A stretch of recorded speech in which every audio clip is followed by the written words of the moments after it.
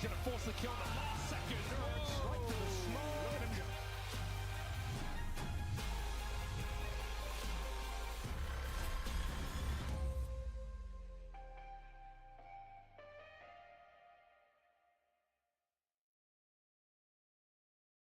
It's semifinal day here at the Thunderpick World Championship NA Series 2 Close Qualifier. I'm your host / analyst Paladin. Joined with me, as always, Vincent and Mark, to take us through, I think, just very entertaining games of Counter-Strike. I'm not saying good, I'm not saying great, I'm just going to say entertaining, because as of right now, I feel like we're in just such uncharted territory with some of these teams. What we saw yesterday, that I'm just excited to get stuck into it, Vincent.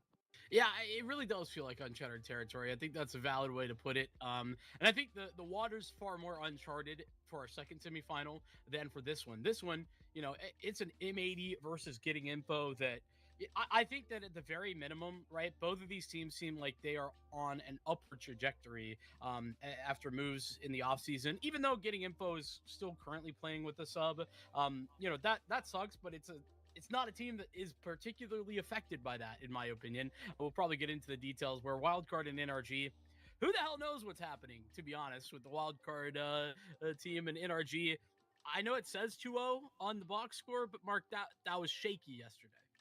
Yeah, that was not a pretty one whatsoever. It was honestly way more than I thought Aether were going to be able to bring. I didn't even think we were going to get close to an overtime, especially not on an Inferno. I think that I am definitely concerned about this NRG, and I'm concerned about this wild card. So probably not a better meeting that we can get over in that semifinal, because, I mean, for it to all meet up where we can kind of bring this out, you know, there's no group stage teams here. We got the big dogs. Yeah, I'm sure M80 will be licking their lips, looking at the pandemonium that's going to ensue later on tonight. But of course, they've got to get to that final for us to even have that conversation. We'll get into the conversation about M80 and getting info. We'll start with the M80 as a roster. We look at the head-to-head, and I look at this matchup just as one with a little bit of caveats when I see that the first time they brought in Hex, getting info, we're able to take this gargantuan upset in the EPL qualifiers. But since that matchup, they have had a chip on their shoulder. They have improved series on series, and I'm just seeing domination across the board. Vincent, why would you suggest that being the case beyond just, you know, the obvious of you know, the void of great North American teams in the region right now? I want to add to that. Listen, they did lose to getting info in the qualifier, but then in the finals they beat them. So, you know, they already had that rematch and they showed it up. I think it's getting info who are looking for the revenge this time around. But yeah, I mean, I think that it's the depth here for M80. That's the key word for me. And they've just added additional depth to their chart when they bring in Hexed. And I think that, you know, it's taken a little bit of time. It's not exactly the same style as you actually, I think, put really well yesterday, Paladin, you know, talking about the way in which Hex likes to play versus the way in which Rec likes to play. It's a role fit, but it's not a like for like replacement in the same fashion. You know, and so there's had to be some adjustments with that. But, you know, here, when we're talking about North American competition, like, this team has pretty much it all, you know, on top of a strong calling department in Sin. Like I said, here in North America, I feel like this team is kind of untouchable right now. Yeah, and I think the best part about this team, Mark, to me, is that beyond just the cohesion, it's the ability to out-frag opponents. It's like they've got both sides of the coin. We've talked about so many different teams in this bracket having one side of the coin, where you take that Marsborn getting info roster with the Brains versus the Brawn, but it feels like with M80, they have both. And that's why I think it's, you know, particularly challenging for a team like Getting Info, who are so far over on that side of the coin extremely, right? They have all of the firepower to it. And that's not to disrespect any of the calling that Snav does. It's just that, I mean, we saw yesterday how simplistic it looked when really that's all that they needed. I mean, able to kind of just thrive off of that to get their way to a semifinal. It's going to be brute. It's going to be absolutely entertaining for it. And Getting Info, they are going to be swinging for the head of M80, because that's the only way they're going to be able to, you know, find their way through this, because the Veto is really concerned. We're going to get through that later, because, I mean, I know you got to see them over in the Revival Cup, and Getting Info absolutely got bodied by M80 there. Yeah, I think they were banking on the fact that they would have an edge on Mirage, and that M80's Yeah. signs of weakness on that would stay as such. But we'll get into the veto right now and just start that conversation and continue to develop this narrative of what's going on. And that is M80's obsession with Overpass as of right now. They have just been picking it as often as they possibly can and have really bolstered it with just a solid T-side game plan. I think they have some really good role fits as far as the CT roles go as well. Opping from Slacks just works and fits like a glove here. I think Hext understands how he wants to approach that B bomb site pretty effectively. And Lake, man, Lake on that T side is absolutely dominating. That it just feels like an absolute wash before we even get into the rest of the veto. Vincent, for me, I feel like Ancient is an okay place for getting info to go as far as comfort is concerned, but it still kind of leans into the same kind of situation that we had with Mirage, where you still have that comfort for M80. They're not really pushed into any crazy situations as far as this veto is concerned. Yeah, there isn't really a place for getting info to feel at home, and I think that's the bigger problem. And to maybe dig a little deeper in that Overpass conversation, for me, I think that M80 are really winning with first mover advantage. That's like a term that you'll hear in like the business world, but I think it works really well for how quickly they picked up Overpass and how slow other teams have been to be willing to play it. Like everybody's kind of willing to float it because everybody's played the map before and it hasn't changed that much, but also no one's picking into it. So it's opened the door really nicely for an M80 that's put in a lot of work. And I think you've actually nailed something there. Hext, his like slightly more aggressive style on the CT side as well, being on the extremity works super well for Overpass. It's really fun to watch, and I think that's another reason that they're loving it. Ancient has to be where this Getting Info team really shines. The issue for me is that I do think that this Ancient's going to be boom or bust. The style that Getting Info like to play is not one that you can necessarily get away with again and again against M80. I think we saw that in the EPL qualifier where they came out and they really surprised M80 with their speed, with their agility, with their ability to get up in their face. But the second time around, it was a clean sweep the other direction. And I think that that's the problem that Getting Info run into. Yeah, and I think M80 have always adapted to certain situations the second time around. That's just the name of the game. When you look at Sin, who has really gone through and taken his fair few of punches in the North American region internationally as well, alongside Def, and I think they've really gotten down that improvement to a T, that they've kept up with the pace of Getting Info. And I think for Snav, it's an uphill battle for sure. He's going to have to start on the right foot and use that momentum to his advantage, Mark, because I feel that's where Getting Info shines. It's where they can kind of string rounds together and really just play off of opening picks almost instantaneously, skip all the BS, so to speak, of long drawn out defaults. And especially where that's going to be kind of shown is, I mean, so much going to be a challenge on the T side of Overpass. I'm really curious to see how they're going to be able to, I think, improve upon, some of the mysteries of, especially, I don't really care that it's Fang in the server, in front of Dare today. That's a guy that has a lot of experience on his shoulders. So it's going to be up to the individuals here to see if they can communicate to Snav, where they can find a little bit of a timing, maybe out towards long, they all have the green light. There's never had that taken away of going for that step of finding that opening kill, right? It's going to have to be a full group effort here from Getting Info, where we did see a couple individuals kind of slow up. Namely, I mean, you saw Shane absolutely go and shine in the highlights, but in some of his more quiet moments, it was a little bit more concerning. So especially on that Overpass here, I don't know if I'm really loving their chances. It's going to have to take a lot, I think, on the CT side. Well, I believe we have the game live. Is that what I heard, production? Well, either... Oh, okay, we've got time. We've got a little bit more time. Actually, so much time that we'll actually take a little bit of a break. And when we come back, we will have one of our first semifinals here between M80 and Getting Info. You don't want to miss this one. We'll see you on the other side of this break.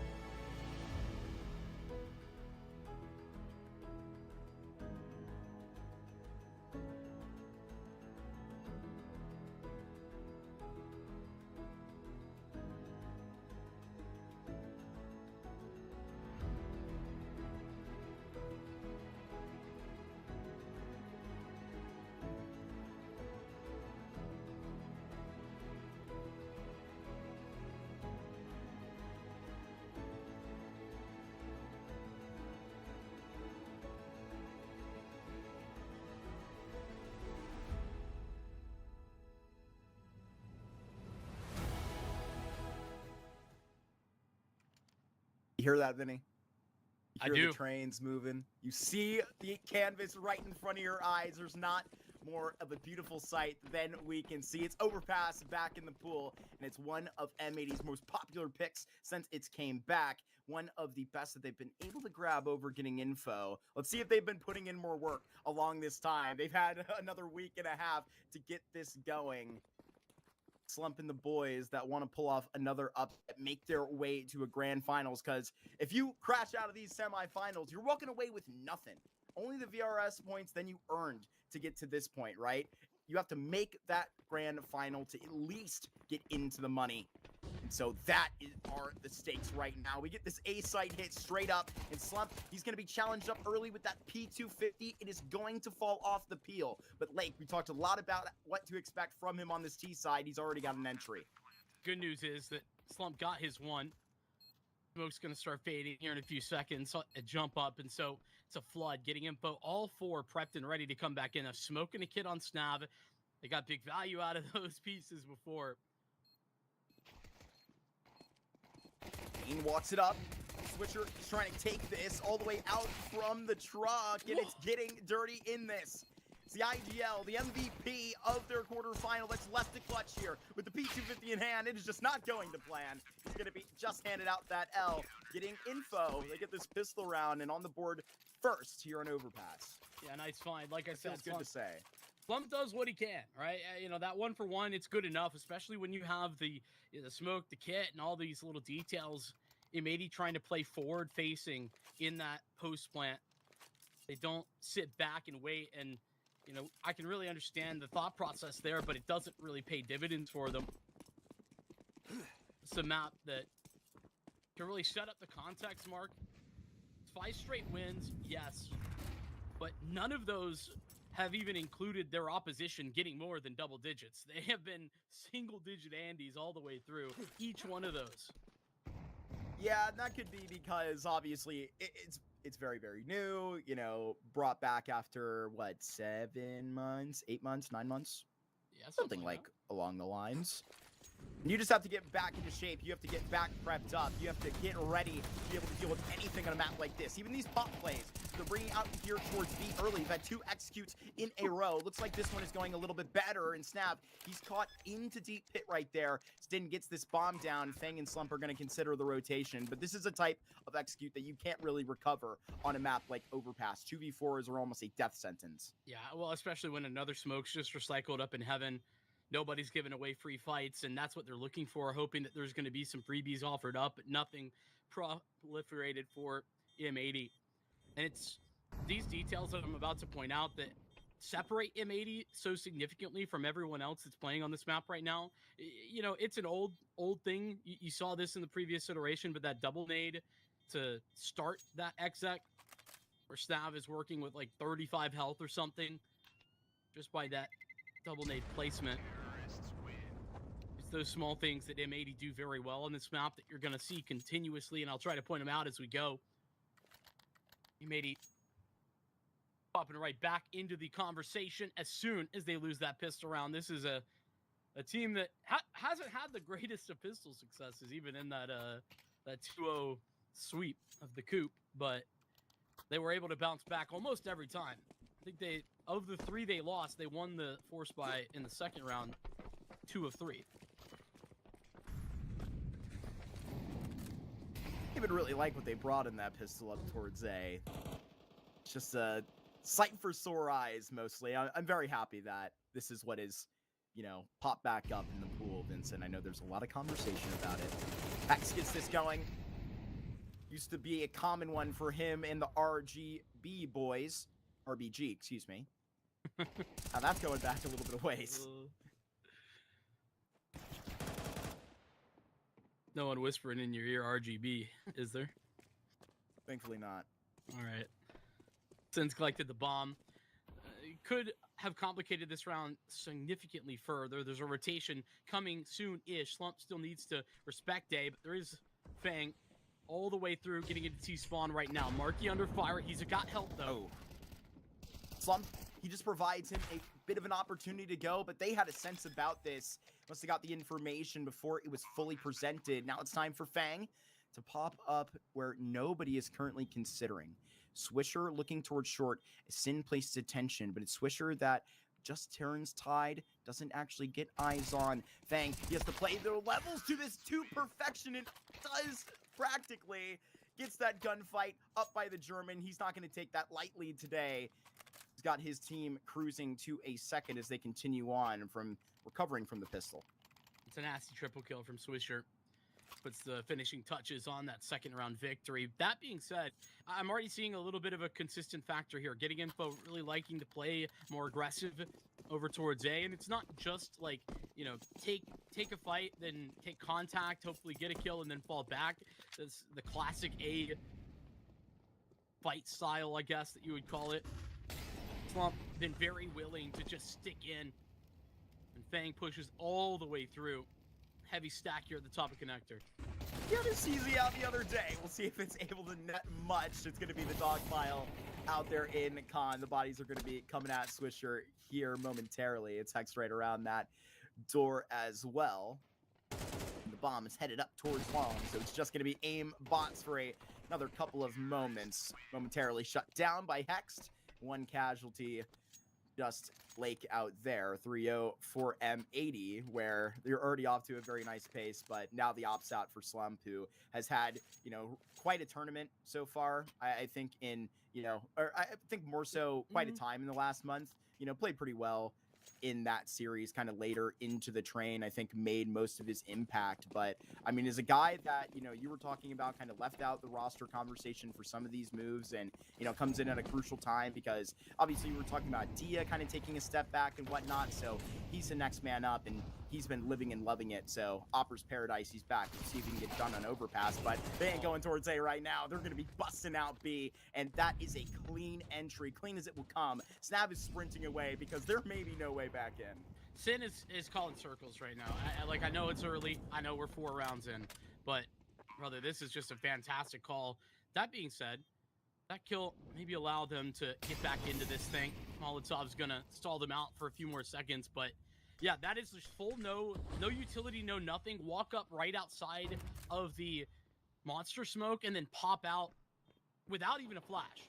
That was straight up hexed, walked through that smoke within SMG and took a raw duel. And the problem is that Marky, I think it was, that was just looking into the wall because he's looking to play anti-flash. He's playing off of Shane taking the next contact. It's just so surprising for Getting Info. They have no idea what hit him. And then right behind that, as soon as the kill comes in, instant is the full execute.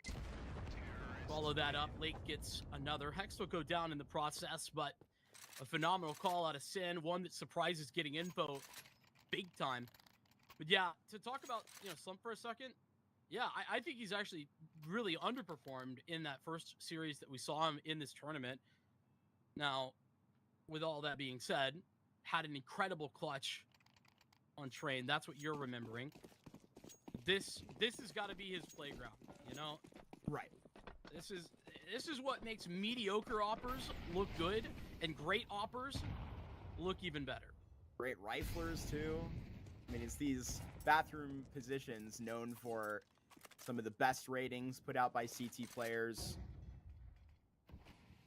Right now, it's obviously kind of a, you know, complicated one. Normally, we would even serve up, I think, some of those scenes that, you know, may favor a puggier force here. Overpass is, I think, really having to make you think about every move, every step. Here they consider bringing the op down towards B, so they have an entire lane cut off here. And Matey's back towards A since the first time since this pistol round, and they snake their way up Sands right here. It's going to be, yeah, he sees them working on this map boost, and he's called it out. These are the 2 A players here, and they have just been all the way crossed off the list. They have 3 players here now retaking short on B. They have nothing to say about it up top. Yeah, it was, you know, a matter of trying to get Slumps up activated. So it goes B.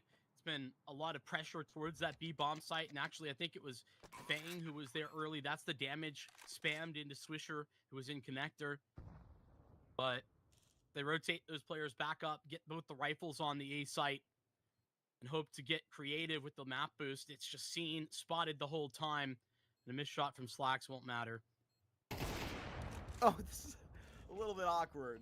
Get that line up. Now you're going to have to send a dog after him. This is what they sent Hexton to do. That's why he had him sign that deal, so he could be all the way aggressive. However much he wants, Shane finds Sin trying to find a way out of this one. Back into pits they will go.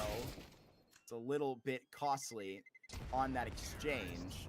M80, they are putting a bruising stamp on this overpass so far, and it feels natural. It feels really good, especially kind of the way you set it up. M80 are calling circles around, getting info right now, and it's sort of the symptom of that A play that you just saw them kind of toting up, you know, where it's very, very loose, very clearly. I mean, trying to get that map boost going kind of mid-round feels, you know, very puggy, obviously, and so maybe it's about time we have a change in the pool where we're kind of favoring less of the, you know, the fire in the CS2 and more of the tactical side of the game, since, you know, it sort of felt the other way. Yeah, it certainly has, and that's partial to do with the Peaker's advantage and whatnot as well. But Yes. Simfit's on the mic there for the moment, and I think that's another thing that I think is interesting about getting info. I'm curious to see how this team moves forward once they are able to establish the new VRS core, because for me, this is a team that would command some respect by the pieces, but that I don't know that I have a ton of faith in for their like development necessarily. Like Snav is a guy that I really rate for being able to do a lot of good work with the pieces he has. I don't necessarily rate him that highly as in developing talent, but Simp is just a whole different story. The fact that he stuck around with this project, it does tell me a lot. It says a lot at the very minimum. Yeah, that's an interesting conversation to have, especially because of, I think, how, you know, frequent this group has stayed with, you know, the players it's most commonly kind of rolled with. You know, the other high, like, side of this just got picked up by NRG, essentially, with obviously Carson being a part of that conversation. Marky takes out Hex on that exchange just briefly. Hex waiting and lurking out in Monster is caught tripped up. This is M80 with 60 seconds left on this clock, and really kind of needing that plan to adjust from, you know, what was flown out of their original go. They've adjusted back to B, bomb back in Monster here, and this is where the mind games come in. They have an entire 50 to work with. I mean, and such an ease of access for M80 when you have a 4-on-3 like this. This map is so big, you can't cover it all. It makes it so that you want to play gamble-y.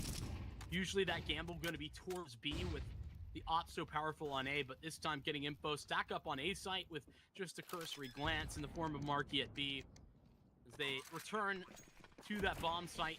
3-on-4 still active, but the bomb planted and the post plant settled. Lake up close. He's the only one in pit. He's sort of on an island himself, but everybody else in super strong post plant positioning. Marky is waiting for the cavalry to arrive down below as he does scene out to the course. That is a deadly nade that is thrown right to their faces. Now they gotta just send it in. It's like on this angle that is just gonna cause so much chaos here. Slump to take one shot and then see out of things. That's exactly what he's going to do. M80 here has every turn in tide against getting info here in this overpass. They've done their homework. They're the only team in North America that has been undefeated on this overpass dam. They're the only team in North America that's been putting in this work, so it's paying off. And there goes the op right out. I mean, that is ridiculous how it falls in the last moment. Fortunately, all of those Unlucky. saves, you know, all that economic damage too, you know, extra like $500 across the team a couple rounds back with the kills they got. All of that's going to allow Slump to reinvest it. It was a bit careless, though, the way that he swings forward. Safe in bank, but takes a step forward. Just not anticipating, to be fair, that, you know, Plant B, Slacks is holding long. Yeah, I would probably think that that's where he's at. Little sarcasm for you, but good news is they get to reinvest, but it is just what getting info like to do. Basically no utility after the first opening gambit. This is for them to try and get space. They take short control. They're going to see nobody in pipe. It's all asynchric currently, with Hex now returning after he's thrown some supportive utility to help the team get up into playground. I mean, with no nades, and I was, you know, going to say this, I think before Fang left this setup, it's literally all on to Slump here to hit the shots. Now that it's him alone, obviously needs that to happen. I wonder what Fang is going to be cooking up here. I mean, with no nades here on this A defense, it's, I mean, literally just 10 times harder trying to work and manage all three levels sort of this, Ooh. you know, fountain, bathrooms, and then the A site. It's one of the most unique kind of, you know, ways you have about it in CS. I think that's why Overpass becomes one of the most interesting, obviously, how large it is. Smells like it's going back B, to be completely honest with you. what M80 it are smells looking like? for they're looking for a reaggression. They're looking to see if they can catch someone off, and that's sort of what's happening. Fangs actually stepped forward, but he's on an off angle in Sands. This is not seeing the reaction they wanted to, and now they step forward for A.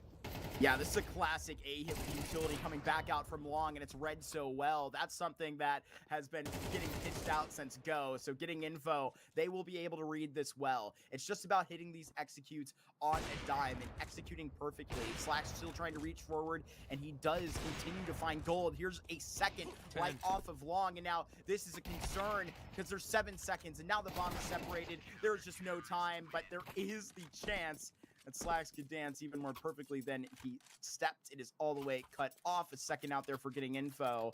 But literally, what, a 2v5 there, just stretching up, able to get so much damage. It is getting info getting thrown through the economical ringer right now. I think that the goal there for M80 was that they were hesitating for a moment, hoping that getting info were going to go pushing for information. Fang steps forward, but he doesn't give himself away. And if that had happened, they might have pivoted back towards B. That's what I was seeing, and yet nothing seen. They just got to go. Set up with what they had before. Full money, though, on the reinvest, and their slump getting active early. Swisher's been there pretty constantly, being a menace towards the lower side of Con, and so slump puts him to a halt.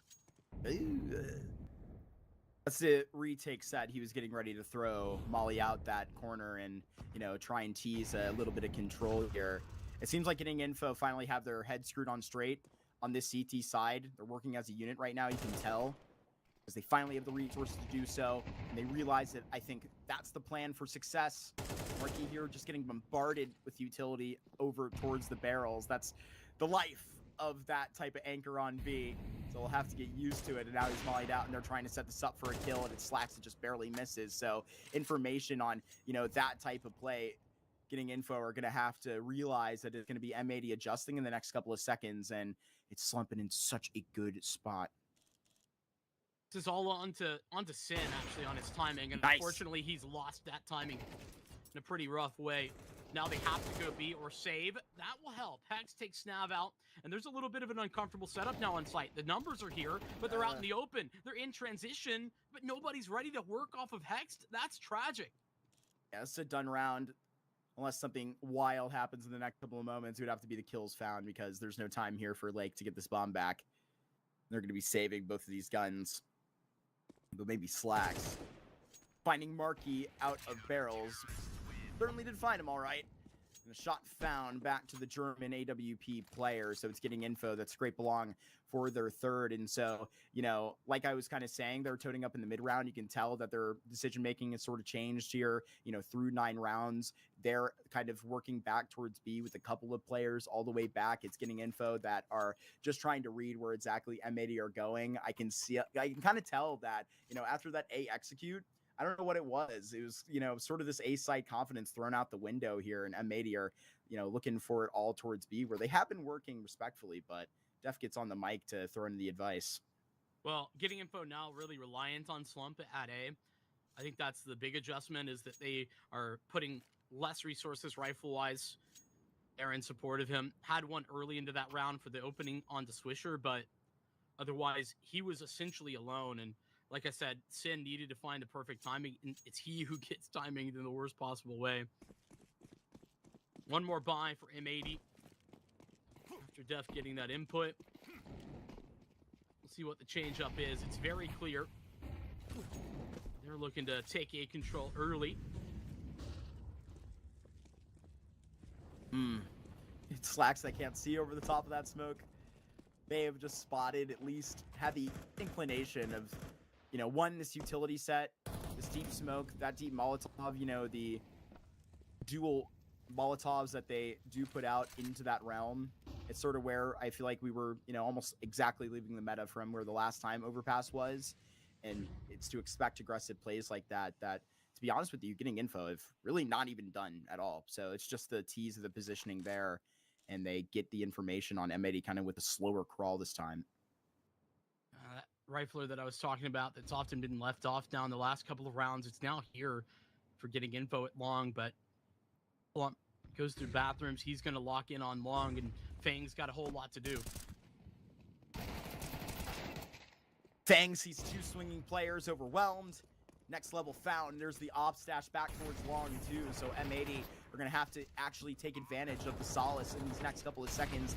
Now that the bomb is down, they can just change the conversation here. Lake mollied out. He is still alive somehow, some way. Shane finding Swisher here, but there's still more to be found on the site. Lake to get this huge kill, and now Snap trickling in. Sin in a whole lot of trouble here, all down to Slacks, who had the defense back on A, but now it's a smoke back onto this bomb. And you played this situation plenty of times here. He knows exactly where you're gonna lie, right next to that defuse. It's Slacks that will take nothing off it. Snap now sticking, and Slacks too far. 2 in a row here for getting info. They are really revving up here at the end of this CT side, keeping this op alive. It's Snav chest beating right out of that adjustment, because I really feel like the threat here is trying to battle back against this T side. That was actually a really nice detail for getting info. Slump those a Molotov into the cubby, right to the right side of Dumpster. That makes Lake reposition. Like, he's getting spammed as well, and all of that's being heard. That was really cool to see. It allows him to focus towards Swisher, who's on the left-hand side of that, and then Lake's on an island as he's repositioned over to Car, excuse me. Approaching the back end of this half, they're gonna keep a little bit of money. Of course, that up. They're sending this out. It's sweet, it's simple, and that's why it may succeed. But Marky and Shane, they respond to the pressure by pushing back. And now at least these pistols have been lented a little bit of space. Fang with just a momentary miss as now Swisher picks up an AWP, and this may not be his native grounds, but he's gonna try for it anyhow, not for long. Getting info are reading through that's what their T side is essentially going to look like, Vincent. I mean, grouping up, simple plays, trying to overpower, and they're going to respond exactly to that. Fire with fire. They are absolutely heating up here, and they may get a tied game here if they want to finish their streak of 4 in a row. Yeah, but M80 have done the heavy lifting of this T side already. This is still good, like very good actually for the CT side, or for the T side, excuse me. Getting info. Would love to find one more recovery round. Time it's Snav in a forward position and connector, not Slump. Heavy presence towards A.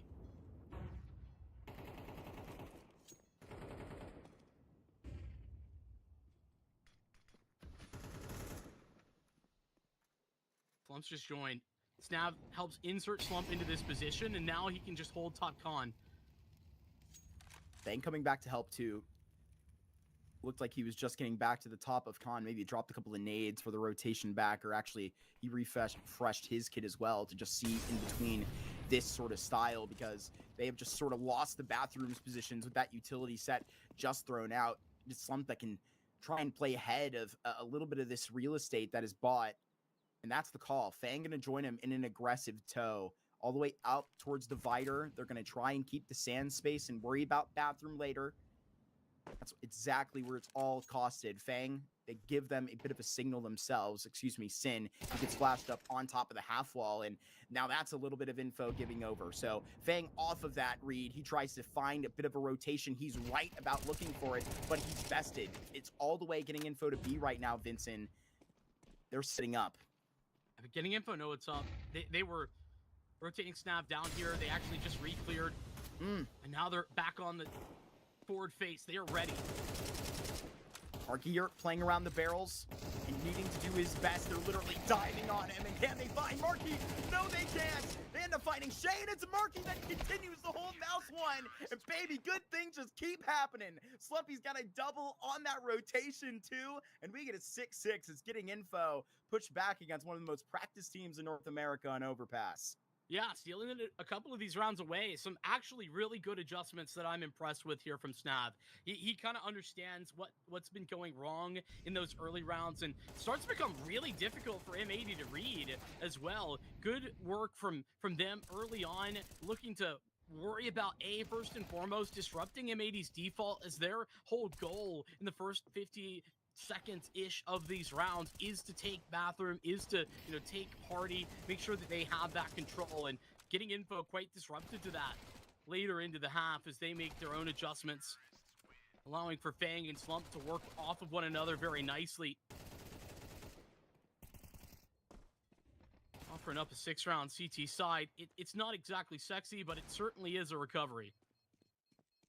And it's one that's stylish. I have to just wonder where, you know, it comes from. I can't exactly place my finger on, you know, how this is, you know, being brought back by getting info, because I don't really feel like they've changed their play more than twice throughout this. I mean, I think at the point of which round 7 or 8, we were kind of seeing how the A kind of adjustment was being made. They were staying more as a unit, but it was M80 that definitely fell off the, you know, confident play style. They were reaching into this T side, Vincent, with a clear tension of, you know, trying to just go with these executes and, you know, catch getting info off guard, because maybe they don't have the protocols to deal with this right away. They do. They're just aiming better for you right now, or at least checking off on that symptom to be strange in this series. We're at a tied game here, headed into the second half. Well, it's a whole lot easier for getting info in the back half of that CT side when they have the opening pick more often than not. That's the big thing, and I think Slump doing a great job for that. Oh boy, 4 snap. Absolutely leveled. How'd it be? Brings me back. I swear that used to be one of my favorite positions to play in Pugs. Team CS, that B site is one of the best in the game, in my opinion, Vincent. So happy to see Overpass back in the pool. X long out of a slingshot right there finds the opening kill. They are just checking on that timing towards Monster, and that crosses a lot off the list, right? You can sit into short right now, really in a calm stance, because it's this A site that's going to have to do all the heavy lifting. They have a rotator that's going to be quickly through. I thought that was a third player on the site, but that's actually one down below in heaven, just trying to sit in between. Getting info are going to reach in from both sides, and now they're going to be spotted by that jump spot.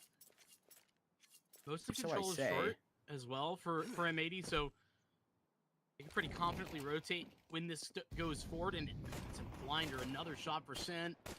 This one's over really before it starts, unless Fang's got something crazy in his pocket to pull out. But Lake, okay, hold on a moment. I still think you're right, but hold on. Okay. Slacks on that next level. He's got a USP with his name on it. Some of those dualies doing some great work there.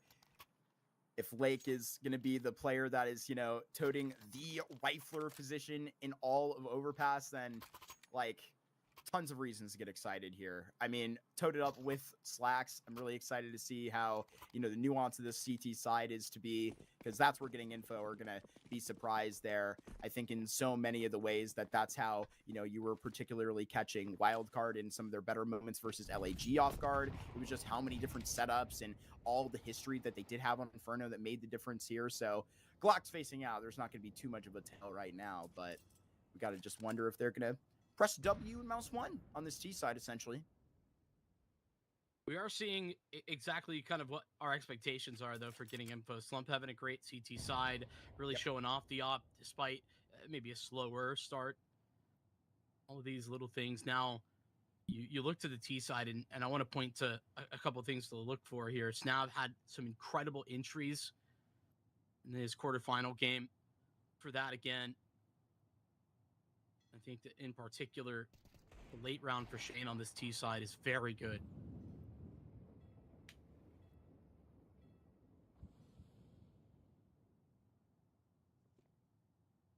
Anytime now. They tiptoe forward with their Glocks. Never an easy time here. Some of the most common eco plays on a map like this are essentially sprinted through con, rush out B, get those Glocks out long, go somewhere, make the most of it. Here they tiptoe it. The one P250 that may try to find a little bit more damage. It's these MP9s that will definitely manage. They are hitting so hard still.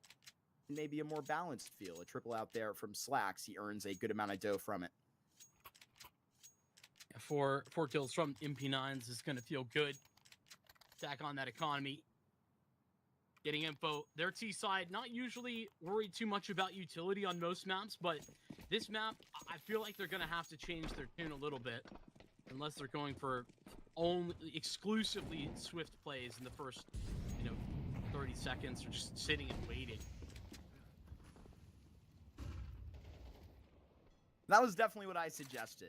I mean, they're definitely able to run a default here and play ball, but I mean, it's definitely going to be the pace turned up another notch or two over what M80 were showing. That is something to be expected for sure. They have this opening kill. That was something that you said found them the comfortability of being able to operate to success on the back end of that CT side. We'll see what the next move is here for this B defense, as Swisher looks like he is definitely very interested in what Short has to offer here. But the way you see them just kind of standing back to back here at Short and Woodwall, this is not a setup I think is actually going to take this next step. I think they're just satisfied staying here. Yeah, especially when Sen's now making the rotation back up to A to provide some support to Slax's op. How long is that going to be the case? There's a big gap at long that Sen's currently babysitting. Getting info. The opposite of kind of what we talked about. It's a very slow, very default round that I think actually looks really good right now. It's just a matter of group back up. And M80 in transition, they are super unsure. They have no information across this map, M80. Yeah, but right now they have Slack still holding down the rest of Bathrooms control, which is more than enough here. So as soon as this utility set is pulled out, the one incendiary that they have saved is going to be deployed on Short. But look at how Hex moves up to barrels. That is not a spot you're going to be able to stand in during the execute. Sin finds Slump, and that's such a good timing. Swisher, he absolutely needed one and found it, but you're still needing to get up back into the numbers. You're down a member, and the bomb is facing back at you.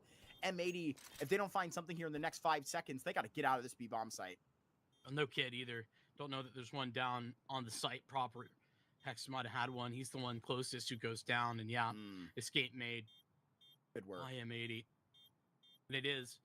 And you talked about, right, like how quickly the rotations could come in. Yes, but also you see the problem with that, right? You're a little bit, you're fumbling a little bit getting in there, flustered, not quite sure what's clear, what's not, who's watching what. And when the first man immediately falls on B, Hex is just trying desperately to get into position where he can have an impact on the round. It ends up overheating, goes a little too far, and takes a death for it. So close to the bomb site isn't always good enough, especially not when getting info. That's such a quick execute. M80 didn't know until it was too late, and that lack of information certainly painful for them deep into round 15.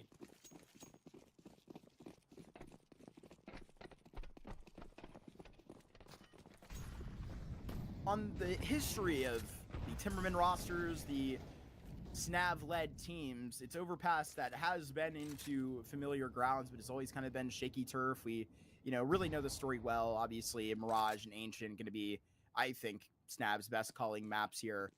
Ancient some days looks better than, I think, the cliche of what we all come to expect from this group on Mirage, which is, absolutely been dominant from them in the last 2.5-year period. But obviously, we're a team that was heavily affected by that Anubis change out, which I think did really help them because they actually had that sort of, shared fault with Marsborn that they met over in the quarterfinals. And, it was a really fun veto that we had over there to break down. But, both teams kind of battling back from that are going to, see a sore spot, right? It helps if you're a team that banned Anubis because then you can just continue to ban Overpass and not have to play it. That's the easy What way. fun's that? Getting info, grouping towards B. It's a very light defense setup right now. Hex is here. Swisher's on scene, but everybody else is far. They do pull the trigger. M80 are in a little bit of trouble. Only thing they can lean on is a forward-facing hold.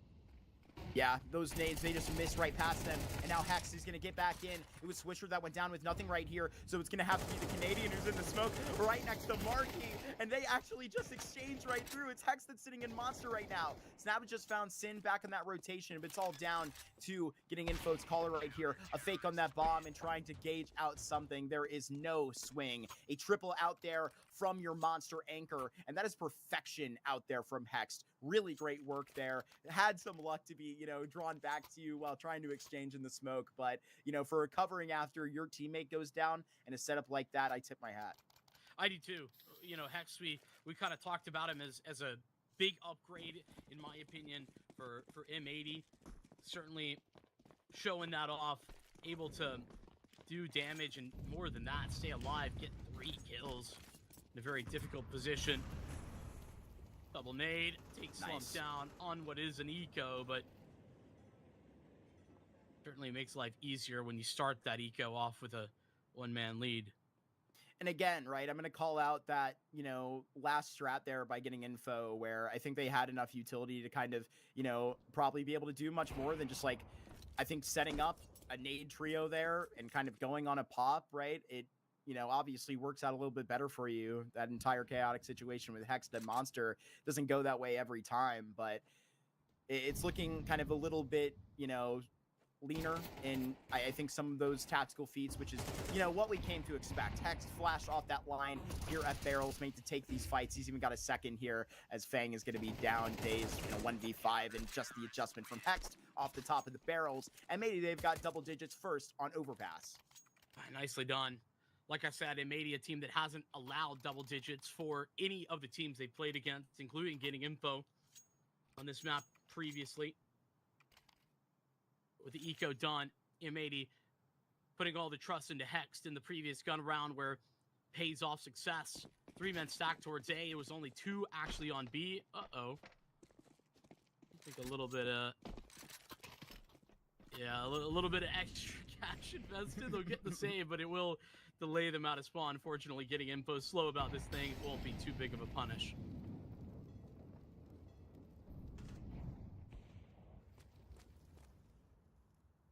Found Fang searching around there over at the back of Playground. Now towards the fountain. I mean, this is about to be just a perfect duo up here to kind of take on anything that comes out A. I think there's enough firepower here to shine in when you have your best rifler and one of the most consistent operators in North America facing off against these bathrooms. It's obviously going to wreck everything regionally. Getting info or M80 are really like super worried about A. Like they've been heavy A early every round, every gun round. You refresh on that monster smoke late in, and they just try and flash the way. That is honestly a huge reason to get excited right now. I just saw a great level of practice from this B site. Look, the honest, you get that on a nice deep smoke line. You flash in for what's out in front. I mean, it's a little bit basic. It seems elementary at this point, but when we're in the early days of Overpass, it's the simplicity that is going to be stylistic. Here's Shane that's got a trade on the lake. They've been waiting for this all round, but who can trade out the unkillable Opper? It is Slacks. Continues to lay this down over here at map. Man, we've had many players in this region with highlights from Reigns like that. It is 11 here for M80 as they're sending them right back to the drawing board. Begging for some money, begging for some rifles here. They're to get nothing of the sum. I mean, the critical piece for M80 is obviously Slacks having a good game, but you know, beyond that, they're never passive. They're never waiting. They're never allowing getting info to make the next move. Whether you talked about how clean that setup to get hexed into an early fight looked, it was beautiful. Or it's Slacks getting support over at A to catch that early kill on the Fang, and then him recovering to trade every teammate and get multi-frag after multi-frag. It's all coming together. M80 for the first time. Not the early A setup. It's 3B from the rip, including the AWP. Now they reset themselves, and Sins returned as well to help get Slacks into a better position. The pistols that will definitely get a lot more ground than this last team play, because they're just bringing it right to the face of Sin, of Slacks, of Lake. How far will this come to exactly Mirage? Sparky gets his hands on an op, but does he have exactly any room to adjust off the maneuver? They throw it quickly right back up, and now with the gun rounds that we're going to be seeing, getting info, going to be swinging for their lives the rest of this Overpass. Otherwise, we'll be whipping right to map 2 pretty quickly. M80 on this type of timing, on this type of rhythm, Vincent, I don't know if you're going to be seeing a comeback that honestly was teased on a couple different routes from getting info prior. Yeah, it's just lovely trust between Slacks and Lake there. Let the riflers handle the business, and he just holds the line. Gun round at the very last of them, or at least what could be, with M80 on map point.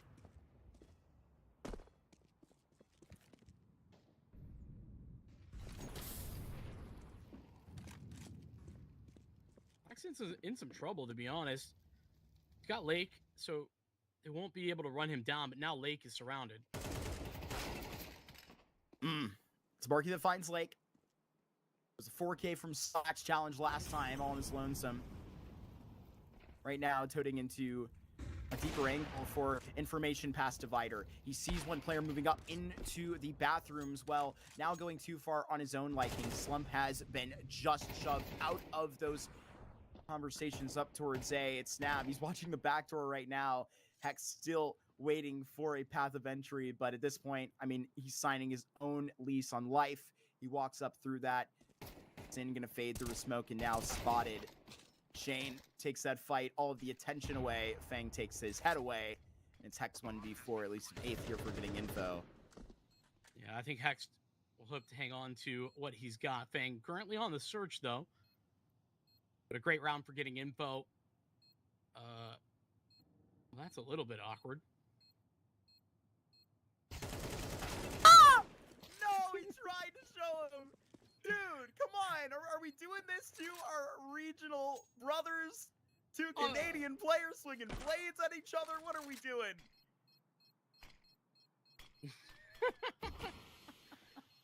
Oh my goodness. This is quite a save from Hex has right got to now. like run a little bit. He'll be fine. There we go. Can handle himself. Don't look out towards Monster. You may not get so lucky here. Canadian holds on to his hardware through one hell of a course. Even took a stab to the side. A little bit unlucky for Fang. I would like to see that from his POV. I don't know if he like got the back of the shoulder or anything. That used to be a bit of a pickle right there. You know how that can go. Shoot him in the face. Plenty of money to reinvest behind that frame 80 though. That round for getting info. I won't call it just like a flash in the pan because they did do some good stuff. Their default actually was solid. They scaled well together. Now they speed up and it's right into Slacks is off. Not ideal. That flash unsuccessful as well. So Swisher goes down as a secondary. And they're afraid of what's going to be just bound here. For one, this type of aggressive play means a heavier B site than usual, but also you got to see into one of the scariest anchors that has shown out for M80 here today. Hex has put this monster off limits. Bring back Snav from A right here. Got to respect this rotation out for M80 because it's the correct one. They're just going to save here if they go back in the direction. This is one of the better parts about Overpass is that these gambles can absolutely lead to you cashing out. See if the house can win right now. They're walking in with a man advantage and the bomb on their backs. Hex, he sees a shadow and he will salvate on an opportunity just like that. Lake with the second layer of this setup a little bit further than they may have just expected. Has to force these gunfights out. He has no other option. That's 2 in a row here for getting info when M80 have found 12. All right, don't call it a comeback yet. The getting info or yeah. Listen, you like to call it before it is, all right? I'm reeling you in. I will say that it's better than the last output, obviously. I think that was what, a 13-7. That was how it out there. Better spirits out for getting info. They'll continue to get these Overpass officials thrown at them. Yeah, the thing is though, it's one last buy, one last good investment in a row. Like you said, getting info a couple rounds, but yeah. We'll be desperate. Feels like the buy they may get up is sort of the one that getting info kept throwing back up onto the board in those first 7 rounds. A1S is not a nade in sight. They'll just have to bar this straight up, and they're just going to be boxing out here at long. It is Slacks that is going to try to adjust onto Marky. Does get a little bit of personal space to do so, but it's going to have to be Marky that does way more right now as takes a breath out of the tree, but it is Slacks that is living still. Calls for that rotation, and it gets brought all the way down. M80 have their map pick in this series in really nice circumstances, getting info that probably give way more than we expected there, but it's all said and done. It's 1-0 regardless, and it'll be a very good notice for him, Vinny. I think that getting info's T side actually looked way better than I expected it to be, but they didn't have a whole lot of time with how slow the start was, with the fact that, you know, they got so quickly into the mix and M80 were able to build up a significant lead on their CT side. But it stays true. That same score line, it's another win, 6 straight, and Not a single one breaking through the double digits. That is where we stand with Overpass done and dust. We got Paladin, though, to break down all the details of what happened on Overpass. Although we had a similar scoreline to their previous Overpass stint for getting info, I definitely saw improvements in how they actually approach this map, and I have to give them some sort of commiseration because that is the case. I mean, you have to go up against a Herculean task of M80, but I think there definitely was improvements to the defense of the way they were able to suddenly lurch back into life. Credit to Slump in terms of how he was approaching the defense. I think just the active nature of how he approached that CT opping was nice to see. I mean, maneuvering around the con side, playing off of long, playing up close range on an elbow, even moving over to that B side. It's nice to see that he had just a little bit more gumption to go after these opening picks.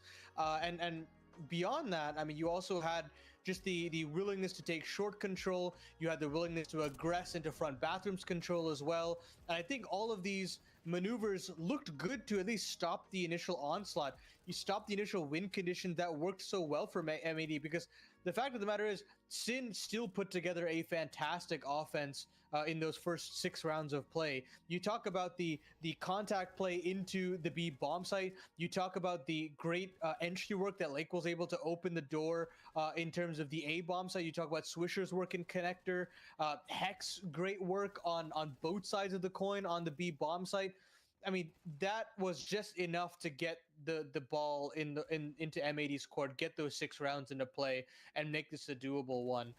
And after that, when they switch over to the defense, just utter class from M80, and especially from Hex. I think, to me, feels like the MVP of sorts on that B bomb site, doing so much good work in terms of weaving offensive maneuvers. I'm talking the pop flashes into Monster Pipe, taking initial duel, falling back, or, you know, taking into that short control, or fighting alongside the sides, the edges of their own monster smoke to get that 3K. That basically saves the onslaught of T-sided rounds on the other way back for getting info. Who knows what we could have been in, what scenario we could have been in if getting info were able to snag that round, find and suss out where Hex was in that scenario.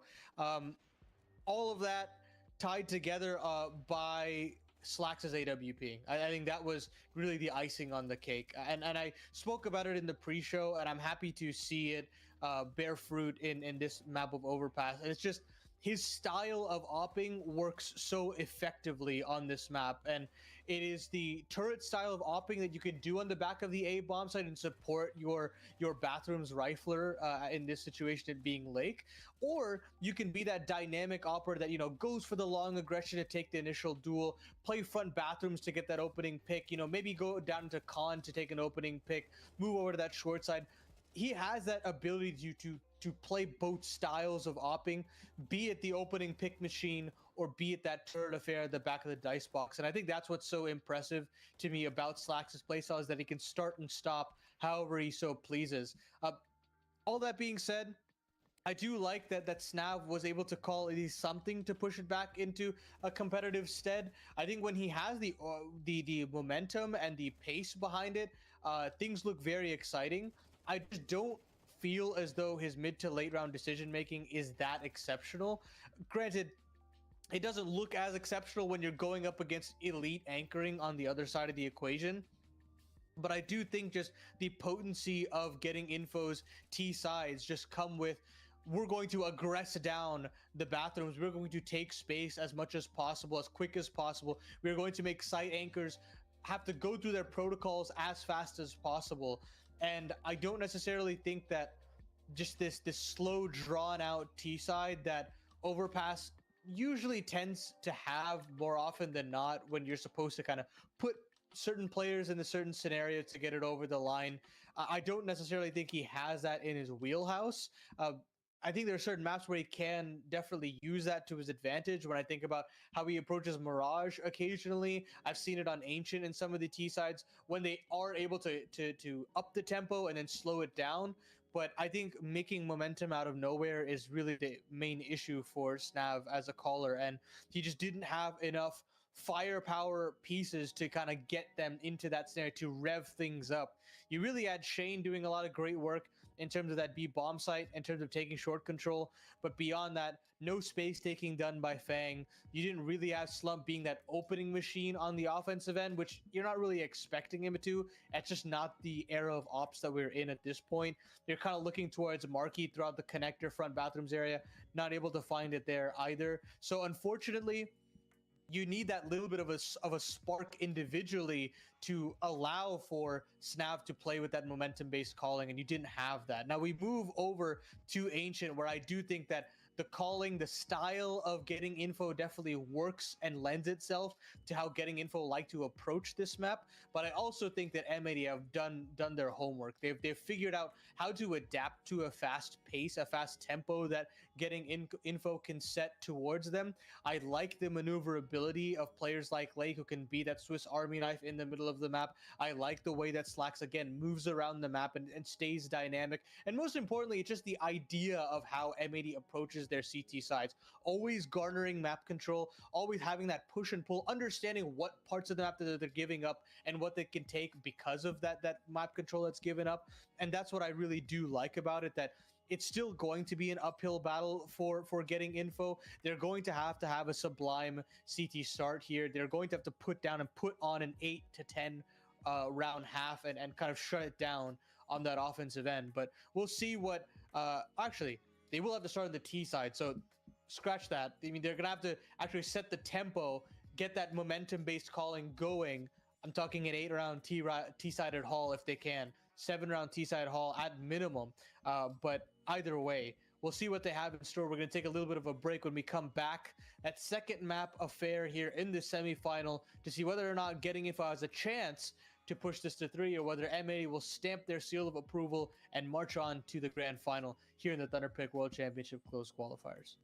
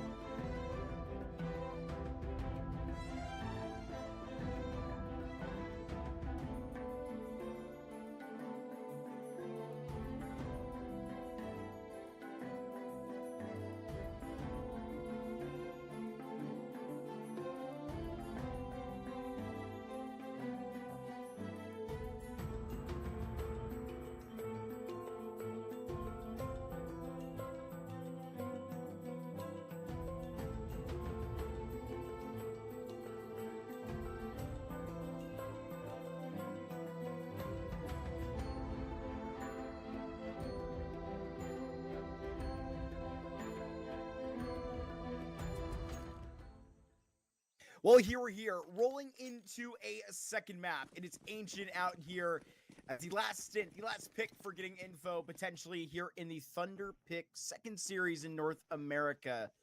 They got to find their way into this grand finals to get something out of here. An opportunity to the closed qualifier stage and a chance at $25,000.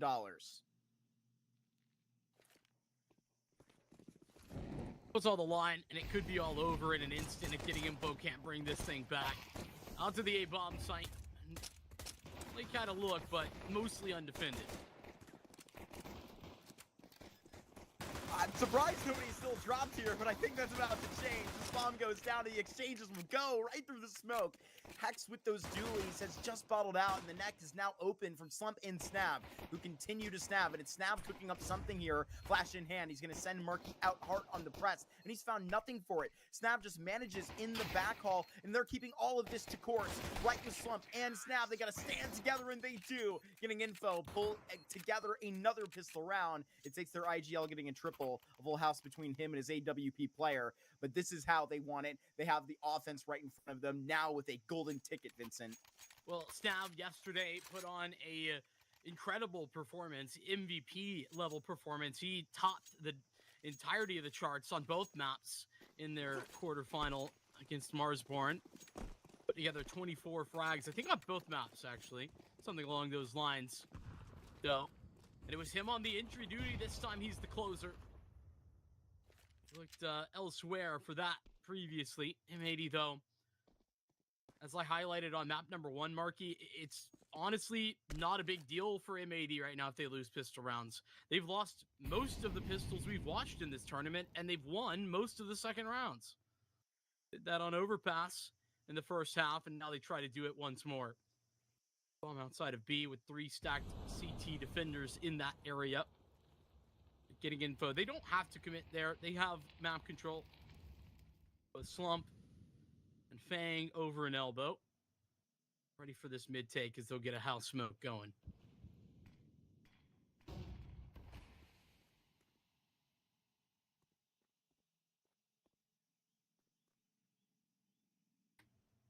It's a lot slower and steadier than most of the getting info default rounds. I mean, at this point, I really don't feel like too hot of the press. They are confident about finding this out. Fang drones back from A.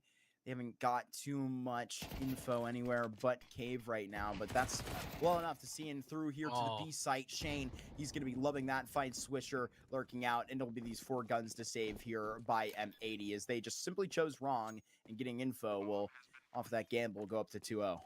Yeah, they started this round very default, did M80, but given no further information and getting info, taking late mid control, they just stack up the A side. I actually think that was a good call. It just doesn't give them the round win. Swisher had a whole ton to do if he was going to be able to delay enough for there to be any reasonable choice at a rotation. That doesn't happen. Getting info doesn't happen again. They will not repeat the mistakes of Overpass. They hang on solidly to this second round. Takes a pistol plus the next. That is a huge difference when we're talking about like the T side there for M80. They got off to such a strong start because they stole that away. Now getting info will get the true value out of their pistol and the follow-up.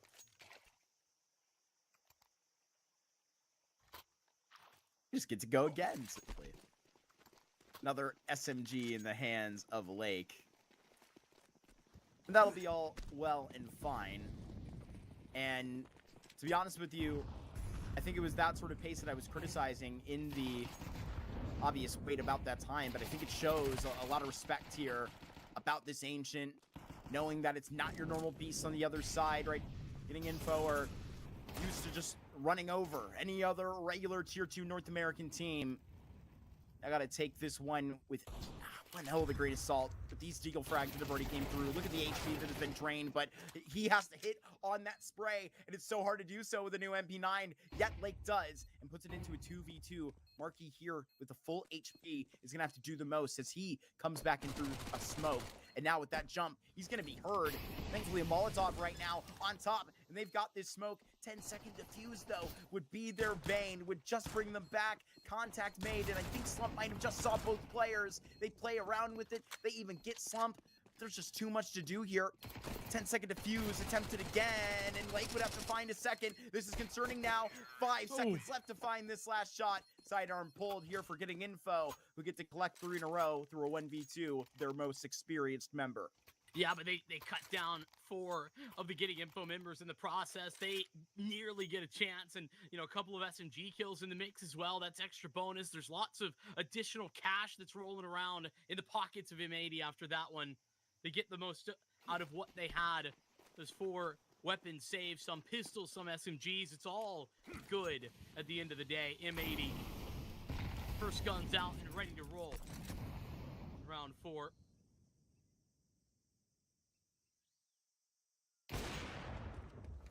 Waiting on that up, taking that fight straight up. Plump walks out, and the correct response here. Snap and the boys were trying to tee up this A play at a proper timing. First real gun round here. That card pulled, that play denied. The big opener for Slacks. I actually like the way getting info are setting that up. If Splunk got that kill, they would have accelerated. Instead, they slow it down, look back towards mid as Slacks picks off another and falls back to another deeper position.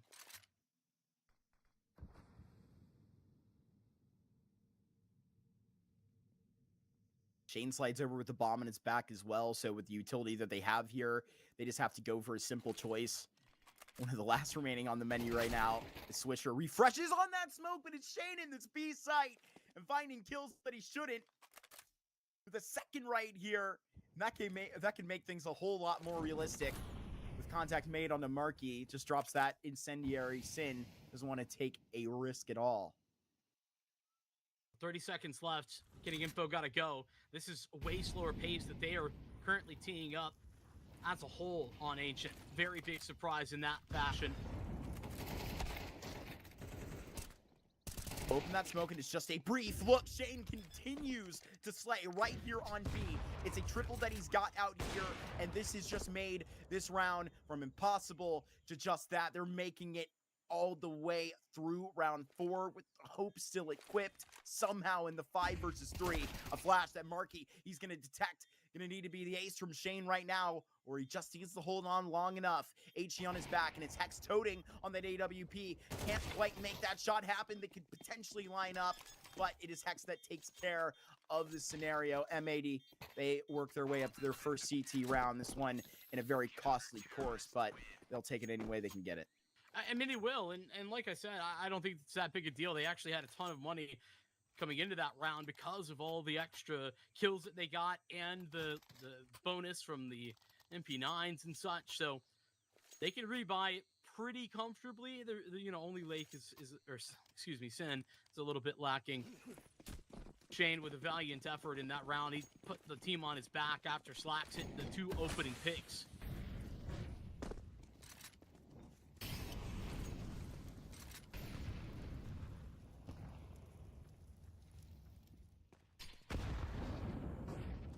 Wisher, he needs an opening kill just like that, and now they're going to have to really work with what they are construed, and it's getting info that have to do the same thing off of that kill. They need an aggressive play. They try and do so up the ramp.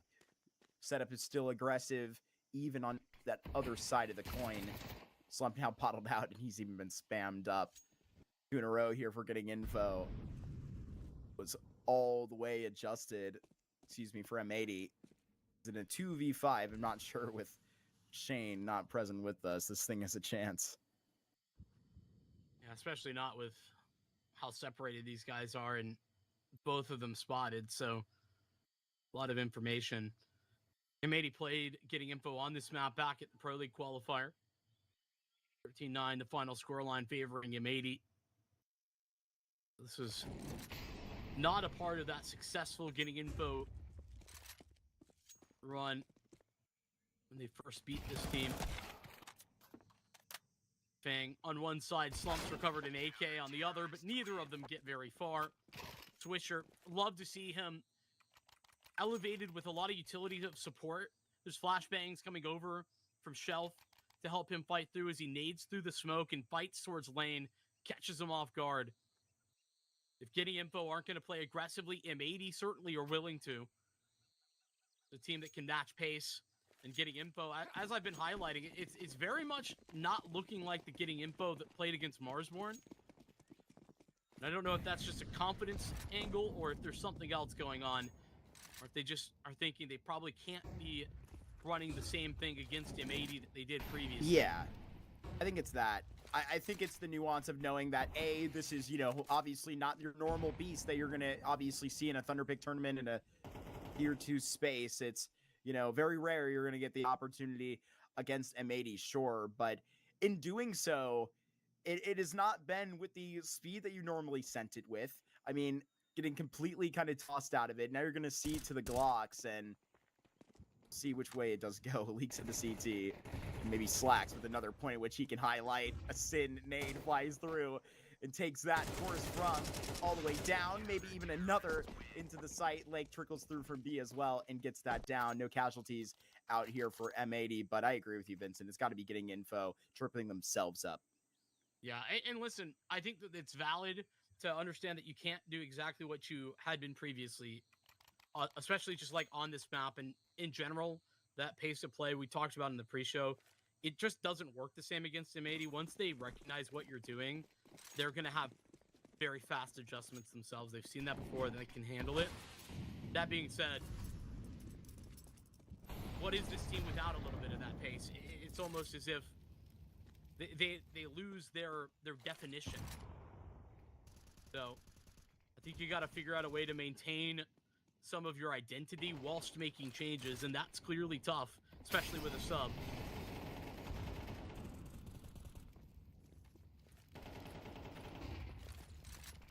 They're on a timer. Down 0 in this series, 0-1. And needing this Ancient more than anything. Swisher and bold remarks there from Cheetah. And normally I would expect Getting Info to have one player like Steven swinging through this. The aggression that, you're right, is a bold, the most important, probably the most notable part of their identity is simply missing. And when it's that type of stit, I mean, you're going to have to turn it 0 to 100 and just find where back you were getting all of these rounds on your Ancient before.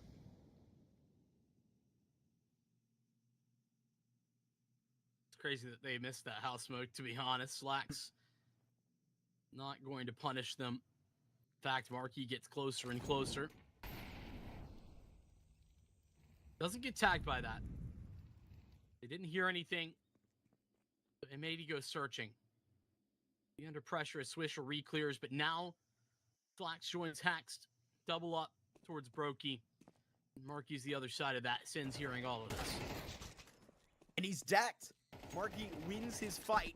And now at a 2 versus 4, or trying to turn it around again. Slump the trust on the spawn plant. And it's such a good decision because the cover needed to come through from Cave. M80 of that walk down and adjustment to a lead. 4 in a row, they put to the 3 of Getting Info, and now that sounds perfect. Getting Info, getting that pistol around, making it look very nice. And they even consistently find a way to pick up the second one. You thought all was going right, but M80, once the guns come out, they let the gameplay do the talking. Fast out mid, it's an A split, and Hext has not got his gun out. Black's got to meet pace with this because they're going so fast up that track, but right now the whistle is blowing for them to stop. There's something that's going to be just met here at the B site. Finally, the threat by Swisher has came all the way up. This bloodbath continues with the Galil in the site. Potentially the Canadian can just get a plant and pivot off of this to a little bit of coverage. Has 54 and has to survive the horde as they sprint right at him. Not enough bullets to make it happen. They'll find him through the wall at the end to survive here before M80 as they just fall off the flood there. The Tech 9s in the B, they survive. Well, there it is. A little bit of that identity coming back. Hext so surprised as he's getting sprinted down off timing, at least slightly off timing We're getting info out mid to get the flashbangs in. And Hex not ready to fight. I think that's a pretty good win for a Tech 9 round. 3 kills plus the bomb plant. It's Symphysis' turn on the microphone. 5 straight for M80. He's going to have to explain to the team how to get back into the mix.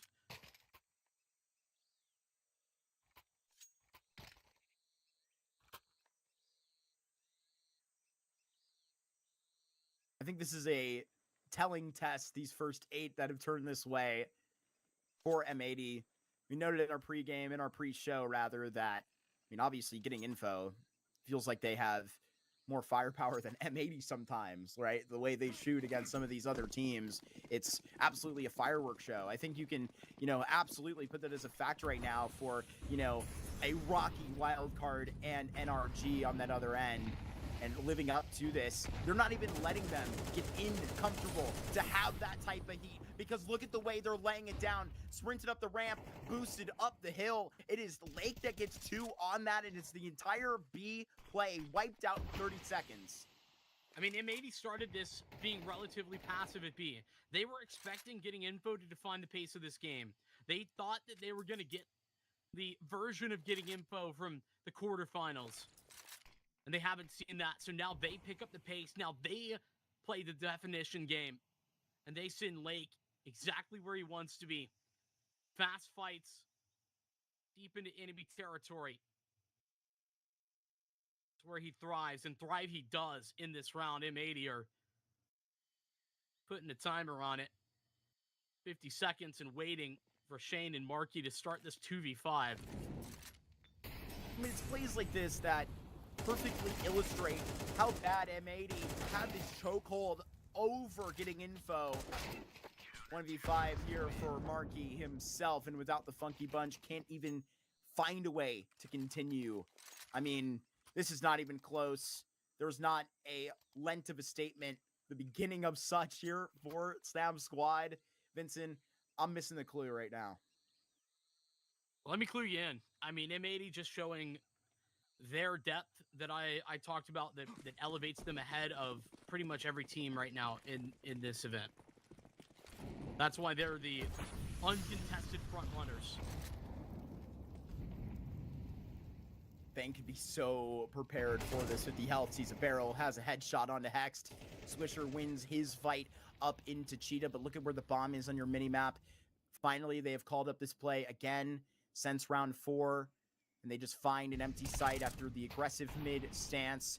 But Lake is trying to actually provide every single hand that he can towards middle on his own. He's just thrown out of the conversation now, but a 3v3 that just opens up. Marky, he falls back to the more passive positioning as they realize it's going to be a hard hit from M80 back. Slacks finds this room, and Swisher all the way will swoon. It's going to have to be Shane that brings back what he did over on B earlier. The heroics that had these first 3 rounds. As he swings, he gets this headshot onto Slacks, but it's Swisher that has that all the way poured on. It's sweet, and a triple to put getting info to their feet in the 7th for M80. I mean, it's the first best opportunity getting info have had to win a round since those opening 3. And even that is too much to ask. Swisher dominating in his position within Jaguar, within Cave. He's been incredible, but now needs to come up clutch. Does so, trades his teammate Slacks in the late stage of that round, and Shane doesn't even start. Run of rounds is now 7 deep for M80. Getting info, their bomb plant allows them to continue buying. Thing slips right past this process, and they're just going to go on it. This is more like it. This type of energy, not taking heat from anybody. Fang on this type of timing, he puts this smoke forward, and I wonder where this fight is coming into Swisher. It's taking so much time here in Cave, as now they finally catch up to him, but Lake, he's got a double on this. Notices there more out from the A4 as they're holding on with this. because all of the utility left on the Hex is still denying the mystery of it because the bomb has not even been picked up. When they get this far, it's going to be a problem. Hex at this position, he's going to find the wall bang and slump. Fang, they're going to have to adjust with this reloading player in the corner. Now that will be easy work to it. Getting info. They are denied back that play from A again. Shut right out, so they run it up towards B, and that's more like it. Yeah, I mean, that's exactly what we know this Getting Info team to be willing to do. M80 heralded into a false sense of security by how passive Getting Info have been. As they start to pick up the pace, I'd call it too late. But we're in the final round of this half. Leads it to Gimmick that gives them one victory. They need another. Swisher, this is going to be a sweet stance. Nade brings that smoke, just open enough. Divine slacks all the way over and get that stint. It was snap over on that cave press, and so easily, so quickly. The game feels rigged against you. It's Getting Info that will just be pushed to their feet. Shane practically has his ankles blown off right now. Can potentially wiggle around this smoke, but I mean, at this point, you're just hoping for your life to live long enough so that Fang can actually use this positioning. How those two kills appear right here, all the way on Shane's screen, I do not know. But the round is blown back open with an entire minute to work. It's so unfortunate that the utility, rather the rotation, is coming in through here in the middle. Fang is not going to have a word back in. Yeah, he's got literally no impact in this round. Unfortunately, Sin has volleyed himself off, but that spam from two different angles will corral Shane back into the site proper. Bomb gets planted. It's for Fang, but that's going to give away the game. It weren't clear enough that the smoke fade. It's all done and dusted here in the first half of Ancient. M80 rocket their way to 7 straight rounds after Getting Info in the pistol. They take one back, and they're at the end of the half, but 8-4 is the final score at halftime, Mark. That is an absurd showing from Getting Info compared to what we saw just a day or two ago. Compared to what we saw last map, I mean, their T side, you said it yourself, was a lot better than what we expected.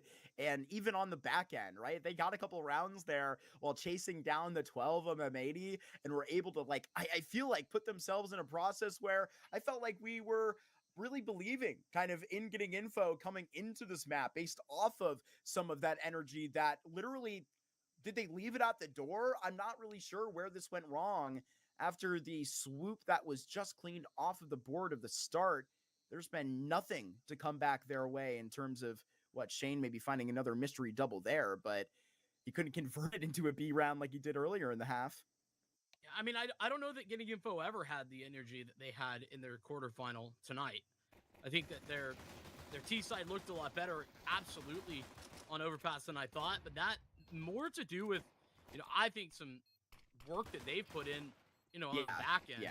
I think they clearly have done some practice, gotten a little bit more comfortable, probably just straight up more reps as well, like if I'm being very honest.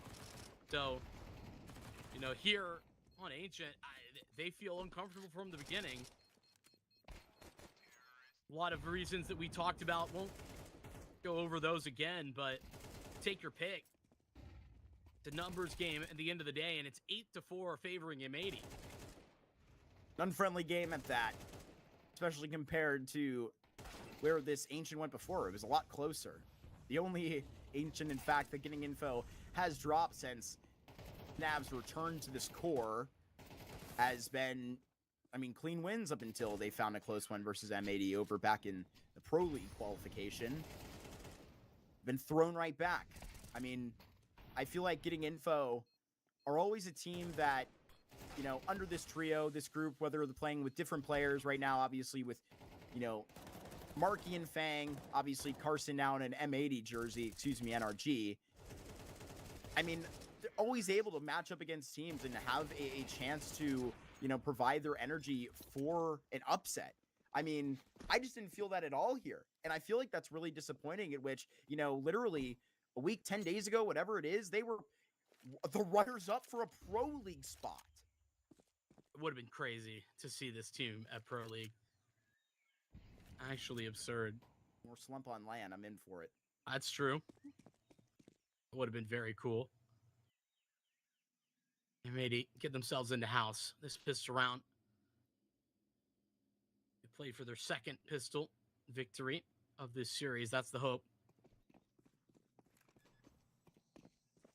Goes down. Next out here. Bang. It's a second, and now this is a concern. Flax gets one, can potentially find the Gush here pretty quickly, and does. It's gonna have to be a 4K out of Hex, as he may see to a USP rather quickly. Yeah, sees the USP headshot out of Slump. Getting info. They got another pistol. You can go ahead and, you know, wax poetic about this one. Has this been a problem for him, 80 Vincent? It certainly has, man. Like, it's not a problem for them against a lot of teams, right? You lose most of the pistols against pretty much anyone here, and that's fine. But as we get higher up in the competition, that will be an issue. It's mostly non-issue because of how consistent these second round wins have been, though. Bomb plant, they're gonna get not as much as I thought. A lot of utility that they invest in. Just 2 Galils and an SMG.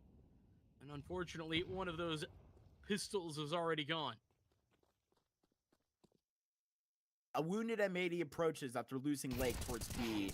One of these A1Ss is going to be chucked right out of the conversation. Well, you may be adding another body to that pile, and they do a really ugly bend of this round. Now Fang has to post at least another double like he did at the back end of this pistol. And for M80, it's just cliche. It just keeps going. What, they lose a pistol, they recovered the second round. I was looking at this buy. I was looking at the opening kill that was had onto Lake.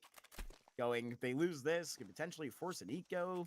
Like, add this up to 6, 7 rounds. Potentially pull this, you know, CT side start in a place where you can really come to bargain. But it's all a dream, Vinny. All an idea. That Meister, eat your heart out. How about this for a stat? Yeah. I mentioned they lost 3 pistols in the series just in the quarterfinal, M80. And they won 2 of 3 second rounds. That's now true as well for this one. That is if M80 you're able to close this one out. Say we get to Mirage, we'll have 2 more pistols to talk about. So could be beautiful. And for now, I'm just gonna smile and nod along as M80 steal another one out. That one, honestly, I just feel like you gotta be thankful that M80 can find a way to shoot out of that one. Getting info actually had set themselves up well. They were really passive. They had the advantage. They didn't need to fight, but a well-placed flashbang gives Hex the opener and follows that up with a little bit more. That's the hard part, is even when getting info or making the right call, M80 still won. Can only do so much against the squad that is hoping for big things internationally this year. Disappointing output at the major. And they see into their new season with a replacement for Wreck. Shane there on the ramp as that blind. Getting info, weirdly, a minute 50 seconds rather through this round are sitting rather well. See if Lake takes a second stint in here to Cheetah, because clearly there's interest here in Slump can tell. Might be the chance now for Slump to crunch. Doesn't actually go too aggressively here, but it's the B guns that are, you know, back-to-back here in Cave, and only one last link outside A. I think good decision from Lake. Just take Donut, take this off of his teammate's mind, and now pop a smoke down. Marky's got the last real hope in this round for getting info. It's his M4. These 5-7s can make things tricky here inside of the donut. And Shane, that will unfortunately fry. 3 survive for getting info for M80, excuse me, as they put up a 5-round lead here. Currently fallen from the offense, and with the new set of downs here, all they need is 3 to get this all the way up and cash out in a 2-0, find their way to a grand finals with an opportunity to push this further in the Thunderpick World Championships. Keep it a buck, Mark. I was actually not paying attention so much to the getting info finance that they were, and assumed that they were ecoing. Did you? I did, yeah. That's bad news.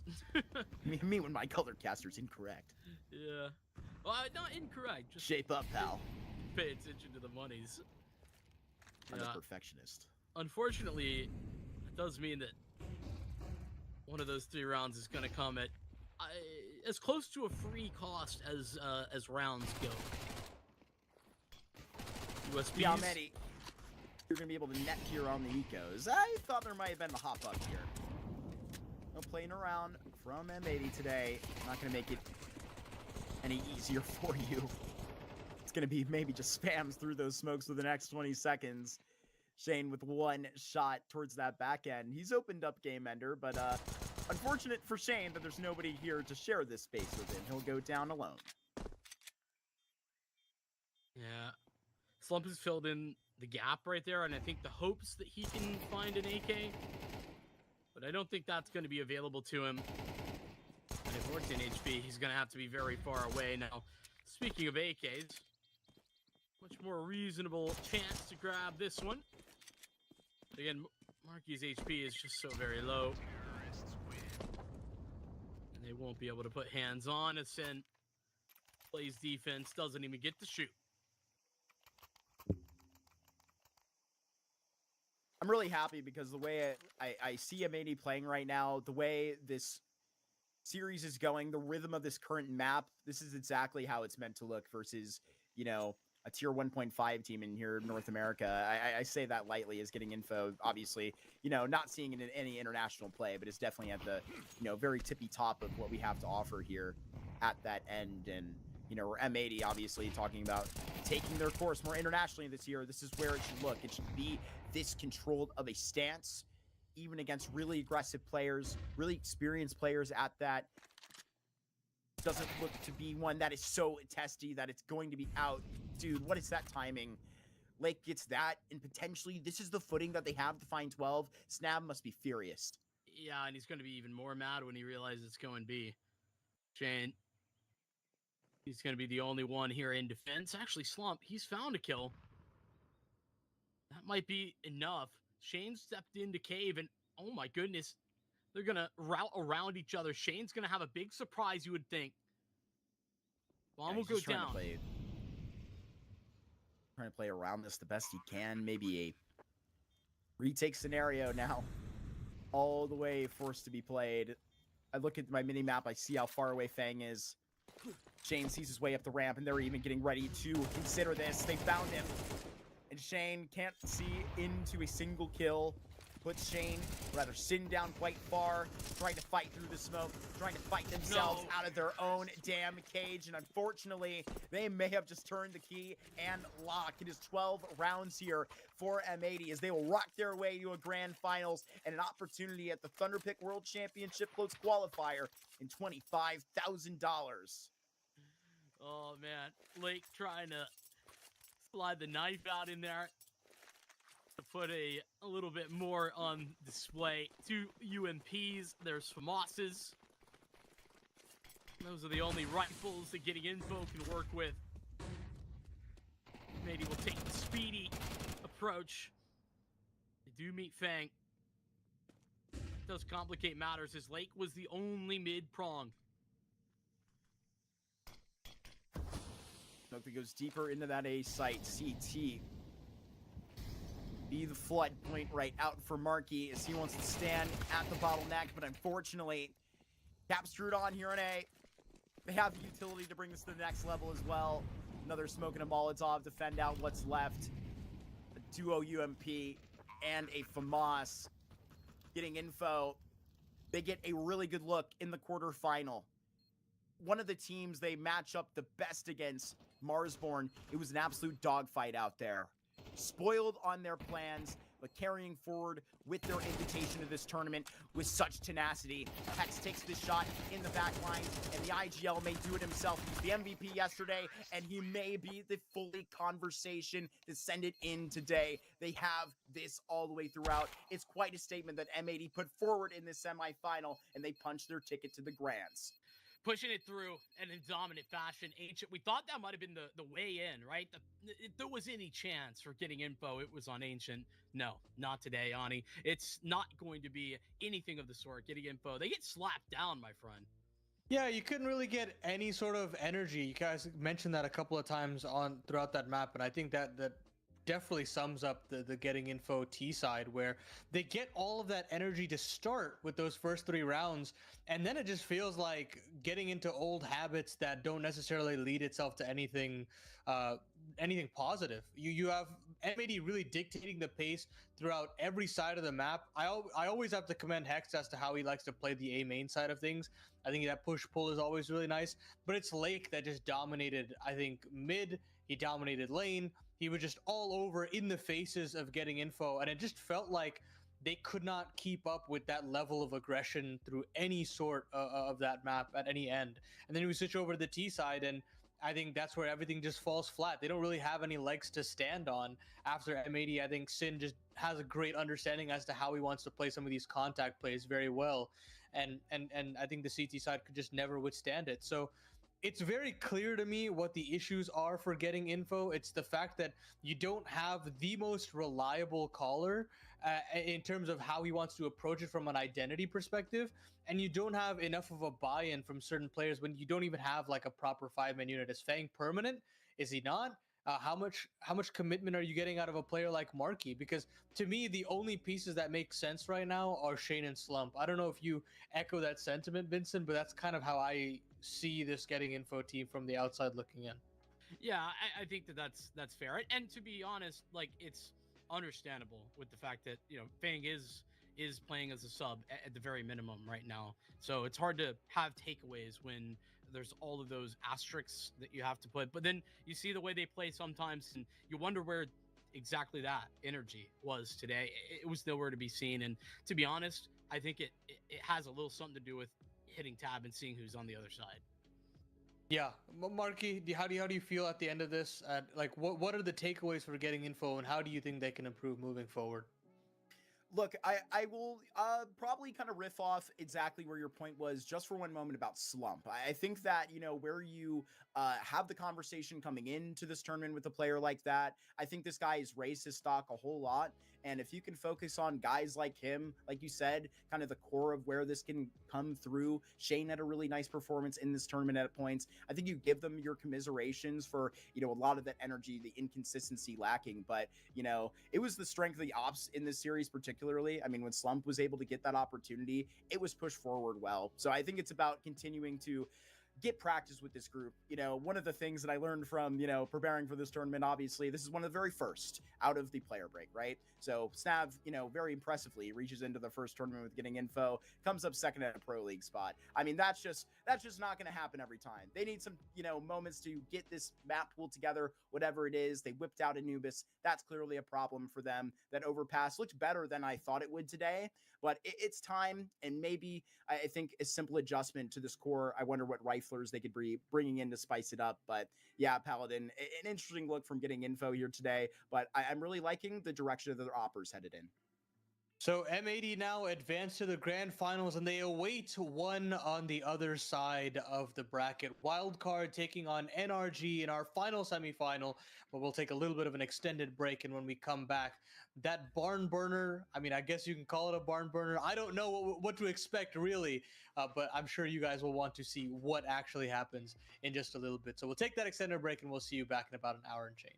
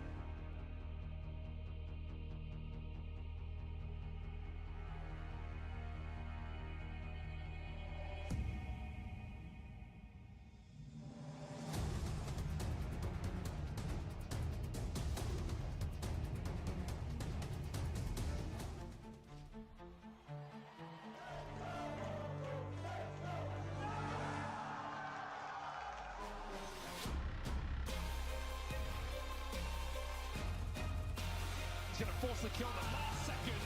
Right to the smoke. Look at him go.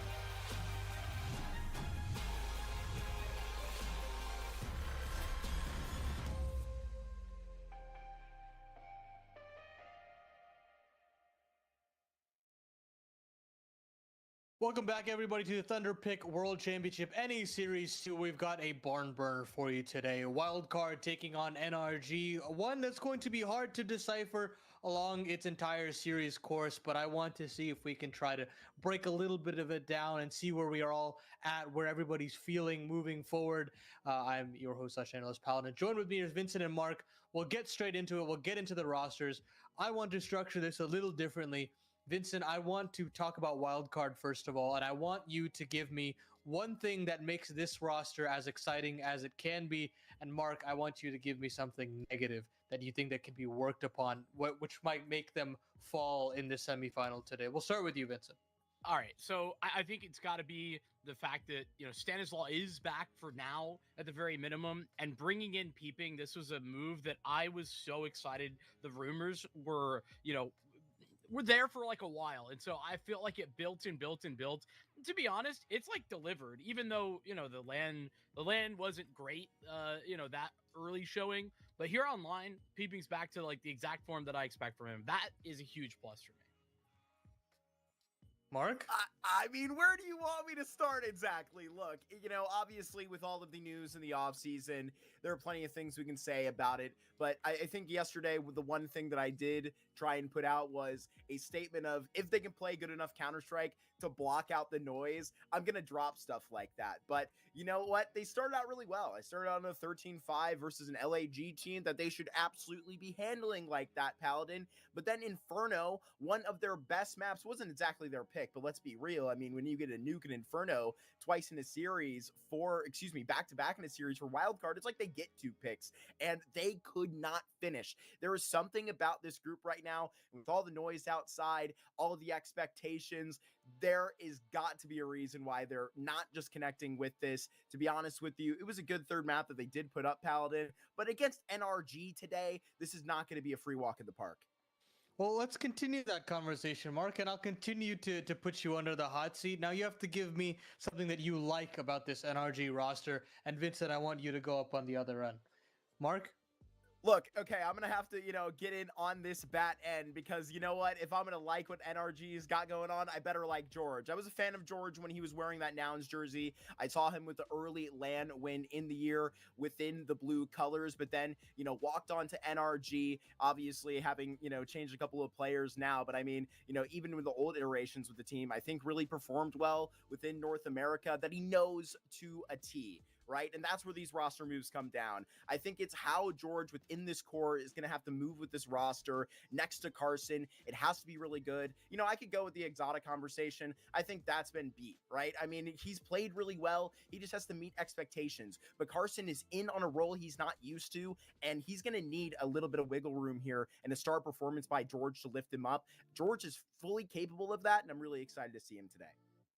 I think tagged onto that, it's exactly that, the wiggle room, right, that I have questions about, and I think that they're valid. I think they've been validated by what we've seen from NRG, both at LAN a few weeks ago in Windsor, and now online as well, where they've been decent to good, but not great. And there's some signs of some bad habits that feel like they are kind of coming back into this roster. You know, one where George and Carson, I see a little bit of that Nouns DNA, if you will, within this. And I think that the role changes are under the microscope, and for good reason. I don't know that Carson necessarily will be able to make that adjustment, even though he's made adjustments in the past in his career. This is very different, and I'd like to see it work, but I still have questions. So we can clearly note for the viewers at home that this one is completely up in the air. I mean, we have so many positives that you can bring forward for a team, so many negatives for another, and this is the veto that we get, which is just going to cause even more confusion, I'd argue, in a sense. You get the pick out for Wildcard with Nuke. You have NRG with their classic Dust 2 pick that they want to use, and I think it's a perfect counter. I mean, for both of these teams respectively, countering effectively and getting their own pick. And then we have that glaring third map decider of a shared basically shared, I guess, permaban, if you want to say, of Overpass that is lying in wait. Neither of these teams have played it in the last 3 months. Vincent, now that you have the veto in front of you, how do you think or consider the way these chips fall? I think I lean wild card a little bit. I think I liked more the upside that wild card showed me in their quarterfinal. And I think that for me, Overpass feels like it is more towards Stan and towards the style that Friend likes to play and towards the ideas that Wildcard, at least, from their past, would be happy with. This is a Nuke map that NRG haven't played with this iteration. They haven't played this with Carson and Exotic yet. So I just don't think that they are going to have too much to show us on this one. And they bodied lag Wildcard on that Nuke map. I think Dust 2 is likely NRG's, but on Overpass, I think that's where we actually will end up. And I think that Wildcard are the favorites for me, given this map pool. Do you echo that sentiment, Mark? Because to me, personally, I just feel as though I want to back the IGL that has made Overpass his home turf in rosters previously, and I'm curious to see what he can do with this roster. But I'm going to take NRG. I want you, Mark, to see where you want to split this vote towards. Yeah, I don't know if I just gotta join my co-commentator. I'm really excited about this Dust 2 being up right next door for Wildcard in a history. I remember, like particularly kind of the turn of, last summer into fall. This was a map that was really a really clean part of their pool, and especially within the regional space out here. So I think if you're going to get the best of Wildcard today, yesterday was really ugly. There's a much more positive sentiment that's going on in the NRG camp. I think overall, it's not like they had to, pretty of an affair either versus Aether, but, with a clean Nuke win, if they can get Peeping going early, especially on that T side, I'm not loving the roles that he's in on playing ramp by himself, but I mean, he was going crazy. He had like 180 yard, just like so naturally farming outside. If they can get him going, rolling into a Dust 2, then right after, I think it's going to be a bang bang 2-0 for Wildcard. Wow. I mean, yeah, I think the biggest issue for me is the shortcomings of Wildcard on Dust 2. I think that map for them was very worrying to me, but we'll see what happens when we get to Dust 2. First, we've got to start on Nuke. It's our barn burner semifinal, the last match of the night. Vincent and Mark, enjoy. Let's get it, Mark. This is going to be a good time.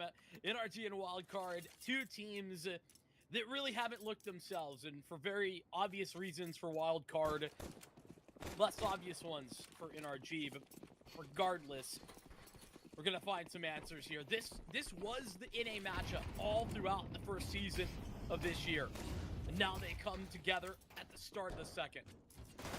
Gotta get past one of the brightest brands in NA if you're gonna want to make a grand finals, see into the most dangerous team, NA M80, untouchable in this tournament. You gotta prove you're gonna be ready for that weight class after the hectic offseason that both of these teams have gone through. It's been a crazy beginning of the round for Wildcard. They've gotten down the vent, but at what cost? They've lost Peeping and Friend along the way. An Exotic that's going to try and bull in. He'll do exactly that. He was an assassin on the pistols yesterday and was just so good. But where exactly is this bomb? It's going to be here back at the site. And Exotic, he's got a couple bodyguards around him to make this a clean defuse. NRG pick up a pistol round, pushing back against the T's. It's crazy that Wildcard is just like not even on B when they plant. Yeah, they had the numbers there initially, but caught in transition. So two players still up on the A-bomb site and trying to lurk in yard. Little bit questionable from Wildcard, and so NRG will take that one and a lead. We'll be looking towards, for me at least, looking at NRG, they've been in good stand on this map before, but recently, I mean, it's just been bad. And they, like I said, they haven't played it with this iteration, so I'm happy to be wrong, but I think that it's going to be a prove it type of game for NRG if they can find a victory. Bro taps through a smoke, he finds the South African. And they'll continue to bull this outside. I'm really excited to see Friend again today. His brights were so damn poignant in the games yesterday, but the lows were really ugly at some points. And I mean, this is a guy that has all the cause to come into NA, just absolutely wreck in the server, man. He's played on great teams, as you mentioned yesterday during the broadcast, with, practically, most of the plow, right? Who's he not played with on Pasha. that core? Pasha, yeah.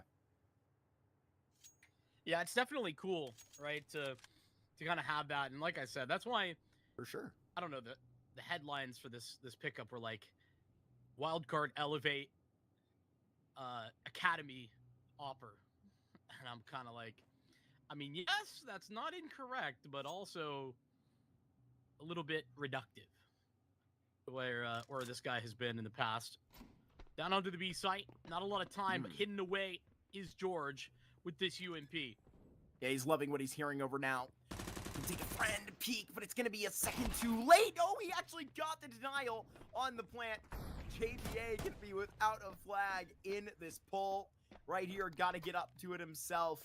And goes for a bold plant upon it. Nitro just has to make sure he's going to be that bold himself. There's no other choice. NRG survived with 3 players here. And on a wild card force that does not pay off, it's Stan that's going to be back to the notepad.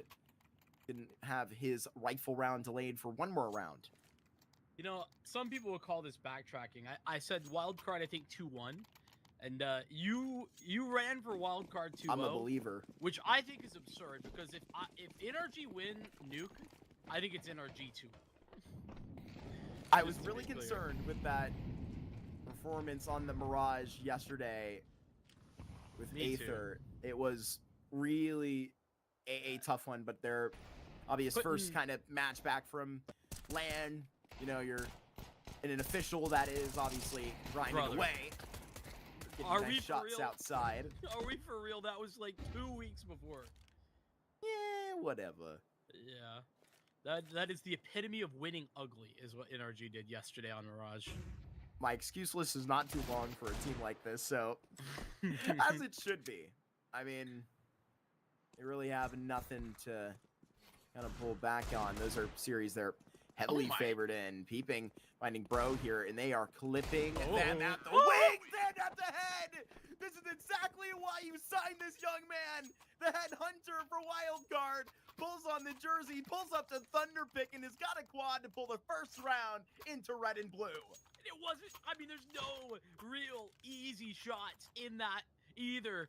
It's just head after head that he takes one by one, where they're jumping, falling, removing, peeping, does it all. NRG knocked down a peg. Plus the exotics off and Nitro's M4. Otherwise, it's lesser weapons that NRG now have on offer. What a stunning round for Wildcard to steal away, courtesy of Peeping. What? Not what I expected for Peeping to pull up with this in the second round. Hold my M4, friend. For real. We'll get it back, don't you worry. It would be an awkward ramp fight now, wouldn't it? Peeping will walk back for it. That was obviously, I'm not exactly a rocket scientist, ladies and gentlemen, and I've seen Peeping do this to plenty of North American tier 2 talent. But dude, against NRG, it ain't gonna be too free. Goes down there on the shoddy. He was trying to pull up to a fair fight. Smoke right back for NRG. This is looking like a really good round for Nitro and the Co. I hate to put it to him after he hits those deagle shots, but why buy the auto shot? It's such a silly gun to be purchasing in this round specifically. UMP, a great kill reward. No, it doesn't. It doesn't. It just doesn't. Not? It's $600. It's not even as good as any of the other ones.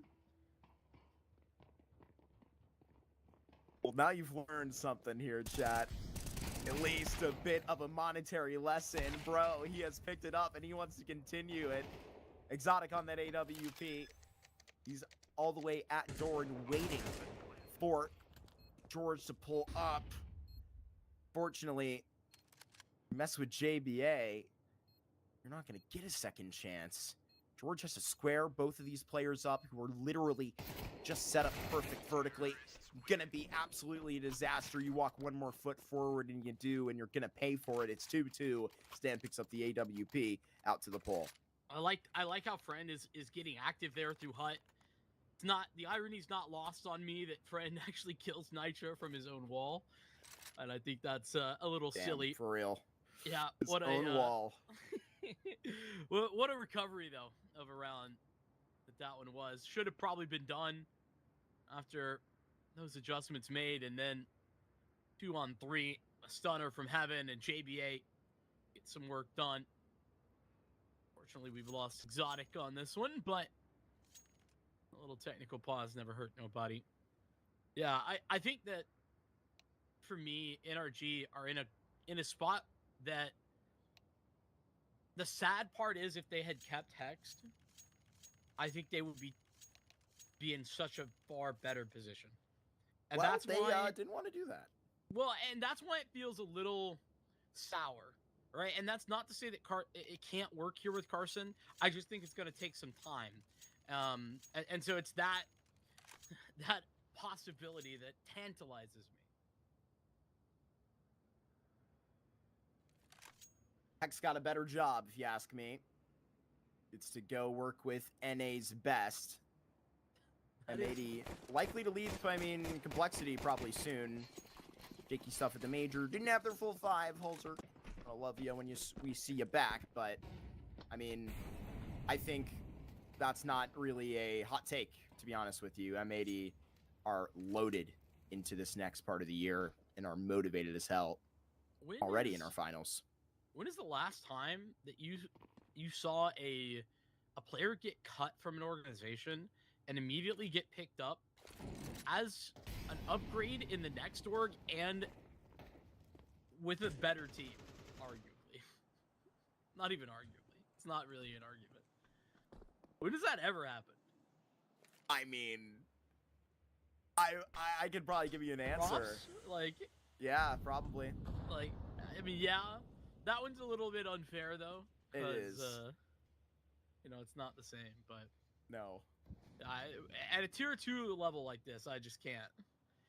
Ani has suggested Magisk, which is a fair one, to be honest.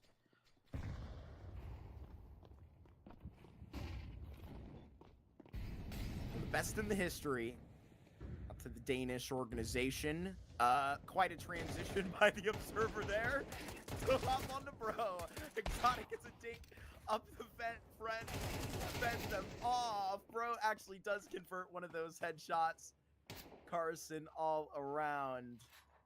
Needless to say, things have changed culturally out there with results of some of their younger pickups. And that's why we are thankful to have this young man in the 50 states.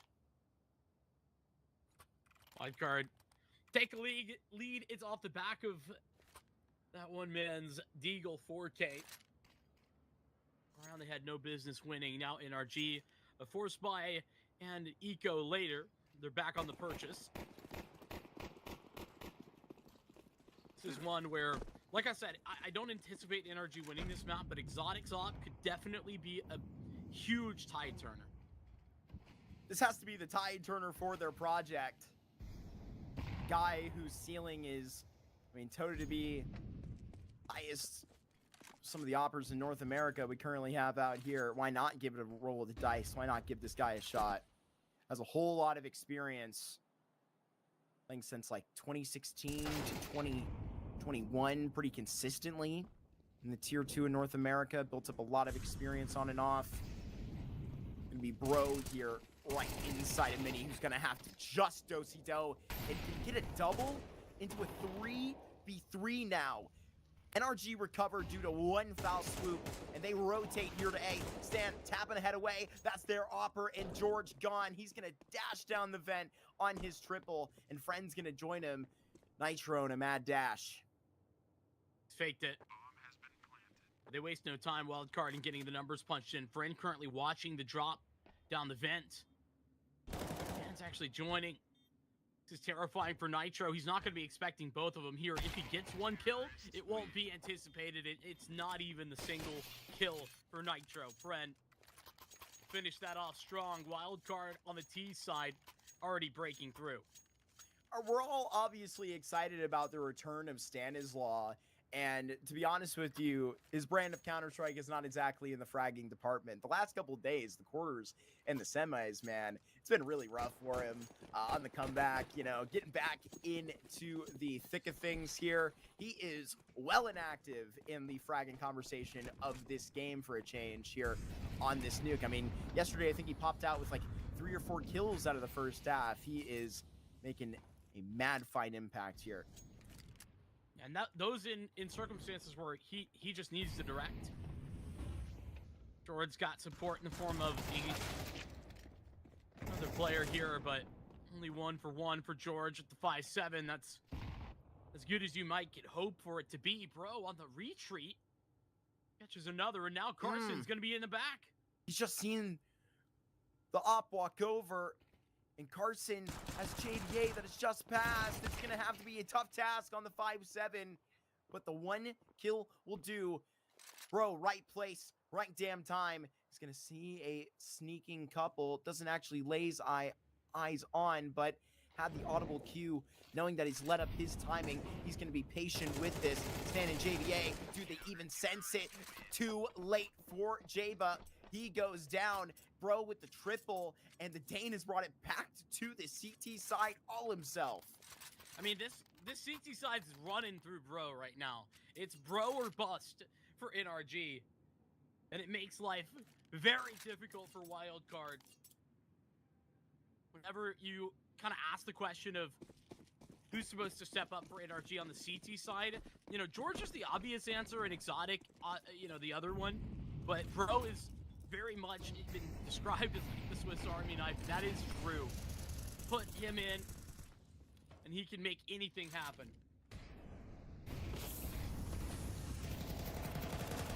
Broke out of his second man. No! He might go down to his nade. Carson! He couldn't face the music. Exotic, he beats down with that AWP. And what exactly am I watching? Still a man advantage. Still the way of NRG. A 1v3.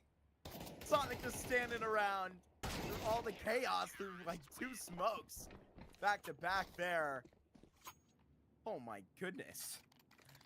Oh my goodness indeed. NRG catch a little break there when Exotic gets a double, makes it a little simpler, and Wildcard, who upped the pace big time with the top pop, put down quick. And I do think that, you know, that pace change was a good idea on paper. The problem is there's not the ability to recover. Wildcard instantaneously back on pistols.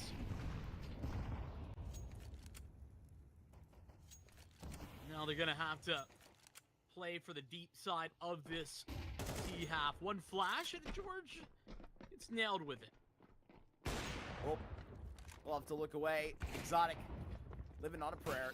Got 1 out here for Santa's Law, but there's a short tune. Nitro around Unbreakable. He's got his USP equipped P250 more powerful.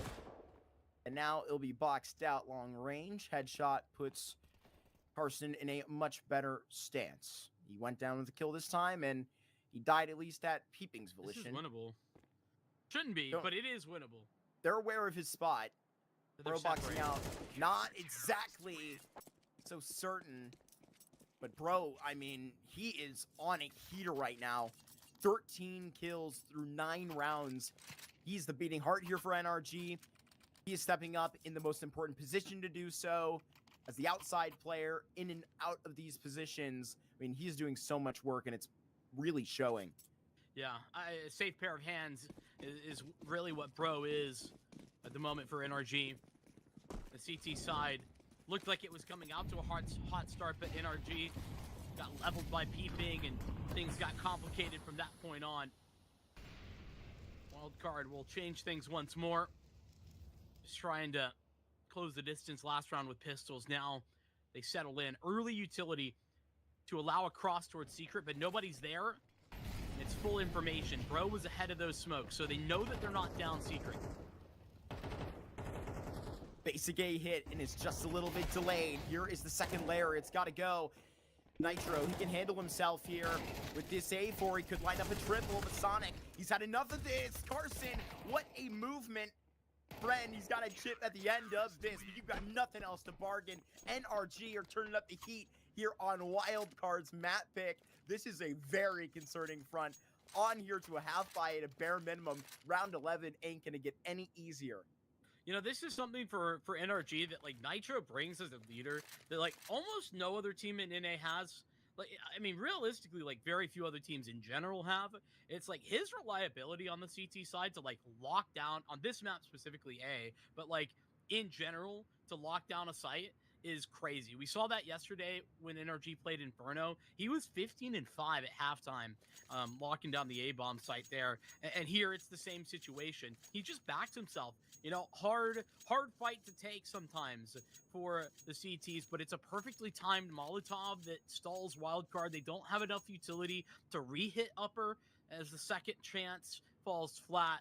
It's Nitro who just destroys the first man out of hut and follows that up with some good work playing off of his second teammate. That's something that not many teams have from their in-game leader.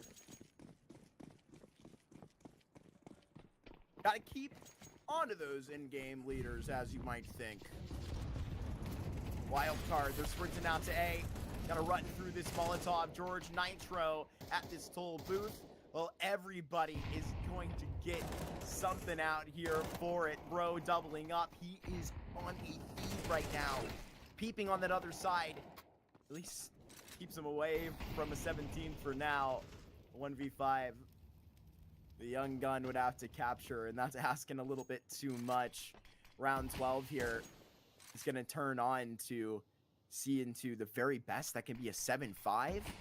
NRG are looking damn good on Nuke, and I haven't seen them look this good on Nuke in a good minute. It's not just that. I think Wildcard losing a little steam too. I don't think that any of the misdirection that they've sort of have tried to pull off in the last 3 rounds has worked. It's because Bro is so fast at making decisions in main. He's constantly like looking yard. So whenever Wildcard actually played towards upper, which they have in these last 3 rounds, no one's thinking that it could be yard. There's just 3 players on A, and that's like the bigger issue for Wildcard. So they slowed things down, and NRG looked better for it. I think the round that really stood out for me was, I mean, that really lackadaisical A hit that they committed to after being denied on some of that utility. It was really one note. That note is punched. It's that 7th up on the board here for NRG. And, I mean, at a current pace that cannot be matched, the star level was seemingly, you know, out here to be discussed between Bro and Peeping.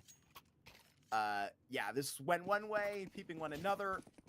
Not to say he hasn't had great shots, but, I mean, this is quite a competition here outside, and it's swayed one way. Exotic, oh, he's gonna get crazy out here. He's pushed up all the way so close.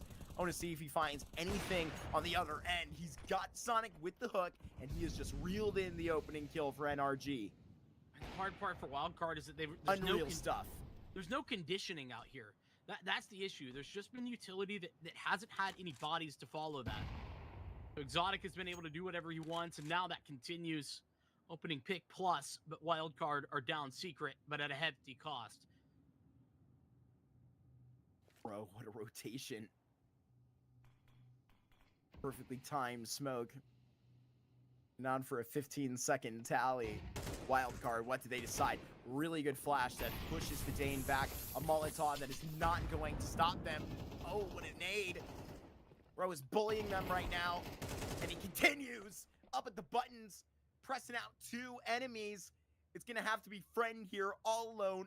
8-4 half boxed up. Whether the Bull has got anything to say about it or not, the bomb on his back, that's a bare minimum. But Carson up top, and they'll put a stop to this before it even gets started. What a performance out of NRG out of the gates. I mean, what a performance out of Bro out of the gates. I think that's the defining factor. And how could you say anything else when he's 18-7? Like, those numbers are mind-boggling. 8-4 half, though, very good stuff. And Wildcard, really disappointed, to be completely honest, and how they fizzle out. They were looking good. Those 4 rounds in a row that they put together, I know that it comes at the at the outset of that 4K from peeping, and that's not replicable, but they take advantage of it, and I really like the way that Stan was calling in those next 3 rounds after this one.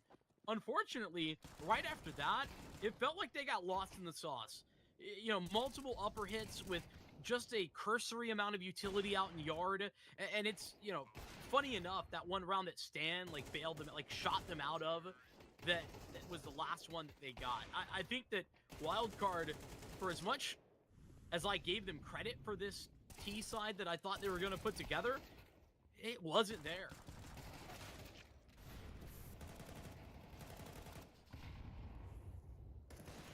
Say that well. Oh, I remember when that happened. Carson, what a shtick. Please. It's kind of sad because this is so different from what we saw against Slag yesterday. Like, none of the late lurky, you know, deep door pops or like anything like that was here for Wildcard's T side. I don't really understand what changed.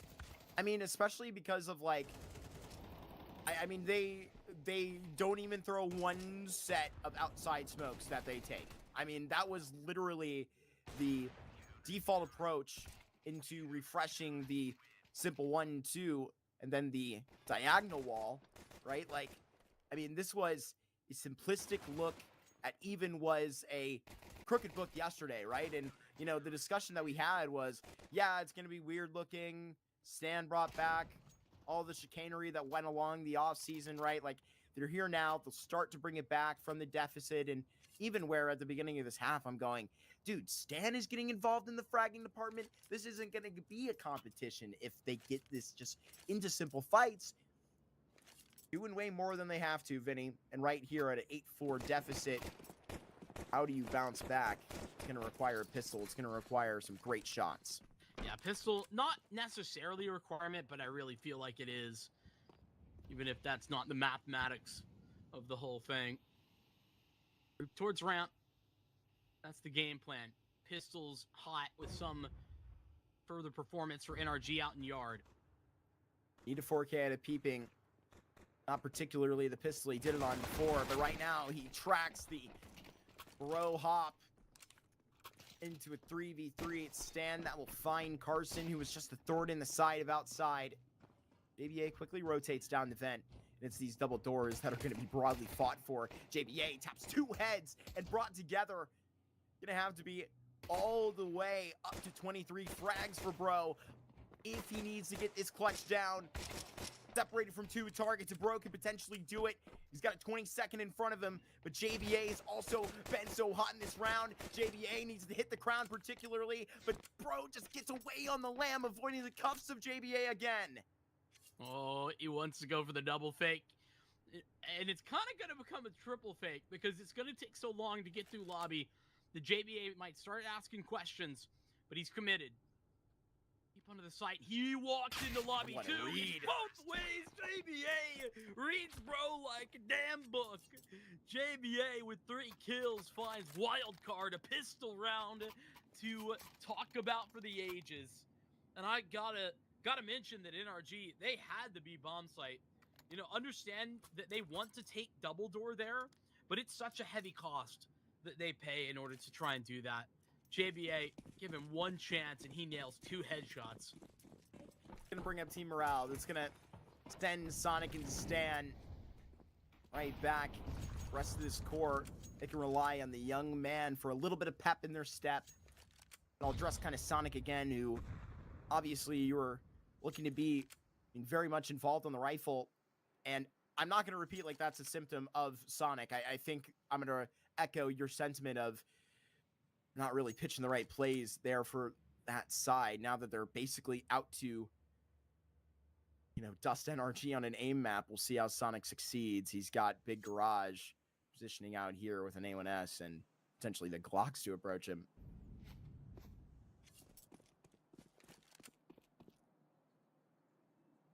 Yeah, I don't think these Glocks are going to have too much to speak of. They're tricky right now, though.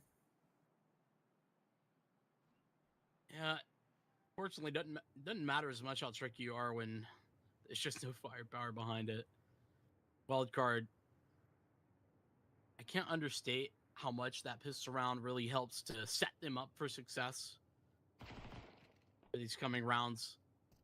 Otherwise, NRG likely to start running away with things. Now Wildcard are much more likely to be able to find some solace. Good clip up top. Standing peeping. Finish that job off. Wildcard get the easy ones out of the way pretty quickly. In a positive sense. Now NRG, I don't think they're gonna, be very concerned with that. Wipe the sweat off the brow. Now they get to bring their best here.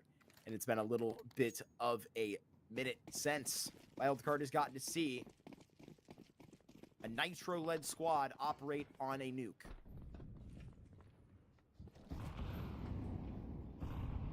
See what that looks like.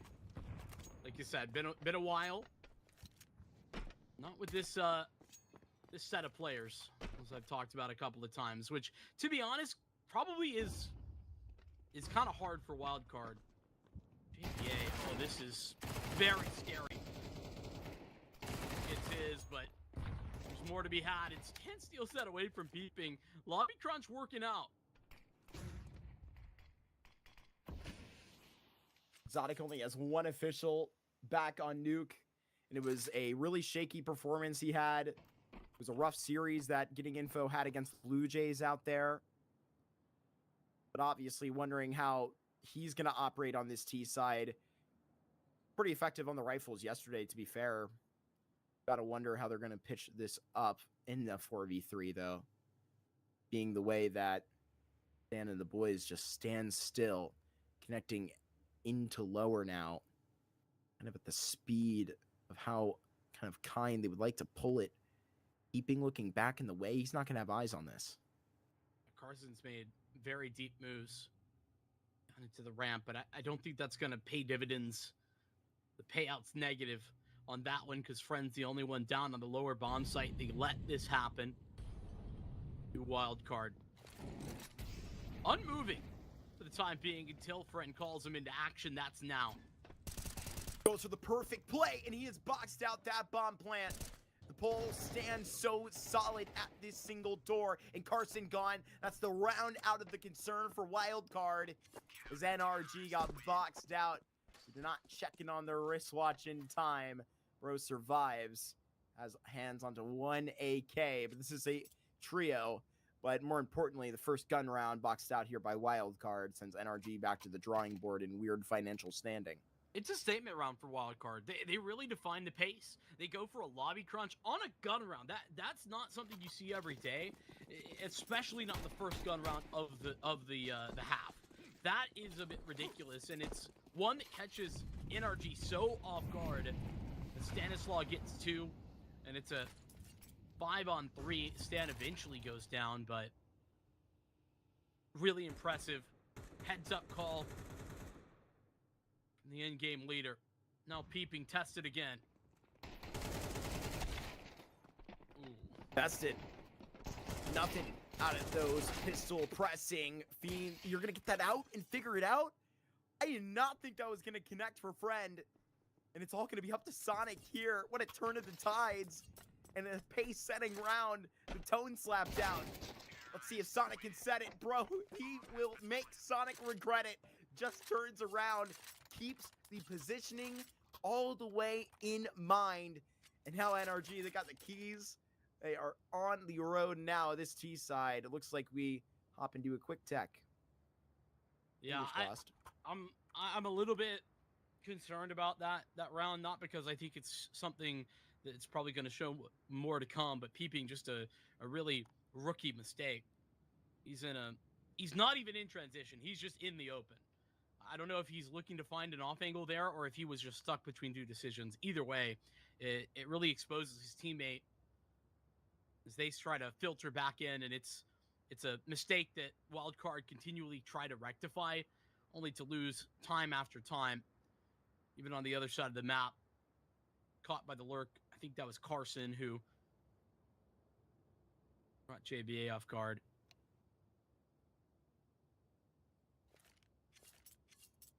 Lots of ups and downs right now.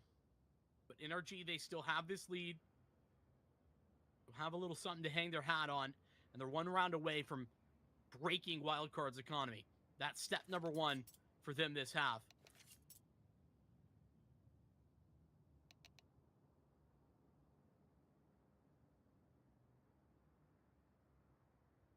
I think I briefly mentioned during the Veto or at some point in our pre-show that I was really kind of disappointed and mainly confused with how some of these, positions were looking for peeping in the early days of, stand back to the roster.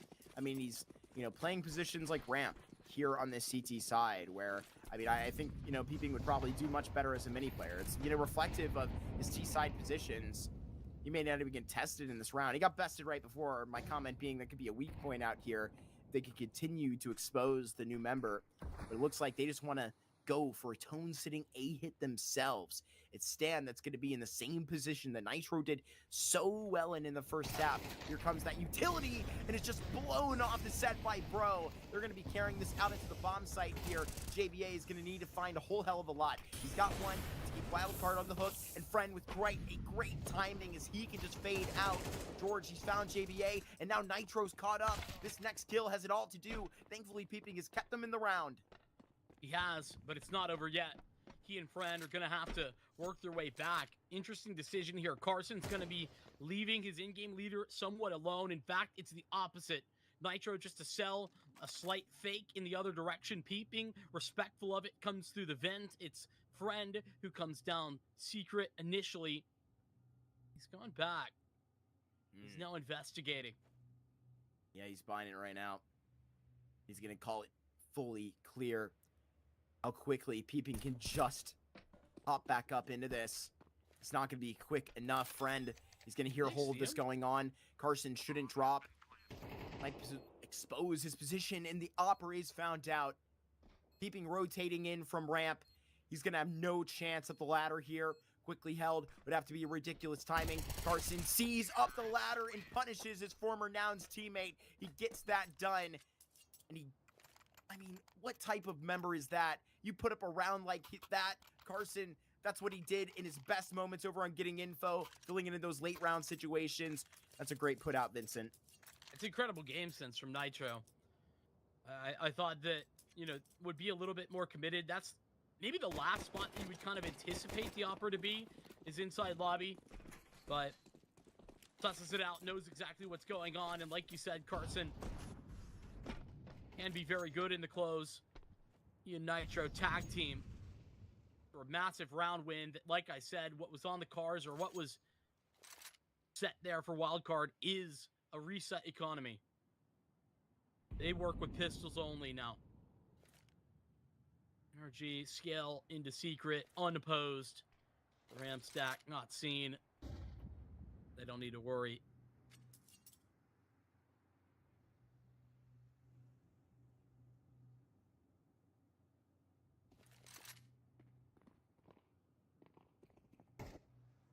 They move their way up into control. The pistols will acknowledge this. George looking for the rotation out of Mini. Won't get it. They're all the way ramped up here. He'll be happy to go about it. They swoon in. We'll see how much damage they can actually cause. Looks to net a whole 0 right now. JBA still on his boost. At least he's patient. Bomb goes down in a really good tone set at the back end of these last couple of rounds. Not even a threat on these pistols, Vincent. NRG are really looking like they're about to find the end of this nuke really easily. Last night, I walked away from the game the NRG played against Aether feeling very uncomfortable about how NRG approached the game. It's not that it was close, it was how it was close. And the way I described it is just like some of those times that you'll remember from like George and Carson on Nouns where they would just kind of be a little silly, like make silly mistakes and felt like they maybe weren't as serious. That's how it felt against Aether, and to a certain extent that's understandable, but that continued even into overtime.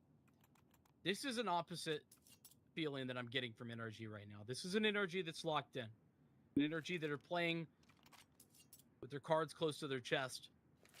And it's very hard for Wildcard to stack the deck when that happens.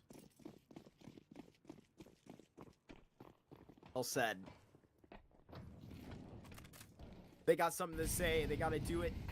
We got to put up to the mic right now. Wildcard got to be loud on this show with the smokes that they're going to be seeing. And already in the vent, it popped down pretty quickly where they seem to be headed. Ren doesn't exactly get in line through, but a nade pulled and Sonic bested. Why go all the way down when you could just turn this into mini right here and just wall up the rest of the A site? Stan tiptoes out of this vent, needs to try and get a double here. Bro, he figures it out, and Exotic just turns toe. JVA needs to be the hero that he was in this pistol round, but a caped in fire, and at the back of this bomb site, waiting for Peeping's rotation. It buys him a little bit of time. Peeping can still do it, and he does. All the way on par. The rotations work out. The hero from ramp has got an eighth. Man, that was meant to be it. That was supposed to be NRG's. They had the right timing. Friend connected but traded. And JBA, the time buying measures, he just dances back behind the silos and puts his faith into the new man Peeping for good reason.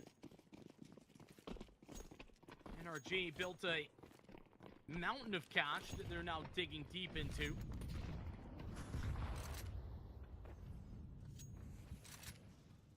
Interesting. NRG want to change things.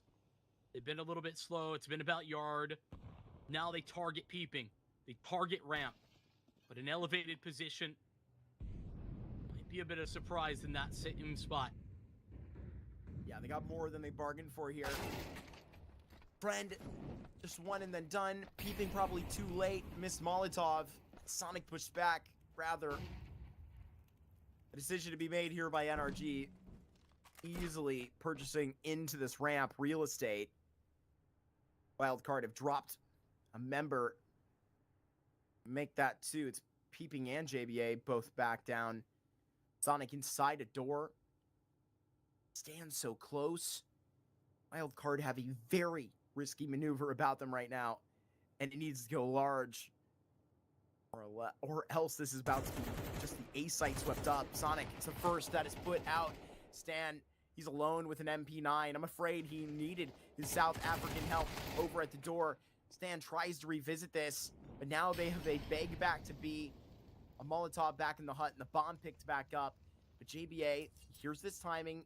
And JBA will attempt this. He has to. At full belt to utility. Could just try and disrupt a little bit of a timing here, as that is the end goal. He's got a kit included. The time really of no issue. Smoke's going to go down so that they can get that planted. More unopposed, bro. Whew. I've been talking about him as the saving grace for NRG all day, all game. Well, hey, his 27th kill is in defense of the bomb planter. That risky maneuver you were discussing, Mark, well, it does allow Wildcard early warning signs. Gives them an early indication about A, but NRG, they win both fights. Stanislaus 1 for 1, simply not enough. And the JBA 1v3 attempt is left for naught, leaving NRG on that point on Wildcard's pick.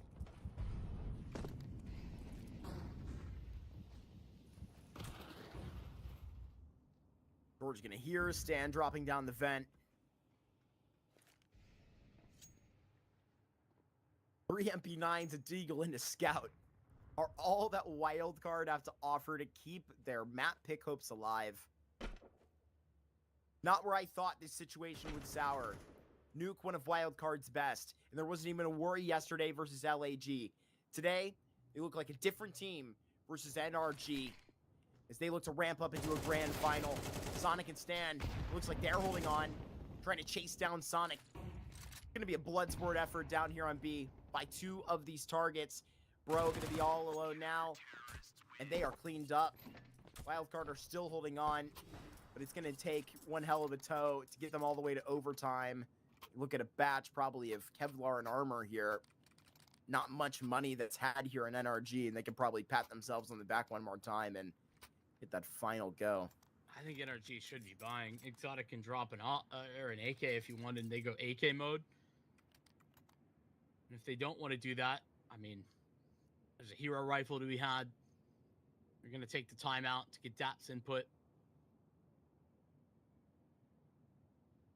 Wildcard stealing around out of nowhere. Like, genuinely, that one seemed the most absurd of the rounds that we've seen today.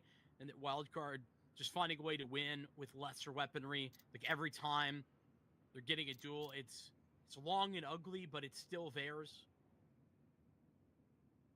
It's going to be the armor with the pistols. No hero AK like I was suggesting might be. This is a prime map to pull out a well-supported pistol armor strategy, though. 100%. That can be one of the most effective strategies that sometimes it feels on Nuke. Proper ramp pop. A righteous A hit, and you can just see the CT side out in one fell swoop. It looks to be the latter of the two options. And that was pretty successful before. JBA was the only man that had a response for it. Stan is in a nice spot to avoid this. But how does that put you out at the back of the site? JBA gonna have to hit his shots up top. He avoids it, but right now is gonna be caught on the pathing. Bro says this is too easy. Vincent, you serve this up on a golden gate for him. This could be exactly where the pop can take over, and it does. 1v5 for the game. Peeping has no choice. He must push in, push forward. But I think no. I think near impossible. He's not even got a kit, but I'm pretty sure that Stan had one. A whole lot of noise here. Old Peeping will see what he's got. Maybe a tag for it and a little bit of respect. And NRG can just take hands off keyboard right now and ride this one away. They do. They ride it away with a deadly pop in the 13th on the board right there. Drop Wildcard's map pick into their basket. That's not how he drew it up. No, I mean 31 and 13 though on Bro is like the number one reason. The CT side is all him. That's what I think. That's what I was seeing going through. And well, there's more to talk about. We got Paladin to break it all down. Not how he drew it up. No, I mean 31 and 13 though. When I talk about Bro, I think the phrase that we always use to describe him is a Swiss Army knife, and I definitely consider that as his role. Yes, sure, but I do think that over his tenure on NRG, he definitely quieted down to a certain point where I felt like he really mixed in with the background of this NRG roster and all the flurry of roster moves that were brought towards this organization. But now you kind of see this bite back from him and a little bit more identity to his playstyle. And I mean, he looked like Nico outside throughout that entire Nuke performance. I mean, prime Nico. It's a guy that is so confident in his own playstyle to dictate the entire outer yard that Wildcard's T side looked very pedestrian throughout that entire stint beyond those 4 rounds that Stanislaw was able to create and string together. I mean, the rudimentary idea and the expectation that NRG would not go aggressive outside, would not put their op to post on top silo or deep into the back halls of outside. That expectation was there, but NRG threw that out the window. They did not agree to that in any sense of the word. They made Exotic play as forward-facing as possible. They made Bro play as forward-facing as possible, and just winning a couple of fights went a long way. It completely changed the dynamic of how Wildcard wanted to approach that T side, and all of a sudden, all you had were a couple of limp top pops and a crude attempt at taking the B bomb site now and again, but you just had some great work downstairs as well in terms of the rotations. I think George did a serviceable job. Carson was able to get the job done as well. So Honestly, I'm just impressed by the work that NRG were able to put in terms of building around Bro's presence and not just allowing him to just be that one player and not provide him with any support. They built on that idea. They adapted to the idea that Bro was having a hot streak, and I do like that. We switch over to the T side, and yes, Wildcard had some solid ideas, albeit a little disjointed. I did see these lobby crunch takes that they were trying to go through with on that first buy round that overall worked in their favor, but I did think was just a little too disjointed for my liking. They were lucky that the ensuing T approach was also not very cohesive in their own regard.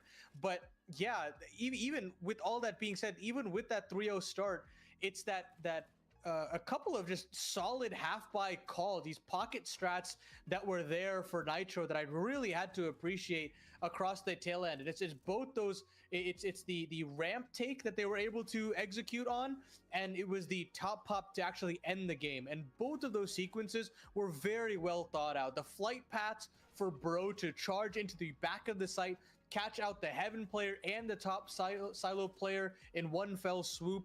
I thought that execution just was very well orchestrated. It caught Wildcard completely out of sorts, and you could see that final sequence there as well.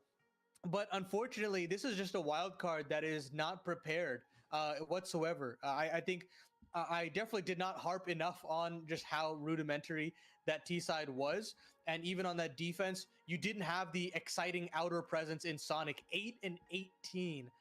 As your outer player, which is really disappointing to have, and frankly not statistics good enough to win on Nuke if you have your outer yard player going 8 and 18. Friend was pretty much a non-factor, non-negotiable. I mean, he should be a non-negotiable in terms of the impact that he has as a CT opper on Nuke, but in this circumstance, completely missing, not able to really dictate the pace whatsoever, did not have setup in terms of nading open outside smokes. Again, that was Bro doing a majority of the damage. Peeping, Max going 1-for-1, did not have any variety in terms of the ramp setups, to be completely honest. And when Stanislaw is leading the way with 91 DAR, it's a little concerning. But overall, great takeaway there from Bro, showing that he's not a dulled Swiss Army knife. He is one that is sharpened to the teeth, and when given the keys to the castle, he can take it to the house. He can push open those doors and showcase that he's a very important piece in this NRG puzzle. He ends 31-6-12, 136.6 ADR. That is a MVP caliber performance from NRG's Bro, top to bottom from them. And now we move over to a Dust 2, where I speak about the issues that Wildcard have on their T side of Nuke. I think those issues now get amplified to 10, to 12 in certain situations where I don't feel like they have any sort of cohesion or identity on that Dust 2. Their slow-paced, methodical approaches to the map don't necessarily work. I think Nitro is calling the tempo changes very effectively, where the pace up and the pace down both look just as effective. And of course, if you're having your third best rifler, your fourth best rifler performing in the fashion that he is, this game should be an open and shut case. I'm taking NRG to close this one in 2 maps, march on to M80, put the series against Aether way back in the rear view mirror, and say that they are definitively, or at least trying to be definitively, the second best team in this upper echelon of North America. But we'll see if they can actually grab and nab that title after this short break. And when we come back, that Dust 2 waiting in the wings.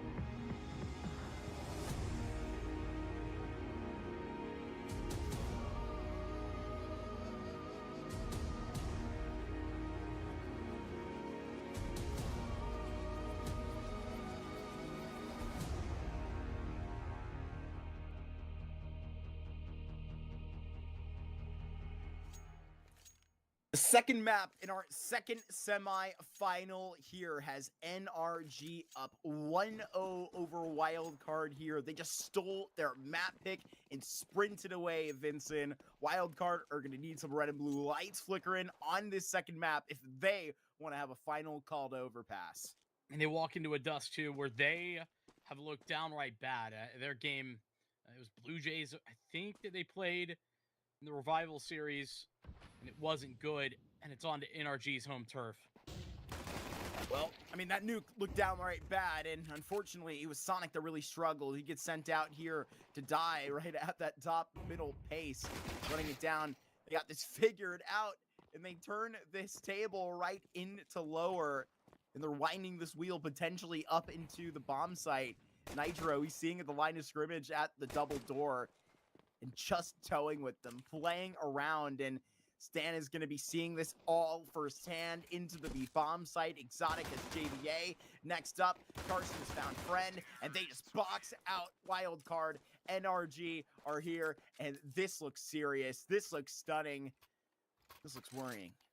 Yeah, I mean, Ani had a lot of positive things to say about NRG's T side on Nuke, and I don't at all disagree with him. I think that we saw a lot of positive signs from their T side.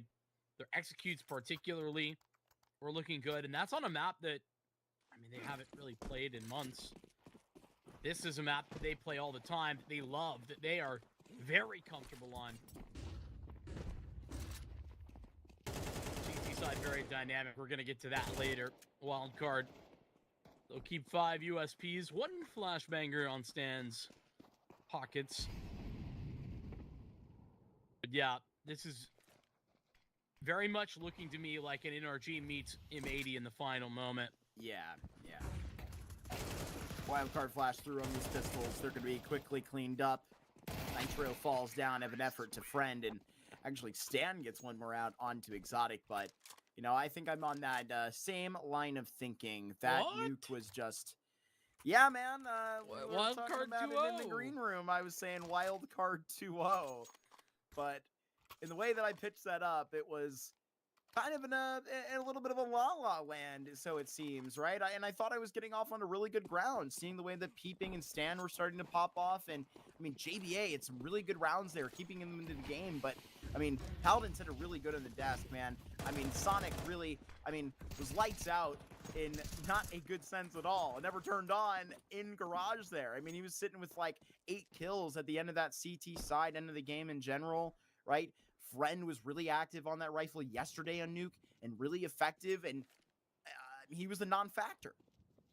Yeah, Sonic, for me, I think that he wasn't given a lot of tools to succeed on that CT side. But Friend, I think that's definitely a problematic conversation. Forward positioning from Stan, NRG, they're going to toss this hinge smoke or door smoke, either one. It's not going to matter. They've got full cat control. They know what's up. I say that, but actually this flash long, this is pulling the rotates. Nitro has 3 of them on A. This is one man exposed on the B bomb site. JBA is all alone. How long does it take them to figure it out? They sprint to Wildcard to fill in these gaps. Sonic joins the fray. He's got another smoke, and so they're going to have to go through it, NRG. Yeah, right on time. And they push them back. Looks like they're looking back towards lower, and at this point, it could potentially check back into double doors, but it's an obvious path from Cat to A and connecting back from Nitro. He's going to see to Stan's investigation. He saw that one player. They know that now, so you got to deal with it up close and personal. Friend seeing this all back to Peeping, and he's telling him that they're coming, whether he likes it or not. Exotic, he wins this fight without even an effort back. And now stepping into the site, the rotations have thrown them all the way off. What one hell of a round on a roller coaster, and Wildcard whipped around. It went back from A to B, and this thing is all the way on the opposite site now. They've been toyed with. The problem is the whole time, Wildcard were not just even 1 step behind, maybe even 2 steps behind, and they thought that they were ahead of the game the whole time. That's what's so cruel about this whole setup for NRG.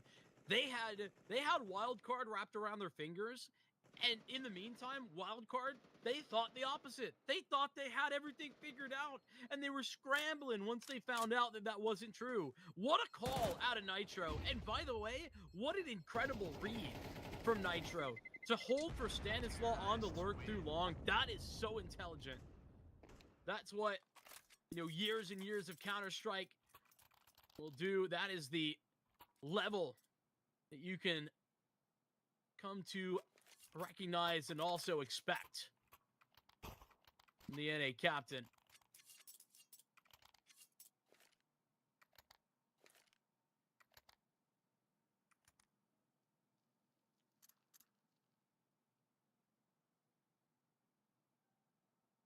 Done so well in this role, and there's only been probably one other guy even close in the conversation, and that's Stan.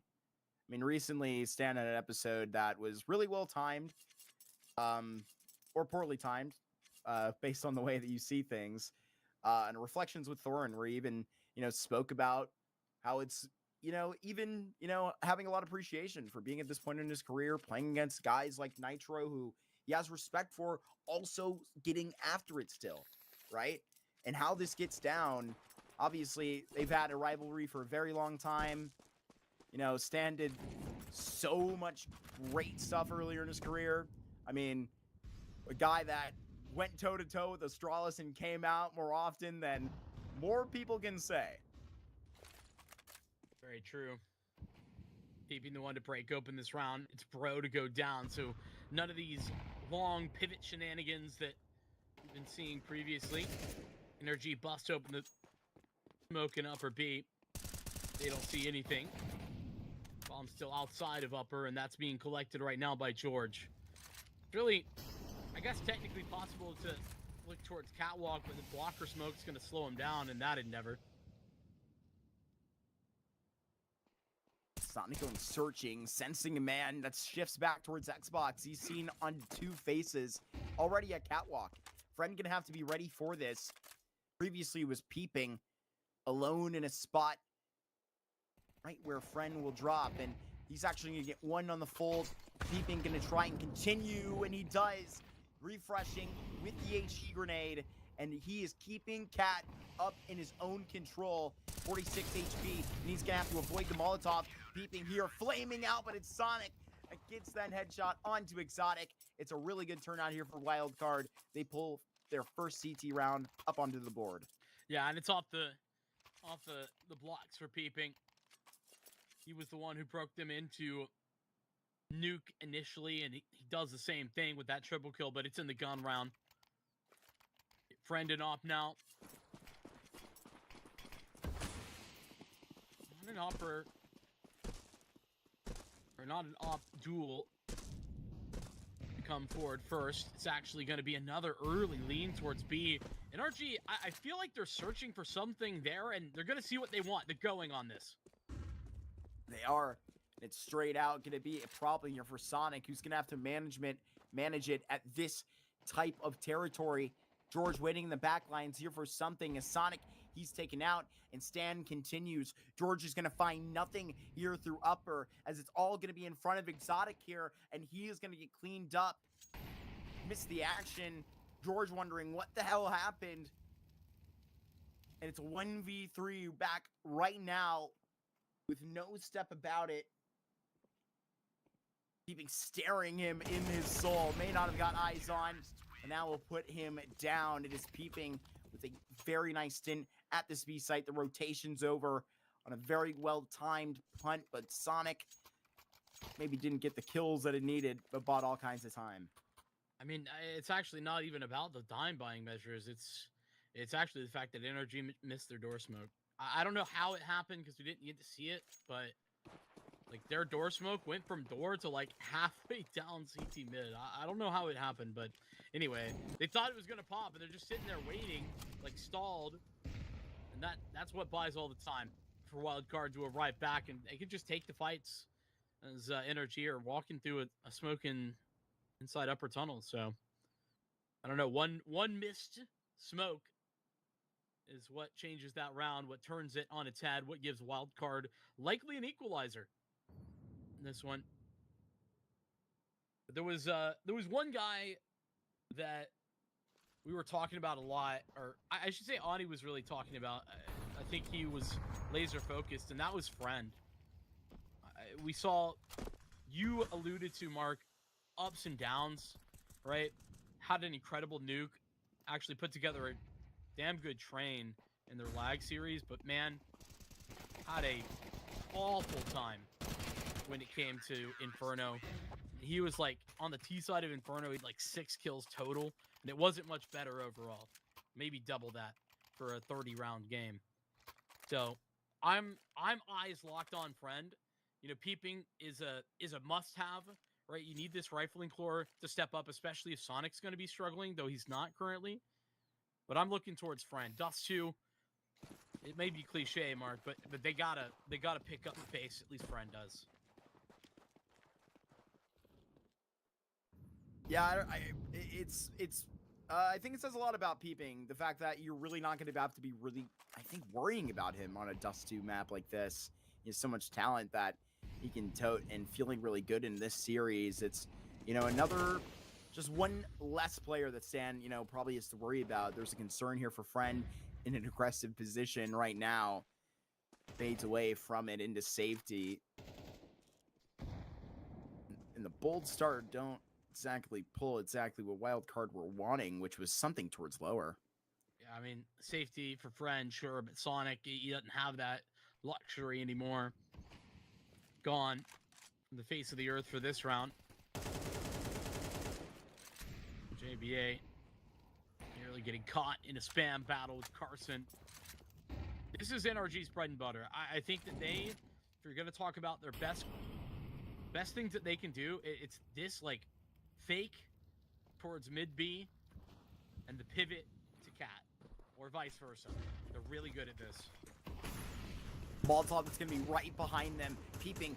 He's served up on a T, but he can't even find the time. He got that flash, and he was waiting for the wind-up. He couldn't even go. Ran over. It is a paved path for NRG up cat into A, and peeping. Well, he wants that try back. He didn't even get to have a feeling about it.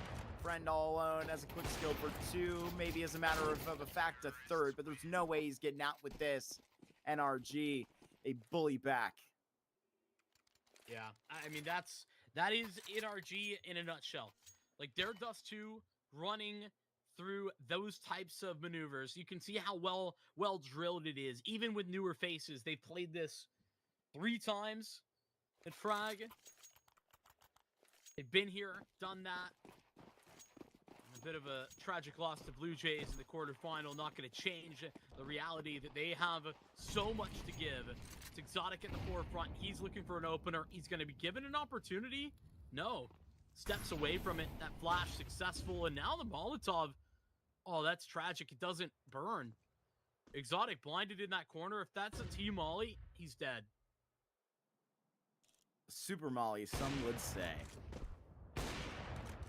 Exotic trying to spam on this big box. Stan and JBA in quite a crossfire. George trying to find something on this line. They must have. That's going to give an inkling. That's why Friend is actually leaned over. He's looked in the other direction. It's pulled him off mid temporarily. Nane does not open the smoke out. It was desired. It's probably better for Carson. Gonna see up Sonic right now. An incendiary he'll have in his hands, and the point at which he's gonna drop it is right now. NRG just had quite a successful hit up the catwalk. They may make it 2 in a row here, where the numbers are in position for Wildcard. And with one more smoke in the belt, that's going to be what's necessary, but they audible at the line, and they quickly snap to somewhere else. They're going to be right out here to a B play, mid to B, with one just stint at upper tons. They have Bro that's going to be coming in the back line, and JBA, he's standing on time. He's got this headshot, and Bro has been wiped off the map. JBA has stood tall when he had his number called. It's Wildcard that survived and bring this thing back to a tie. I mean, yes, JBA deserves some credit, but the NRG, what is the spacing? Just really flat out bad. No one from upper is ready to fight when everyone's coming back in, and somehow NRG get tangled up in CT spawn, but nobody was there. I don't know quite what happened. We didn't see that side of the fight. We were just looking at B, but whatever the situation, whatever the problem, it ends with Wildcard and JBA on a double. A nice recovery on a round that, once again, I thought NRG set up perfectly. They had it Wildcard quaking in their boots, a million miles away at A. 3 of the 5 members were there, and it was just the 2 with a very strong split that was shaping up, yet that falls away.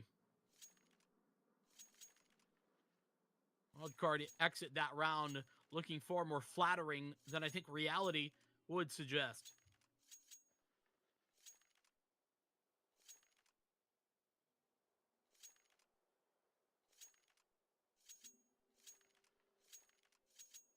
We had one other quick tech pause. Nobody DC'd before. Not too potent of an issue, hopefully. This is a semi-final after all, and you would hate for, obviously, something outside of the game to be affecting things. I think, when was it? All the days are blending together, Vincent. When was the LAG quarterfinal? That was 2 days ago. That's right. There was like a huge storm that came through the region that I know was affecting Mason and a lot of guys like that, man. I can't tell you how many times in, North America or in South America we'll have some crazy set of circumstances that will have a stoppage, but everybody is working their hardest to make this the smoothest it can be. The players more than ever, because it's playoffs, baby, and we're getting this on. It's a 4-4 stint. We hit resume. Well, and this one, a semifinal, basically a money match in many ways. The winner guaranteed at least some cash. That's not the main goal here. That's qualification to the closed qualifier. That too carries a pretty big penny, but not sure how Carson survives. It felt like that nade was right towards him, but he will. Just on a few health. It's needless to say that I feel Wildcard need to win qualification in Thunderpick way more than NRG. I mean, this is a brand, the scene heights higher than NRG, but if, suddenly, crash down, right? I mean, look at just the events that NRG are qualified for in the next couple of months. Obviously, they went through Challenger League and they're qualified to Pro League. M80 took that other spot, right? Imagine they just add one more qualification to their catalog and take one more opportunity away from Wildcard. Friend here, he's put himself in a box and just unlocked by Exotic quick trades. And, he's been the one pulling this through. It's all in the Tech 9s and just on A1S picked up to George. Keep in mind, but it's 20 seconds. And Stan, he's going to be right front in the sight, executes Carson. Exotic right around the corner. A flick shot all the way up. Going to have to be JBA again, who was just dinked up. Exotic barely tracks him, barely misses towards CT. It was so close. And the volley burns. JBA has done it. And he's going to survive on the platter just in time. George, he gets sweet revenge. But how bitter it will be. Wildcard back in the lead. Oh, man, that Molly. It's the ticket for JBA to steal that round away. It's twice over now that JBA's been the hero. Another big missed moment from Friend. Right, it should have been a multi-kill. He gets one out of that. Let that sink in. Swing him one by one. He gets like 4 attempts at that duel. Exotic, he brings into that round big value multi-frag. He got 3.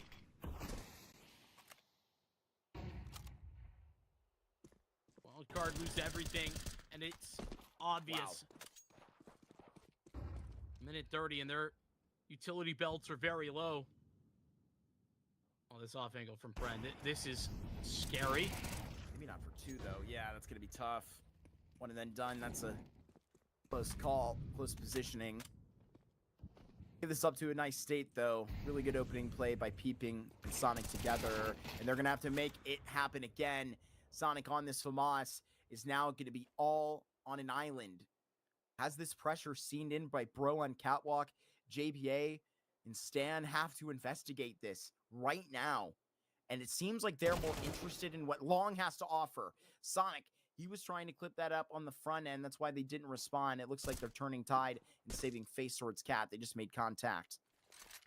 Exotic's got to shepherd this device up onto the bomb site. He's currently worried about Long, and how long does he wait that out? I mean, now he knows, but question is it too little too late? I think the lack of plan is telling Wildcard different stories, but now they're going to be locked in on this location. JBA at half HP. He's the one with the kit. As Exotic gets the reload, there's no question of his location, no question of his position. Back in the limelight, and that's when Exotic has his best moves. But right here, he may just straight up get timing. Has to know that this is possible from elsewhere. Reconsiders, but it's a 1. And you would have to face it into 2. Stan found the kit. Now we'll find it a fuse. 2 in a row there for Wildcard. Standing off of 1 member on the A site. It was JBA. Now it's Stan. He recovers an op. Puts it in Friend's hand. This will be a good bunch of ingredients that Wildcard are going to be seeing into, especially with all the money saved up, Vincent. I mean, are we getting a little bit of deja vu right now? Is the team that is, challenging on their opponent's map pick about to put up an 8-4? Well, maybe. That was the first really convincing round I feel like I've seen in a while from Wildcard, though. So we'll see. Check in a round or two. We'll find the answer for you. Oh, it's peeping. That just hopped up on the box. But thankfully, Sonic was such a good spam. They have to find him eventually. And Friend, he has 1 more around that. They continue to just spray and pray. And boy, have they gotten out with the blessing. They got Friend outside of that. And they got Sonic down to 13. They will just swap out right here. JBA, he needs to have the big punch about this. They're trying to contain onto Cat. Make sure they can't get brought blank from the back. Clear this out. But Vincent, this is all the real estate that NRG need. It is. Smokes for the cross. They've got a couple of nades too. Sonic, a spicy low HP bar. But in the meantime, Stan's clearing out all of upper and lower. He sees nothing. So the longer now that NRG take to start to scale, this A site's open for now, but they slow it down. Wildcard are getting antsy.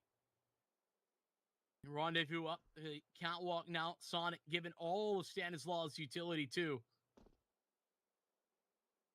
He just got an audible cue onto somebody. They're reading it well. Sonic off a flash is caught out by Exotic. JBA needs an even better hold here in the A site. He wants to net himself a little bit of cover, but they are already just mortaring his positioning. There is a Molotov and a nade right on top of his head, and he has room to breathe here. Nade onto the IGL, but they still got to get this bomb down and a tap on his stand. JBA is going to need to do huge things here as he is still taking down Bro. The bomb is down within this bomb site, and JBA continues to be a hero. But the S ripped off his chest as Exotic is back, and he is already making its impact. 14-6. NRG were criticized for this pickup. We talked about his picks being some of the best, and look at that. He has a great round when they needed it the most, and that denies momentum to get the best of this half for Wildcard. And to be honest with you, NRG almost started to fumble that. They play it patiently, play it close to the vest. Wildcard work with all the maximum amount of information, and Exotic! Show me more! I'm so excited to see what this guy can provide as we continue down the road of Dust 2. He just turned up NRG. Sonic backs up. Sees all of the destruction ahead. As long as JBA is alive, there is a chance. However, when Exotic is playing like this, it's his turn here.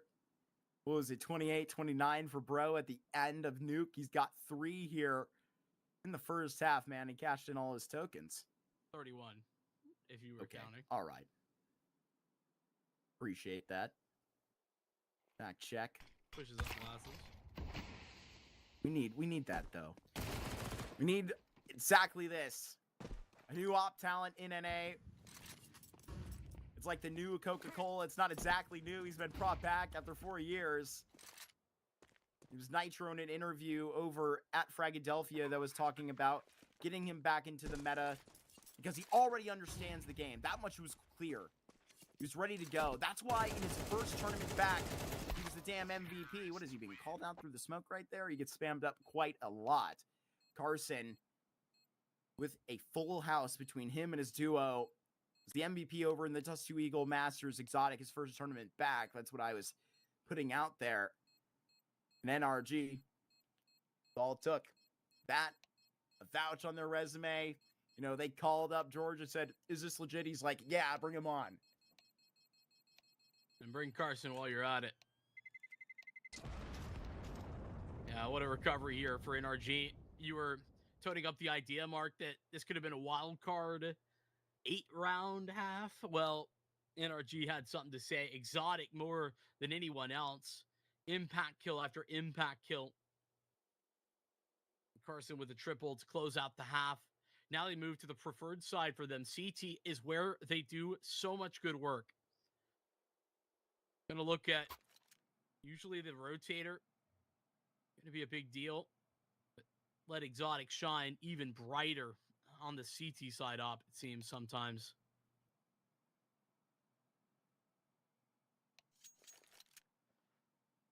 Hard to even point a finger with regards to some individual moments for Wildcard, but you know, Friend missing some really big shots. Yeah. Not able to and generally just playing so aggressively that he's being traded more often than I would like to see. But you look down the list and it's 7 frags for everybody. Friend, Beeping, Sonic, Stan, JVA only just a head above the rest. He had the 2 big moments. That double kill on B and the 1v1 clutch against the half-buy pistol round that included an exotic hero up.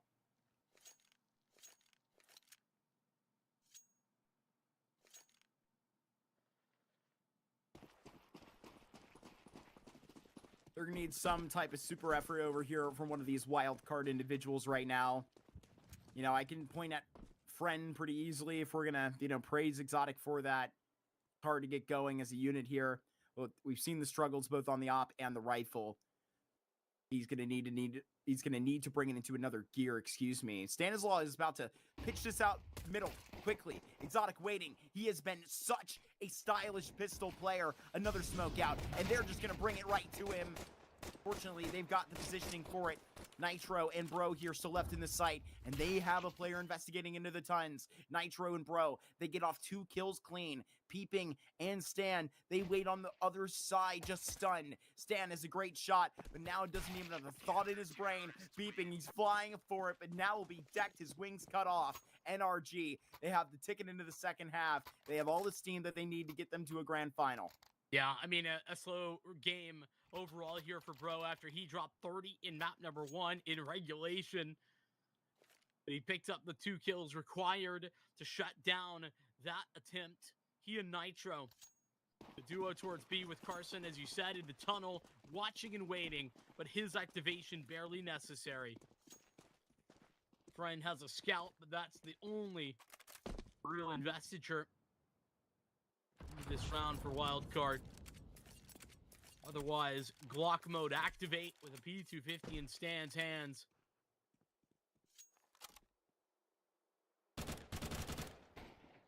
Don't let that scout get active. That's the only thing to worry about.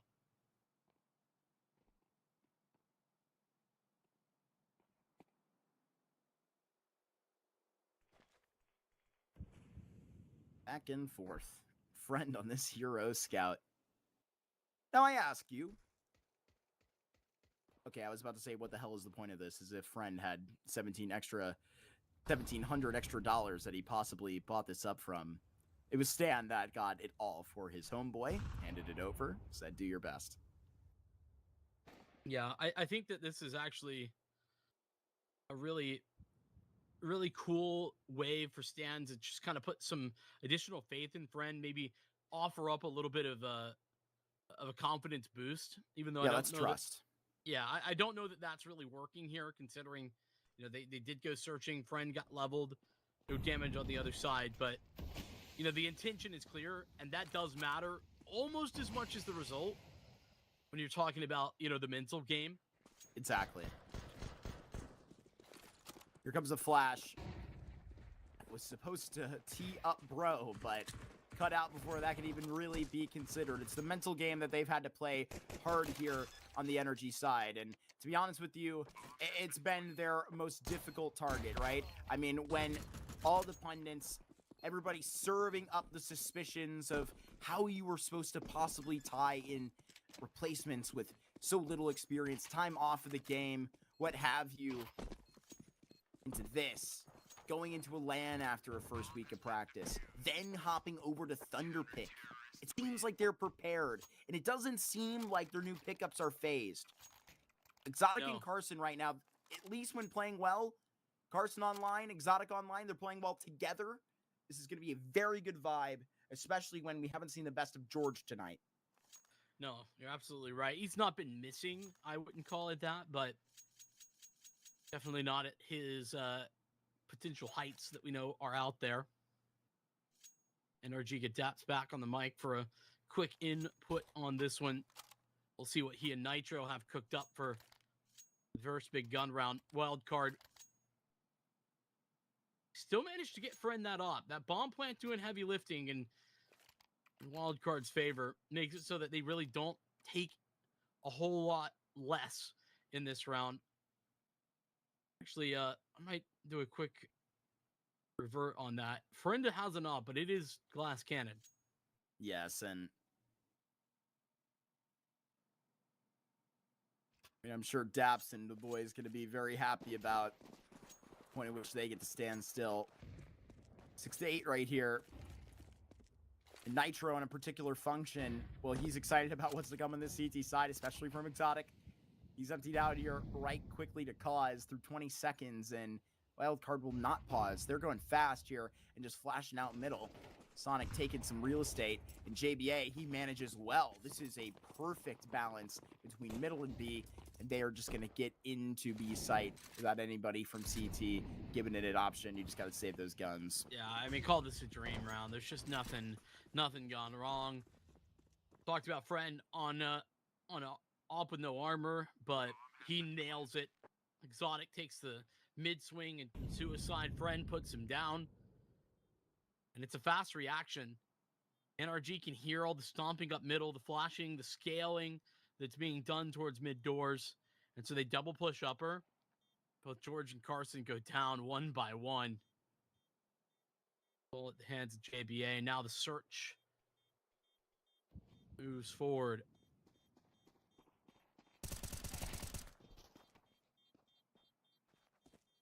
They know where bro is.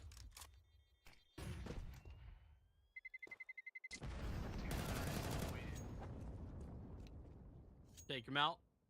Nitro, the only survivor.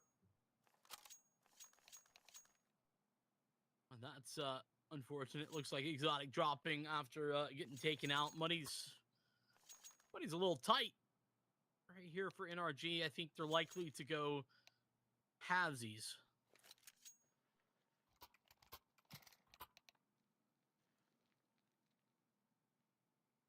Looks like Exotic reconnects quite quickly.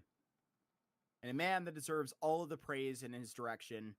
A 17-8 scoreline here.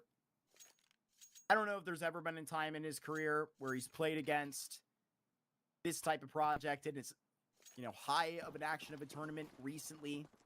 I mean, I see in Evil Geniuses official that he had in his, you know, a few best of threes back with Nouns, but I mean, you're looking back far to 2018, 2019, 2017.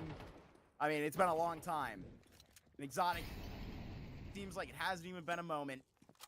Like I mentioned, in his first tournament back, at an MVP at like a 1.33 throughout the entire thing. That's like his average on HLTV right now.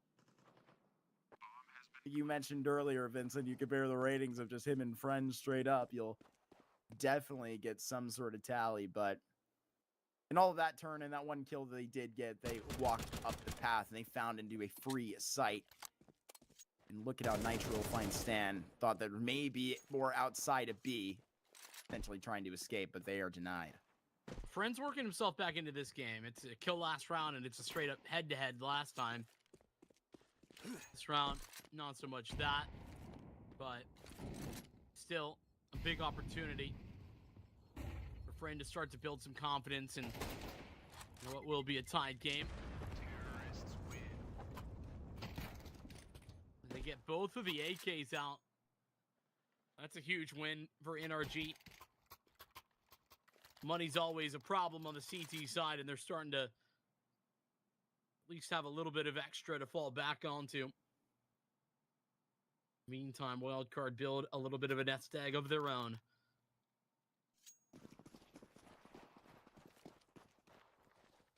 Big money on this round. Mark, it's time to see what NRG CT side's got. They're onto the guns for the first time since we saw Wildcard pick up theirs. Yeah, we were looking to see Wildcard make to that 8-4 first half, but they found 8 rounds eventually. Don't you worry. Got to track this back from a nice little effort to go. Stan and his boys putting this along. Bro here will manage that long. They try and split this thing down the middle. He's got Nitro out here in a nice standstill. Wildcard. Well, ball's in your court.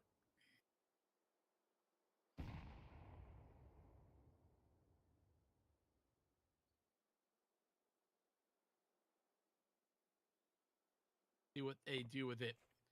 Dribble up, get into position, through catwalk or Wildcard. Heavy stack at the moment, and that's bad news because Bro goes down. Now the NRG can't really afford to just sit and wait on B. They need to get active, but Nitro, he can't afford to be the only A player to move. Gone from bad to worse. Now Exotic has it all to do. He's got Carson next to him. Running with this flash right forward. There's still going to be this quick adjustment out of CT. And it's Carson that is going to walk this up silently. Nitro makes this contact, and it's just an opening, a gap for Carson to slip his way forward and cause this chaos! Talk about a turnaround, a 180 that throws Nitro out of the club, popping onto this bomb. Another smoke down, and Friend is taken care of. Carson the King, he is here, and what a damnation you put up right next to Exotic. This is the duo that is designed to bring NRG forward, and they're showing you flashes. What a legendary 180. One tap to pit. I'm so mad if I'm in pit there, and that's what I see on my screen. Nitro stays alive for just enough time to get Carson involved in Exotic Swift to join his teammate NRG. That could be the round to do it. One more to break Wildcard, but that round might just break their backs and their mental. NRG, find a miracle. Flashed off of the corner. Gotta be able to support something like that. Exotic took away on the fade. And now we got this Nitro AWP. Sight for sore eyes. Coats his will at the top of A site. The Wildcard continue to press. They've dropped the AWP holding player. He's got Stanislaw out of this to work. Plenty of a signal that Wildcard will feel. But does this actually throw their plans out of the adjustment? It doesn't seem to. Walking up right here is Peeping. He just drags his sight. There's not going to be anybody aware of this stance. Bro just hit him on the head with the nade, and there's no eyes on. Potentially, Bro aware of something, a possibility. Carson here as well. They have a Molotov, but the cover of that smoke no longer. JBA, he's got the smoke, and he's flanking catwalk. Peeping that's going to move this forward. And Molotovs that they're going to have to take seriously, trying to get this done. And they get a flash all the way up. This is catching Nitro off guard. Peeping is going to have to take this to the next level. He does. Onto the double box. It's a quad kill out of Peeping. He stands here and he plants the flag for Wildcard into this site. Handed the baton of the bomb, and it's going to go down. George going to have to attempt this all on himself. All on its lonesome, hopping up to the box, and it's Peeping with the guillotine for the ace. Another highlight for Peeping in this affair, and he's got all 5. He's got 15 frags in a tied game for Wildcard. Peeping sits there, and he makes NRG petrified to even look at him. There's no way you walk away from this individual and find anything more. Opening after opening is what Peeping has offered up for Wildcard in this T side.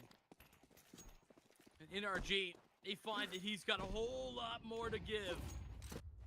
And that ace to pull things back so slow. Nitro did all that he could. From recovering the op from Exotic's body, to taking the frag at long, to going and searching for JBA on Cat. And Peeping just keeps going. It has never stopped giving. On his press, different wearing jerseys, whatever it is, he'll get it done. He'll do what you ask. He briefly put on that party astronaut helmet, whipped on a Nouns jersey. And then really after that, had to kind of stay. And then weighed with the rumors. When am I getting my contract? When am I getting my chance? When I get my chance, I'm gonna make it known. I will be remembered for plays like affecting the game like that. That is literally, I mean, etched to life. That Wildcard didn't have before. It reset NRG.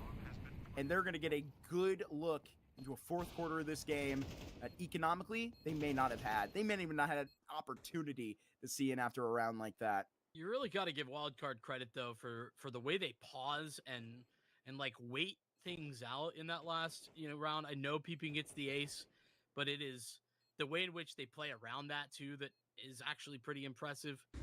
A lot better Wildcard T side than I saw in the Revival series. That's for damn sure.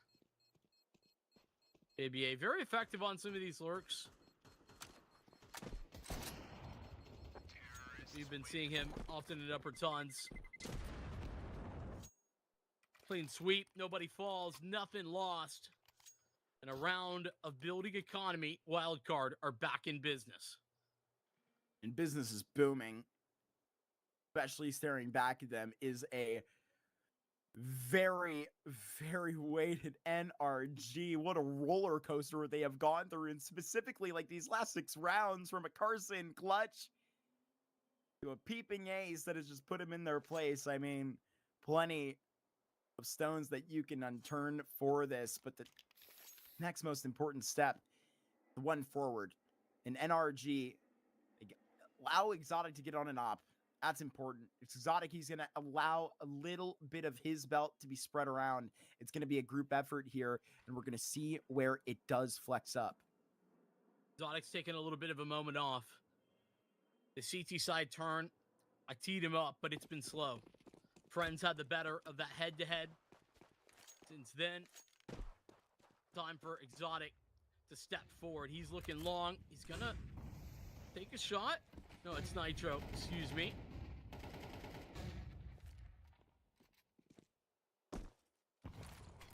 The jump spot in his position known. It is Peeping. That will just rip off his dome. Right find out long. That's the anchor gone. And that real estate purchased out here for Wildcard. Got this boost. Developing up on Catwalk. And Exotic and Carson, they got no choice to make the most of this play. Hopping up, and Sonic is going to deny. Is there that second effort out there by Exotic? It is, and it's not for long. It's Sonic that just punishes for it and shows his brawn. But look at this. It is Bro that can flex too, and he's got back-to-back headshots, trying to whip this back into a realistic position. But as he loses George, he may just consider his transition out. With this op to an 11th, he'll give up. This is looking like map 3. This is looking like Overpass. He's not going to not give it a look at least. I think that he's just not got anywhere to go. That smoke's going to give him solace, some reprieve from the pressure that ramped up time after time. Yeah, Peeping. I think he has 4 opening duels in the last 5 rounds. He is a menace right now in the entry. Nitro getting ripped apart this round. Don't necessarily love the pit position from him when he's not got any support. You have to be really self-sufficient. And usually, of course, that is true. Nitro, but there's just too many numbers and peeping hits the insta. Money's awkward. NRG realistically should eco around this, and that's what they'll do. The tough calls, Vincent. Got a lot of space where it can be given, and at this point, it is now the op wiped off first. You can track that one on the map, so predictable. Where would Exotic stand? Either in middle with the FAMAS. The problem is that's literally been the most common outlook for this CTAWP. Redwell, Stan, he's holding off this long look, it seems. But peeping like 6th opening frag this half. His dual percentage, it's off the charts. In fact, the chart, he can't even handle it. Ooh. He's just taking heads for fun at this point. Peeping with a couple more. Ecos that he eats on up. Chowing down. NRG. Gonna need 3 straight for OT. I don't know where Exotic from the first half has gone, but he is missing in action. Am I remembering correctly? 16 or 18 frags in the first 16, half? I believe. 16. Yeah. He's at 19 now. Do the math. That ain't good. Disappeared. Be the right word for it. And the 20-year-old player has gotten to his 21st at the end of that 21st round. And deserved it better up myself. Got this bomb. Got JBA working by himself here for mid to B. This has to be a full consideration to the end of this map in the note that this is where they're going to get it the best. Sonic, he just runs over Bro. And now Wildcard ramp up into a third map. It's going to be Overpass here on our tally. Unless Carson has something magical, and he just does not. Nitro, you've known him for his flashy plays. Some of the best moments in North American history are rosters that he's led on results on Overpass. He's going to have to do it here in the orange. Being forced to go all the way to 3. Not on the tally, not planned to go this way. Both map picks stolen in the opposite directions. We've got Overpass in the very first official for both of these rosters. Yeah, I mean, absolutely terrifying, to be honest with you. The drop-off there from NRG probably needs to be studied, but Wildcard, they dig deep, and peeping. Holy cow, this is a performance that shows you just how legit he is. If you didn't know, you know now. Paladin alongside here to break it all down. The Sleeping Giants of Wildcard stack the deck for just a little bit longer, and it's all powered by peeping. It's powered by, I mean, every player on Wildcard's finding a way to wake up and provide some sort of impact. We can't forget the work that Friend was able to put in to drag them through a couple of rounds, but it really is peeping and just the swagger that he brings with that massive ace that he had throughout or not throughout in that final one of those final rounds on the T side. Just impressive stuff from him, and I think you finally see an identity from Stanislaw as far as the offense was concerned. I mean, look, when we got to the 6-6 point of the half, I still thought NRG was going to cruise through this map, because you switch over to the defense, something that you're much more comfortable on. I think Zodic understands his role as to how he's supposed to maneuver a little bit more, and you say, okay, this should be an open and shut case. And upsettingly enough for NRG, that wasn't the case. You have Nitro on an island in certain scenarios. You had Carson kind of aloof. Bro never really finding the impact that he had on Nuke. And more importantly, Zodic kind of disappearing off of that entire map. It was Friend on the other end that was having his number to get just those head-to-head op duels, taking him out of the equation and making sure that Wildcard could have a man up to start off these rounds and let Stanislaw call around whatever he needed to. Very willing to slow the pace of these rounds down, but more importantly, actually play off of the picks that they were able to get. When Sonic gets a couple of kills mid, they're able to B split. When GBA gets a couple of kills B, they're already trying to take short control to an Exion A. When you've got peeping executing or getting kills off the long side, you're executing up the short side to try and split into onto that A bomb site. I just think it was far more coordinated from Wildcard, something that I haven't seen from them on this map in a long time. And that was my biggest worry, is that you weren't going to get a complete package out of Wildcard throughout this map, but they stuck around. They stuck around and they kind of told you what the MO about this team is. And it's a team that is led by a stellar caller, or supposed to be a stellar caller, all theoretical here. And you're supposed to have a fantastic rifle core, whether you've frankly upgraded on, and you've got an AWP player that should be a quote-unquote side grade to the one that you dropped. This is all the theoretical ideas of what Wildcard should be, and I did feel like they rose to that occasion to some extent on this map, which I wasn't able to really say beyond that final map against LAG.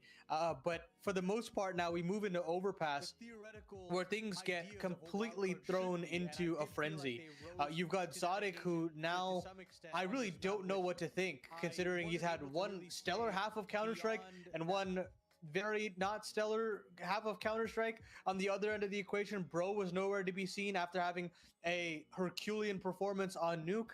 Nitro as well. The CT setups just did not look replicable in any way. They looked very disjointed. They looked very flimsy. A lot of players out on islands, a lot of odd gambles that didn't make any sense. You had these random 3-stack B bomb site stacks basically out of nowhere with no inclination of any information early, and then never disassembling it, giving mid open, giving cat open.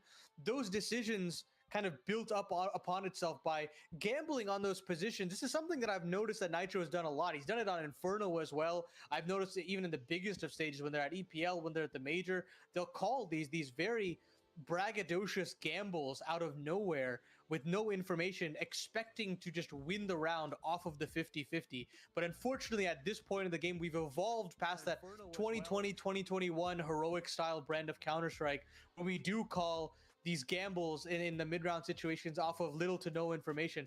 I don't think you can do that anymore, especially when you've got these wildcard extremity players playing as well as they are. You look towards GBA constantly being a thorn in the side of the B anchor. You look towards that A side of things on that long end, and you look at mid in Sonic finding some entries towards the tail end. You think about peeping on the long side. There's just so many extremity players that can make your life a living nightmare that NRG have got to put the gamble ideas to bed. And it's also going to be a very prevalent idea on Overpass. Too many times you definitely like to see an AWP on the back of the a bomb side on those dice boxes and have basically a four-player B setup. But you can't allow that to happen in this kind of circumstance. You need to have that second rifler to bolster up Zodic in the bathrooms. You gotta still be able to be bold enough to take short side control, to take some aggressive front bathrooms control, some long control as well. And they don't have that key player of Hex in their ranks anymore. We just saw in the previous best of 3 of Hex being such a devious monster on that end of the B bomb site.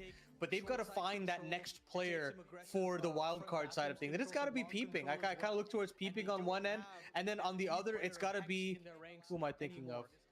I gotta go. It's gotta be Carson. Yeah, it's a very simple 1-to-1. It's gotta be Carson on the aggressive end, and I can't lie. I think he's been the most out of sorts player in this entire best of 3 out of all 10 players in the server. I don't think that I've seen the most out of Carson.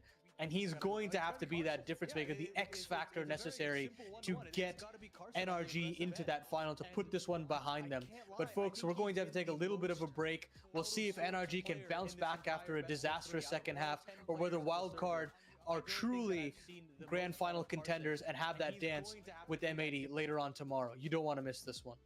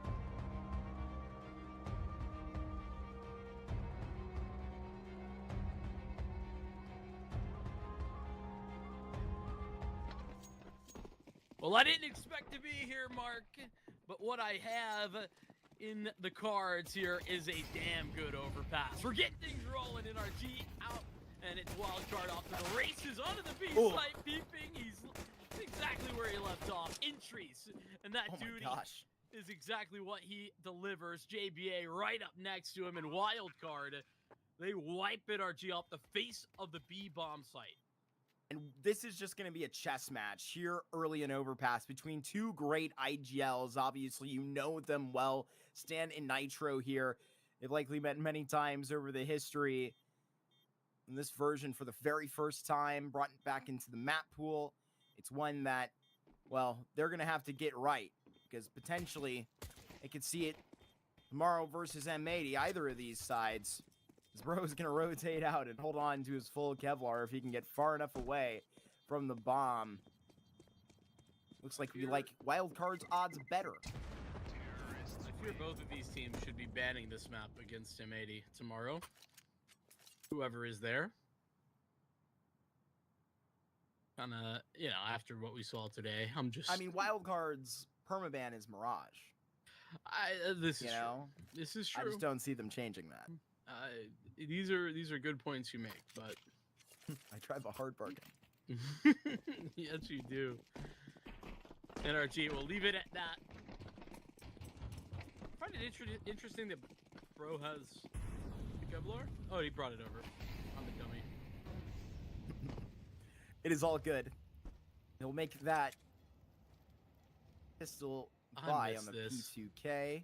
Haven't you missed isn't this? it a beautiful thing? Isn't it a beautiful thing? The trio boost up into water, and short control is in the hands of NRG. Not that it's really fought for. It's connector, it's fountain, it's long, currently being investigated by Wildcard.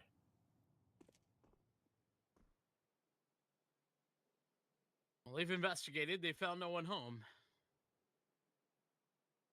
NRG will start to bring things back up to the A-bomb site. Probably going to get there in time, too, in fact. But yeah, this is a sort of crazy map 3, considering neither Wildcard nor NRG have played a single official yet. With NRG, like, they haven't had all that many officials. Neither have Wildcard, but still... Wildcard even less. Yeah, I mean, that one's not actually a surprise. It's just good for the story, you know, the picture. But... Well, I will say that NRG was good on Overpass when Stan was making the calls, so different time, different era. Like a million years ago, practically, at this point. Yeah. Like 2 million, maybe. A data tá completando 2 anos de aniversário, e por isso... 16 health here for Carson momentarily. Seems like we got Joshua Brute on the line fully for a third map here. Never went off, so to speak, but, I mean, is heavily involved in that pistol round there. Sees out of that round. Looks like we, lose his young duo. Yeah, I mean, speaking of young guys, new guys even, you know, not the case for JBA, but I want to look over to NRG. Exotic, this is known as the Opera's Playground. Well, Dust 2 is even more so. And, you know, he had a fantastic first half, but Mark, he dropped off a cliff. Yeah, I mean, where was he in that CT side? Actually, nowhere. He had 3 kills. The whole CT side. That is, given the fact he had a lot of ops too. A lot of opportunities. I really feel like, honestly, Ani was giving Friend a lot of credit. I don't think Friend even deserves all that much credit. He just like got not 0 kills. He hit the minimum. He had that one duel that I give him a lot of credit for. Outside of that, it was Exotic falling off, not Friend stepping up. It was Peeping stepping up for Wildcard that won them that Dust 2. It was JBA, it was Sonic, it was the Riflers. But looking back over to NRG as we get out of that timeout, I need Exotic to step up. It has to be a whole lot more from him on this CT side than there was from that previous CT side. It was JBA, it was Sonic. But I think the thing you're gonna have to just, I think, look for on the NRG camp here is trust. And you're gonna be trusting that Exotic can handle it. And you're gonna be trusting that Exotic is gonna be able to put up a performance in this third map without question, right? This is the guy that's going to obviously be, you know, next to one of the most successful Overpass A oppers in some time. Nitro is not even, you know, usually an AWP player. Obviously was just that, whatever that Liquid team needed him to be, in the hands of him, Nav, whoever. They got it done when needed. And I mean, I can think of plenty of flashy moments, but with that said, you should have quite a teacher at hand. Yeah, I mean, NRG gonna have to do the trusting here. I think I'm gonna take a page out of Ronald Reagan's book and trust but verify on that one. I was not ready for that. In the hands of him, Nav, whoever. They got it done when needed. And I mean, But it's certainly a big step forward, you would think. you should have quite a teacher at hand. Late Claw back over here in the A-bomb site. They don't have full control of Sands on that one. Bro taking a step forward. He's got some support. That flashbangs was meant to send him in, but I think he got blinded by it. He's going to be shot out of a sling right now. Exotic staring back. Bro taken care of. Still got Nitro over here at the first flower pot. Exotic, he's got one out and he will drop, and those are quickly construed. Easy save call out here for NRG. So far, these executes. One in the pistol round, one right here in the late on the first rifle. And it's looking really good for what Stan is cooking up. It looks well drilled, actually, and that's mind-boggling because, I mean, Wildcard this iteration has had like a week, if even, to prepare and get this ready. But I'm right there with you. It's not just that, too. It's the default that looked good this past round. This is the first gun round, so this is the one where I'm looking for all those little details to come out. Prodding at the B-bomb site, keeping them there. Late take back towards bathrooms and get this ready. You know, maybe you could call out that little bit of a misstep where Bro is meant to get flashed in, and I don't know who it was on, but something happened and there was a little bit of a team flash in the mix there, and he didn't quite get that fight. But the execute was perfection. Wildcard had everything that they wanted. And Stan looking dangerous. Maybe you could call out that, at least in that first gun round, where Bro is meant to get flashed in, and I don't know who it was on, but something happened and there was a little bit of a team flash in the mix there. And I remember commentating when it was, I mean, 6E, Wiz, playing alongside this Forsaken roster. I can't remember who I'm missing as that fifth player. It'll come to me. Infinite, that's who it was.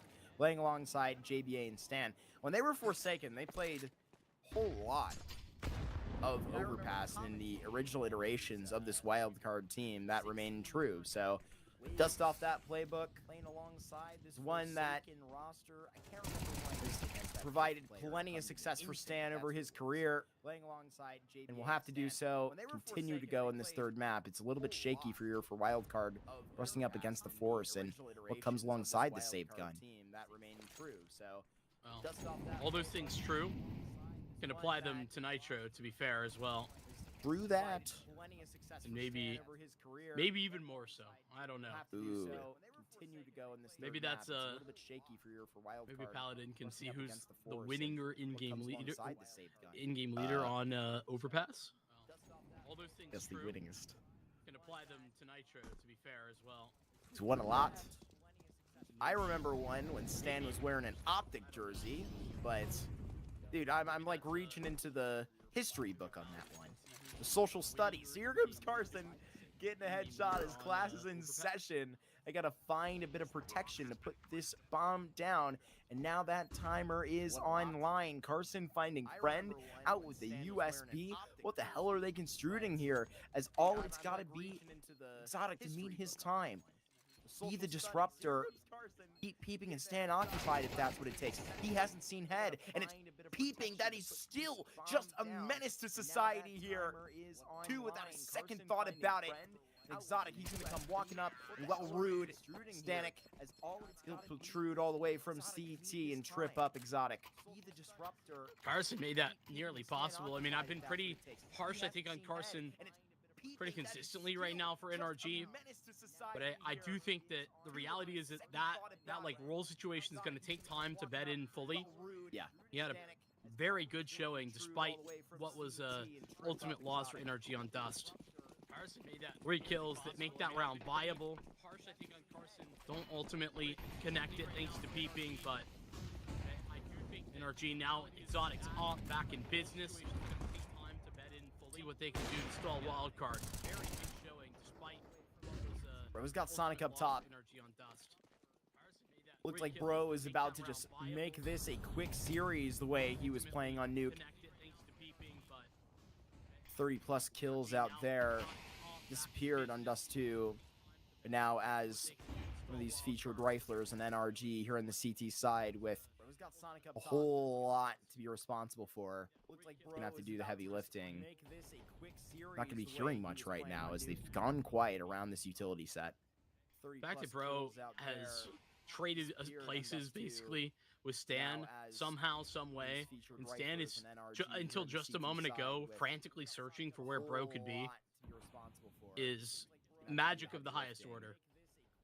Not gonna be hearing much right now as they've Wildcard now refocus towards B, mostly out of necessity rather than a desire for them to hit the B bomb site. And Stan is until just a moment ago involved in that. Friends currently watching and waiting, but George catches peeping. Magic of the highest order. And it's going from bad to worse right now. Wildcard, 2-man disadvantage. Smoke into the pipe, and they're gonna swing on this. He should have the lineup. Nitro will swing, and Friend will have 1. Probably more than he bargained for. George gets that all the way out here, and it's the first up for NRG. Vincent, now they can just lay it out and start to something. 1-2 punch for Bro. Exotic. He doesn't get the kill, but Bro takes it for free, and it's Bro's reposition that is the round-winning one. In fact, I don't even know really how he did that, like how he got back to Long Bath, but he does. And like I said, kind of felt like Wildcard were chasing ghosts for a minute there. Puts him in a tough spot. NRG take advantage. I don't even know really how he did that, like how he got back to Long Bath, but he does. And like I said, kind of felt NRG like would just playing in Fragadelphia as the winners of Fragadelphia 18 had to pitch up a best of 5 into the Sharks. They were certainly planning on taking it again. Ninto would likely have had to prepare an overpass at some level, right? We'll see what exactly they've laid a foundation for in the early days of this refresh. And there's been so much to discuss. JBA found all of this space to Divider. Seemed like a very nice keen into a nice B start, Vincent. They have all this short control, and they refresh towards long. Bro gets that kill, and they have to worry about long bathrooms right now, and Exotic tees off. Dropped the bomb too. Bro has control of it. 2 more coming around the corner. Calling in the cavalry as well. Exotic can swing off a moment's notice, and Carson collects JBA. Goes worse to worse. Peeping a survivor with his in-game leader. They've collected the bomb, but it's still a long way back. Especially with deep positioning for George in connector. Calling in the cavalry as well. Peeping will walk this way. Deals with George in a 1v3. He knows that Exotic is right above him, and not a chance in hell this time. He'll go back and find a little bit of security. Chance to breathe. Peeping saves over his gun. Won't be too big of a deal. But NRG, they're starting to show up here on this CT side and in serious fashion. Yeah, they are. Like that aggressive setup at long. Bro dropping the bomb. That's a huge gain. Carson comes in late. Tag teaming off of one another. Where was this on Dust 2? Paladin talked about how so many times NRG were sitting on islands, and I couldn't agree more. Think back to, you know, rounds where Nitro is like alone in pit.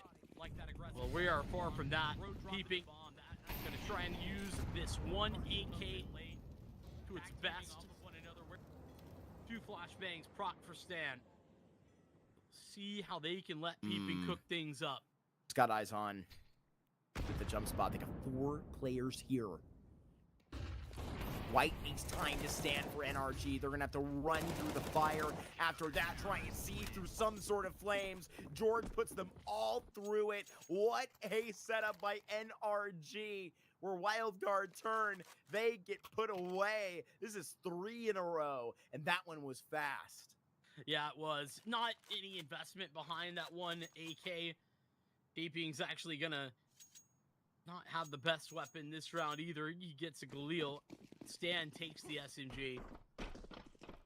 But there wasn't much to work with, so you're not too worried about Wildcard.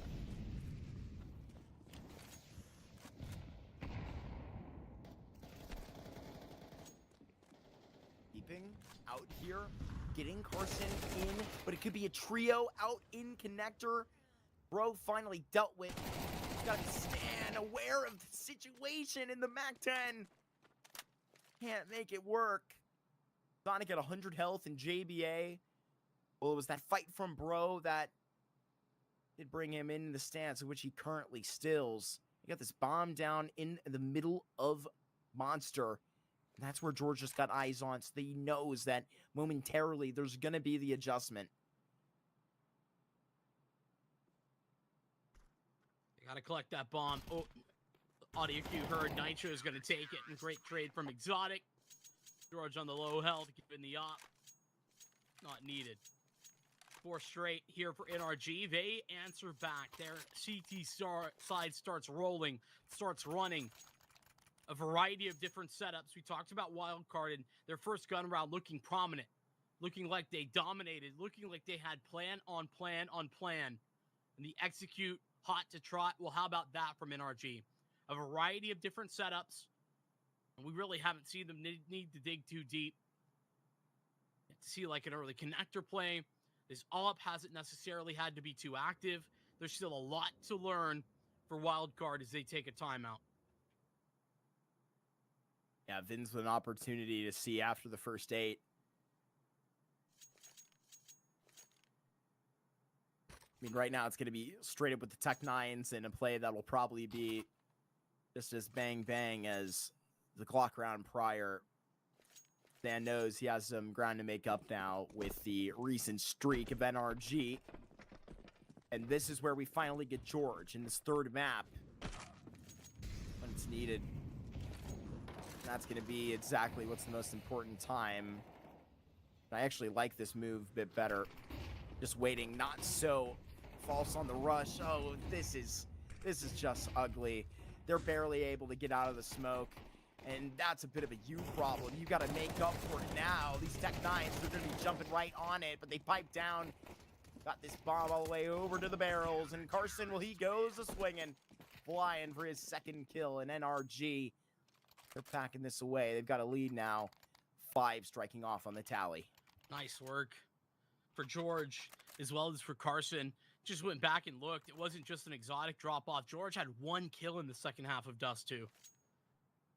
Exotic with just 3. NRG, they've awoken. After that devastation, after that frustration.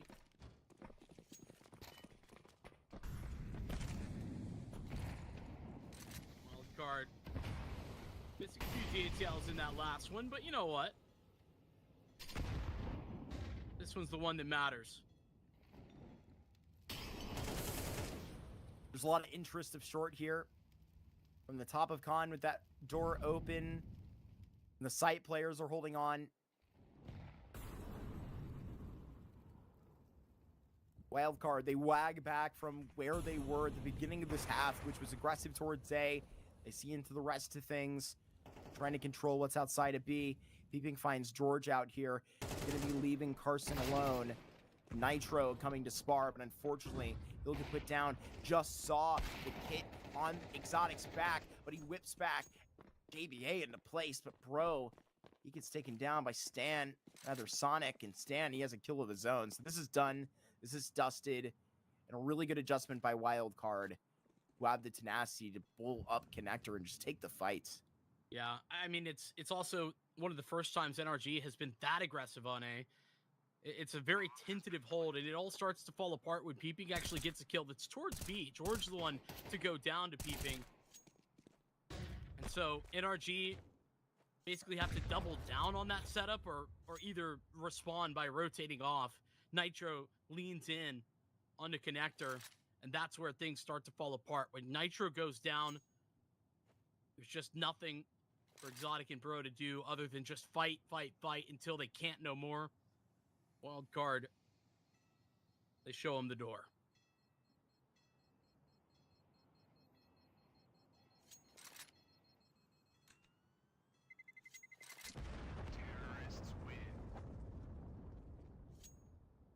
Breaking that streak of 5 rounds straight that NRG picked up with a 5th of their own. We go back to a tied scoreline.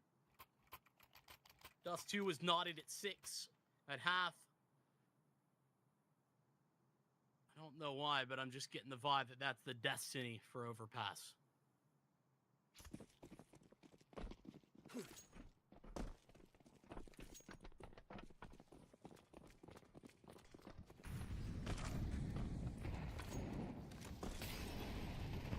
To the same default they just had. Focusing on the B side of the map right now, Wildcard is. Sonic, this is so important because this is Sonic working alone right now on A. That's a much louder voice than necessarily what's actually there. Peeping, crawling through this monster tunnel, and he squares up George but can't succeed. George had the backup anyhow. Off that kill, they back up on A. NRG, they don't play this the same way. Wildcard might give them the same look, that same type of default, but Nitro more active in connector, forcing it back. A double nade. Oh my lord, Sonic! He rips the head off of Exotic. Okay. A searching AK sent into B, Peeping, plummeting. But now Nitro, he's next up. They just slow up. He knows what type of pace this is. He's called rounds just like it. The double, a duo that he just puts out. And a second layer that they won't be able to predict. They have Carson all the way shoved into the A corner. 30 seconds and counting. It may have to be a friend that approaches alone. We'll see how the Swede succeeds the pull, excuse me. Carson pops out and he gets a headshot, executes. JBA, he's sprinting up. And well, just can't fight back. Potentially grab this bomb, gets the headshot, has enough time! JBA with the bomb plan, and George doesn't think possible. He just dashes up in the way, has 19 HP, and the readjustment along. JBA, back currently turned, but now he turns attention.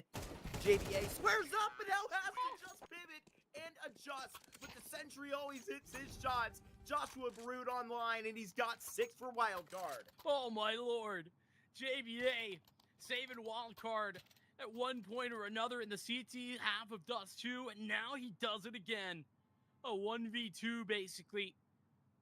That's not how it starts, but with Carson unchecked, that's how it ends. An absurd turn 180 degrees. Thought he'd missed the mark, but George had no HP. Limited changes for NRG. By Sonic too. Yeah, double kill. Lets him know. The fact that he rips off Exotic's head with no question. Flash long tells them a lot. And friend, gonna have to be perfect on this line. Spots Bro, and now curious as to the jump spot. Exotic still here at Divider. JBA so close. And Bro has just joined the party. Now here with Nitro rotated up as well. The Molotov, JBA is going to have to burn through. Huge entry onto Bro, and they find Exotic with Nitro with a double himself, and then Carson pulls up with a kill. It's Friend that's going to have to find this. Is Peeping now joins the project. This Molotov gives Nitro a chance to stand, but he finds Carson, and Friend has found a double. The pull pulls Wildcard back in this thing to a 7th himself, and his presence felt. A trio out here and they have a 2-round lead headed out of the first half. Yeah, that's the multi-killer that we're looking for. That's the friend that looks like he can deliver Wildcard out of some tough scenarios. Great entry from JBA. And friend denies all foes in opposition to the A-bomb site. Wildcard gets 7. Solid T-half. A fantastic T-half.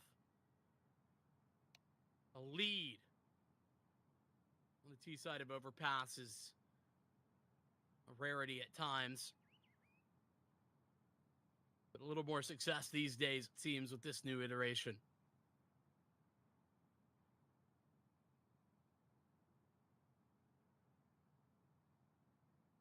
Bren warming up at the perfect time. It's going to have to be a big half from him at these bathrooms. Wildcard got a big pistol round reaching in first, but it was namely because of how practiced that was. They had great executes that lined up and even finished the T side there. Gotta wonder if Nitro is the same things waiting in the basket.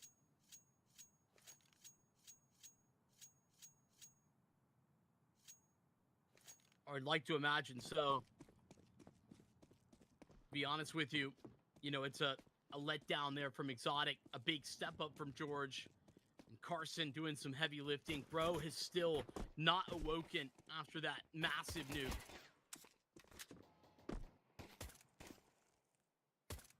Out here. Oh my gosh. The duel pays off for Exotic. In the meantime, it's been Carson on the track, and he's been sprinting up to the site, trying to find Sonic as Sonic bounces back and still as precise as he was. Alone, trying to investigate A in that T-half. He's caught up by George in the back lines. The rest of Wildcard is here. A trio to push out a bank. Good secondary check from George. There's no kit in the moment here either, so they gotta speed up things, and Bro says goodbye. Another dink onto Peeping. And that good should probably tell them all they need to know that this one's near over. JBA flicks. JBA and Peeping are still in this. Just JBA now. And Bro just has to play ring around the rosy. And just a tap on, there's no time. No kit for JBA, but as precise today. That will be just a warning and a tease of what's to come in the second half. NRG have fended him off for now. Big cash injection, though. Look at that money.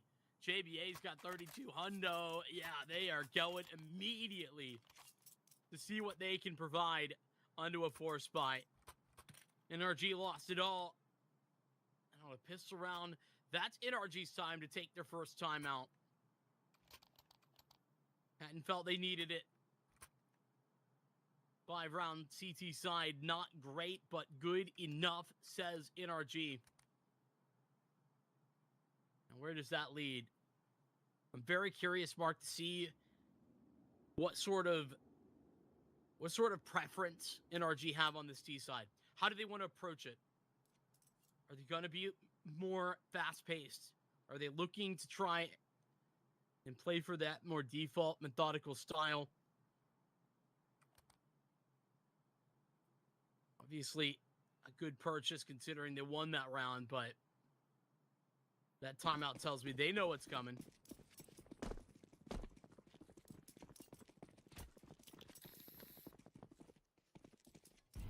Well, JBA may be the third here to fight all the way at Fountain. But right here with Sonic, they're going to try and hear if there's a little bit more than just a investigating player up in the connector. You could easily shoulder peek that and fade away. A little bit of info, but now they have so much.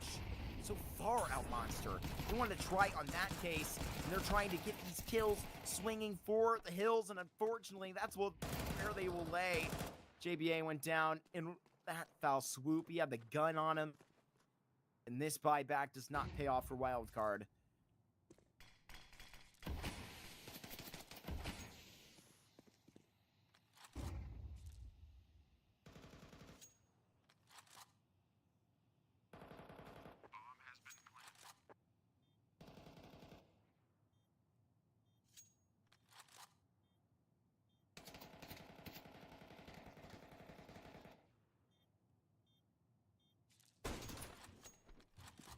He's Carson running him down.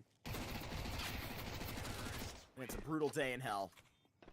NRG, they're stomping into the second half, and physically, I mean, this is quite aggressive by Carson, but that's the type of third map attitude that you got to take. It's going to be vicious right here. It's going to be personal. That close we are at a tied game, and USP stare back at them. Another brief tech. One decision that NRG make in that last round that wins them the round on its own, and that's not to fight outside of Monster Tunnel, instead to fall back and just play from deep Monster instead. They're focused on Wildcard. Those flashes not so successful at that range, and they can play off one another. It's a shooting gallery for them from that point on. Let's get into a 7-7 score line, all tied up. And we're going to probably see a little bit more than that. NRG likely to take this lead. I favored Wildcard coming into this one on Overpass. That was my go-to, but to be honest, the rules are off the table. You throw out the book. Because NRG, they found a way on Nuke, and the same true of Wildcard on Dust 2. That was not on my bingo card. That was not on anyone's bingo card. No, definitely not. We all saw this going a certain way. Thought it was going to be a 2-0 for Wildcard. No, you guys were facing the way of NRG, but none of us saw this go into 3. Peeping finds a Galil. He has Kevlar on him, so these numbers would just have to swallow up Carson, and they're all separated, so that can really just stand by. They see into that smoke and get that. JBA, let's see if he can hit a double here. On to 19 health, swinging out. That's on a USP brief man advantage. JBA cleaned up. It's all behind the dumpster, and Peeping, well, that Galil is now going to be in the hands of the in-game leader. You just got one shifting out towards truck, and they are doubting this. They are pressured, and they just got an audio cue. They hear Stan out towards truck, and now they're going to be investigating right into the bank. Stan is staring this down. He's got a headshot, and he turns it into a double.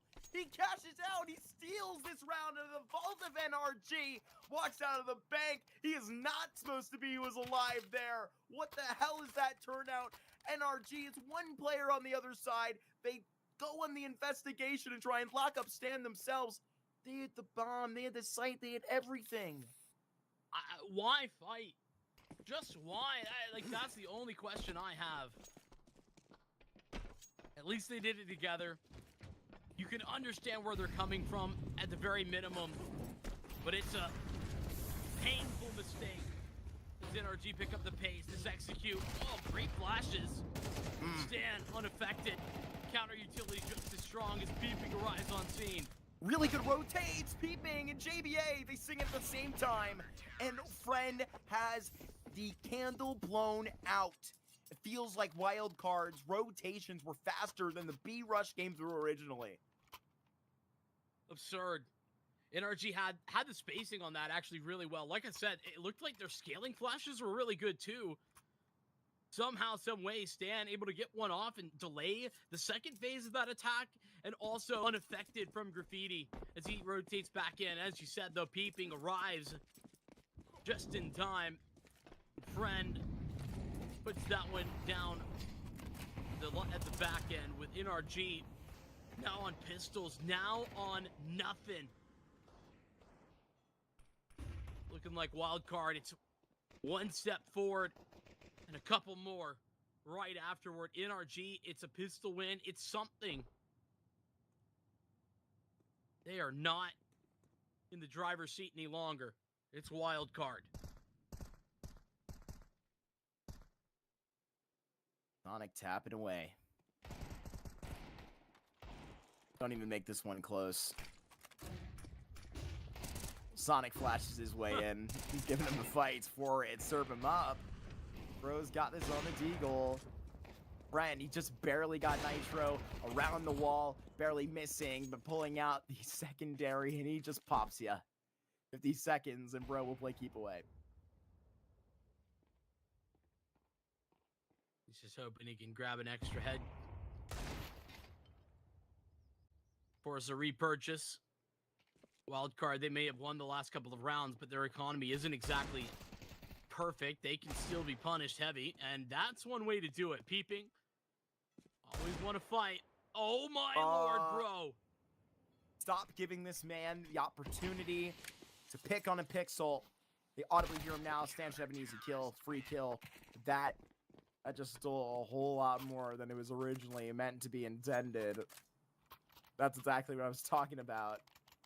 It's about the feeling. It's about how that round was going to set the tone the way forward into the fourth quarter. Here's Wildcard shaping up the best they can for it with their pockets just a little bit more empty. Fortunately, didn't have to rebuy the op. That's small. The victory at the end of it. NRG really lacking util in this round. Really don't have a lot to work with. We are just starting the round, and they have 2 flashes. It's going to be about aim duels. It's going to be about setting that up. And with a couple of smokes, if they can get these duels at A, that's all they need. Problem is, there's no methodical push, you know, one spot after another. You can't flash off angles. You can't fight. Here it is. Set up most of the utility. If they're going to start moving. Still the chance to pivot, technically. Friend off of this booth with nothing. And he can get a little bit of room back to maneuver, but that means they're going to have to give up the A site. Sonic will set up Stan. They go out together. It's Sonic alone, though. Gives up his life. And it's a boost up by Peeping that is easily tracked. Stan fading out of this smoke. He's right on line with JDA. They have this on the ringer. Bro still has to swing. He's connecting these shots this time via the rifle. Friend, he's going mobile. USP pulled. Does not have a kid on his back, so he's going to have the clue about both of these positions on positive. Bro is not caught up. Bro is now just going to catch the head and take it right off. What a turnaround that he has had these last 3 rounds. 6 kills for the Great Dane. He's coming alive when it matters the most. He's stealing it away. He's taking it. Trying to bring this one back 1 round at a time. Wildcard. Stand. But then stopped. And how about that money? How about that cash? Remember when Bro took out 2 more CTs? Sonic with 3K. Stan with 3850. They can buy. They could. But should they? That's exactly what they're talking about now. That and more. Just when I thought NRG might be knocked out of this, might be knocked down, they find a way to get back up, and it's through Bro. A critical kill, by the way, in that last round. Sonic sent through the smoke. Nitro was looking at it, gets dodged. She's on the flashbang and takes Sonic out. Sets him up for success and basically box his friend out of the whole round until he's there for the 1v2 clutch.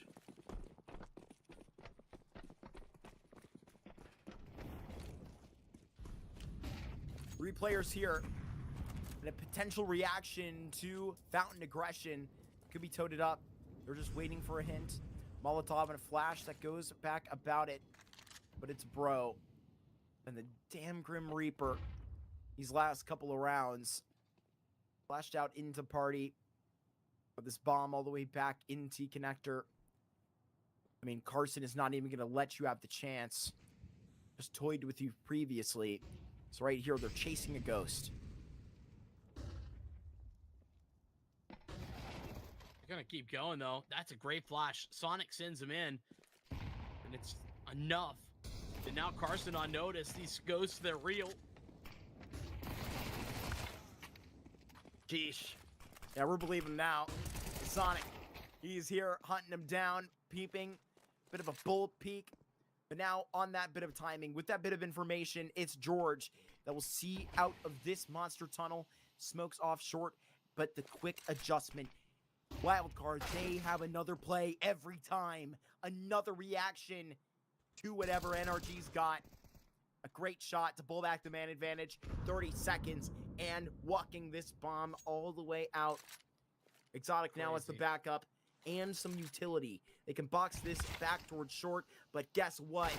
JBA has used his legs, walked all the way to Monster. Exotic active, almost connects to Friend. A couple of shots, so close to the head, and an opportunity wiped away. You think of the moments that could sway in the bounds. Say that clutch goes the way of Exotic. Remember what happened earlier with Stan pumping up. These are the rounds that count. It's JBA, it's peeping, it's the decisions that both of them make. That flash sets them up. Peeping and Friend able to take the fight to top Khan. Then they clear out Carson. It's methodical. Wildcard take fights on their own terms, and they define that round by their adjustments. When a smoke blocked, they find a boost. They find a perfect timing. JBA walks around short pipe the moment that NRG take eyes off of it. Absurd. The success on that timing. Just shouldn't have been. NRG reset. Their economy crumbles. It's made of paper.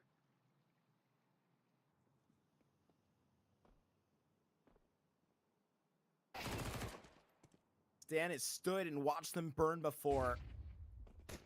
It's a paper mountain that Wildcard walk up. Sturdy as it seems. But right now it's Friend. Provide foundation. That's what they want.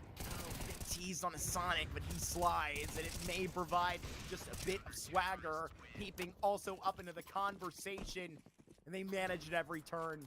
It's more bold than the last. One round away from the grand finals, from a date with M80 tomorrow, and a dip into the money, or Wildcard, who are going to push it forward right here if they have anything to say about it.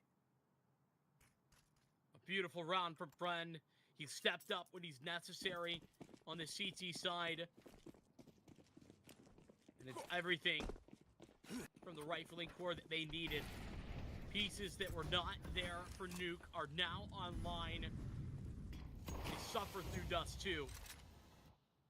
But overpass their domain.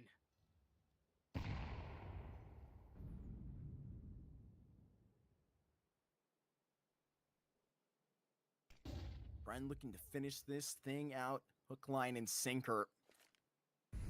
Keeping sitting as an anchor. This is scary. This is really scary, actually, for Wildcard. They're on some off angles. Basically, everyone at A is sitting on a weird position. Double aggression, and it's going to work.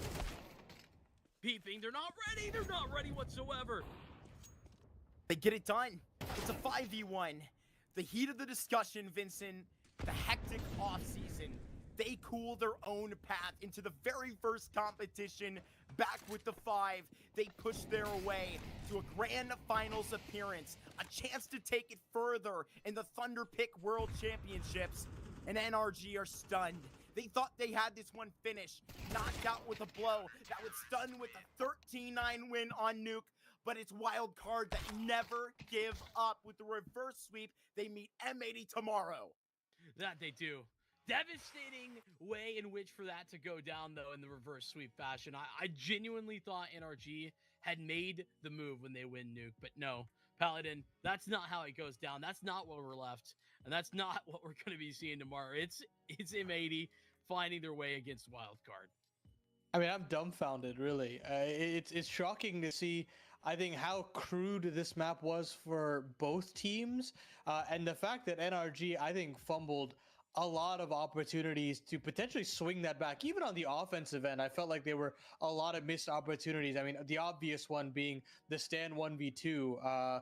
I think they'll be wanting that round back for a long, long time. But that being said, Wildcard show us that there is depth to this roster. There is sustainability on this roster.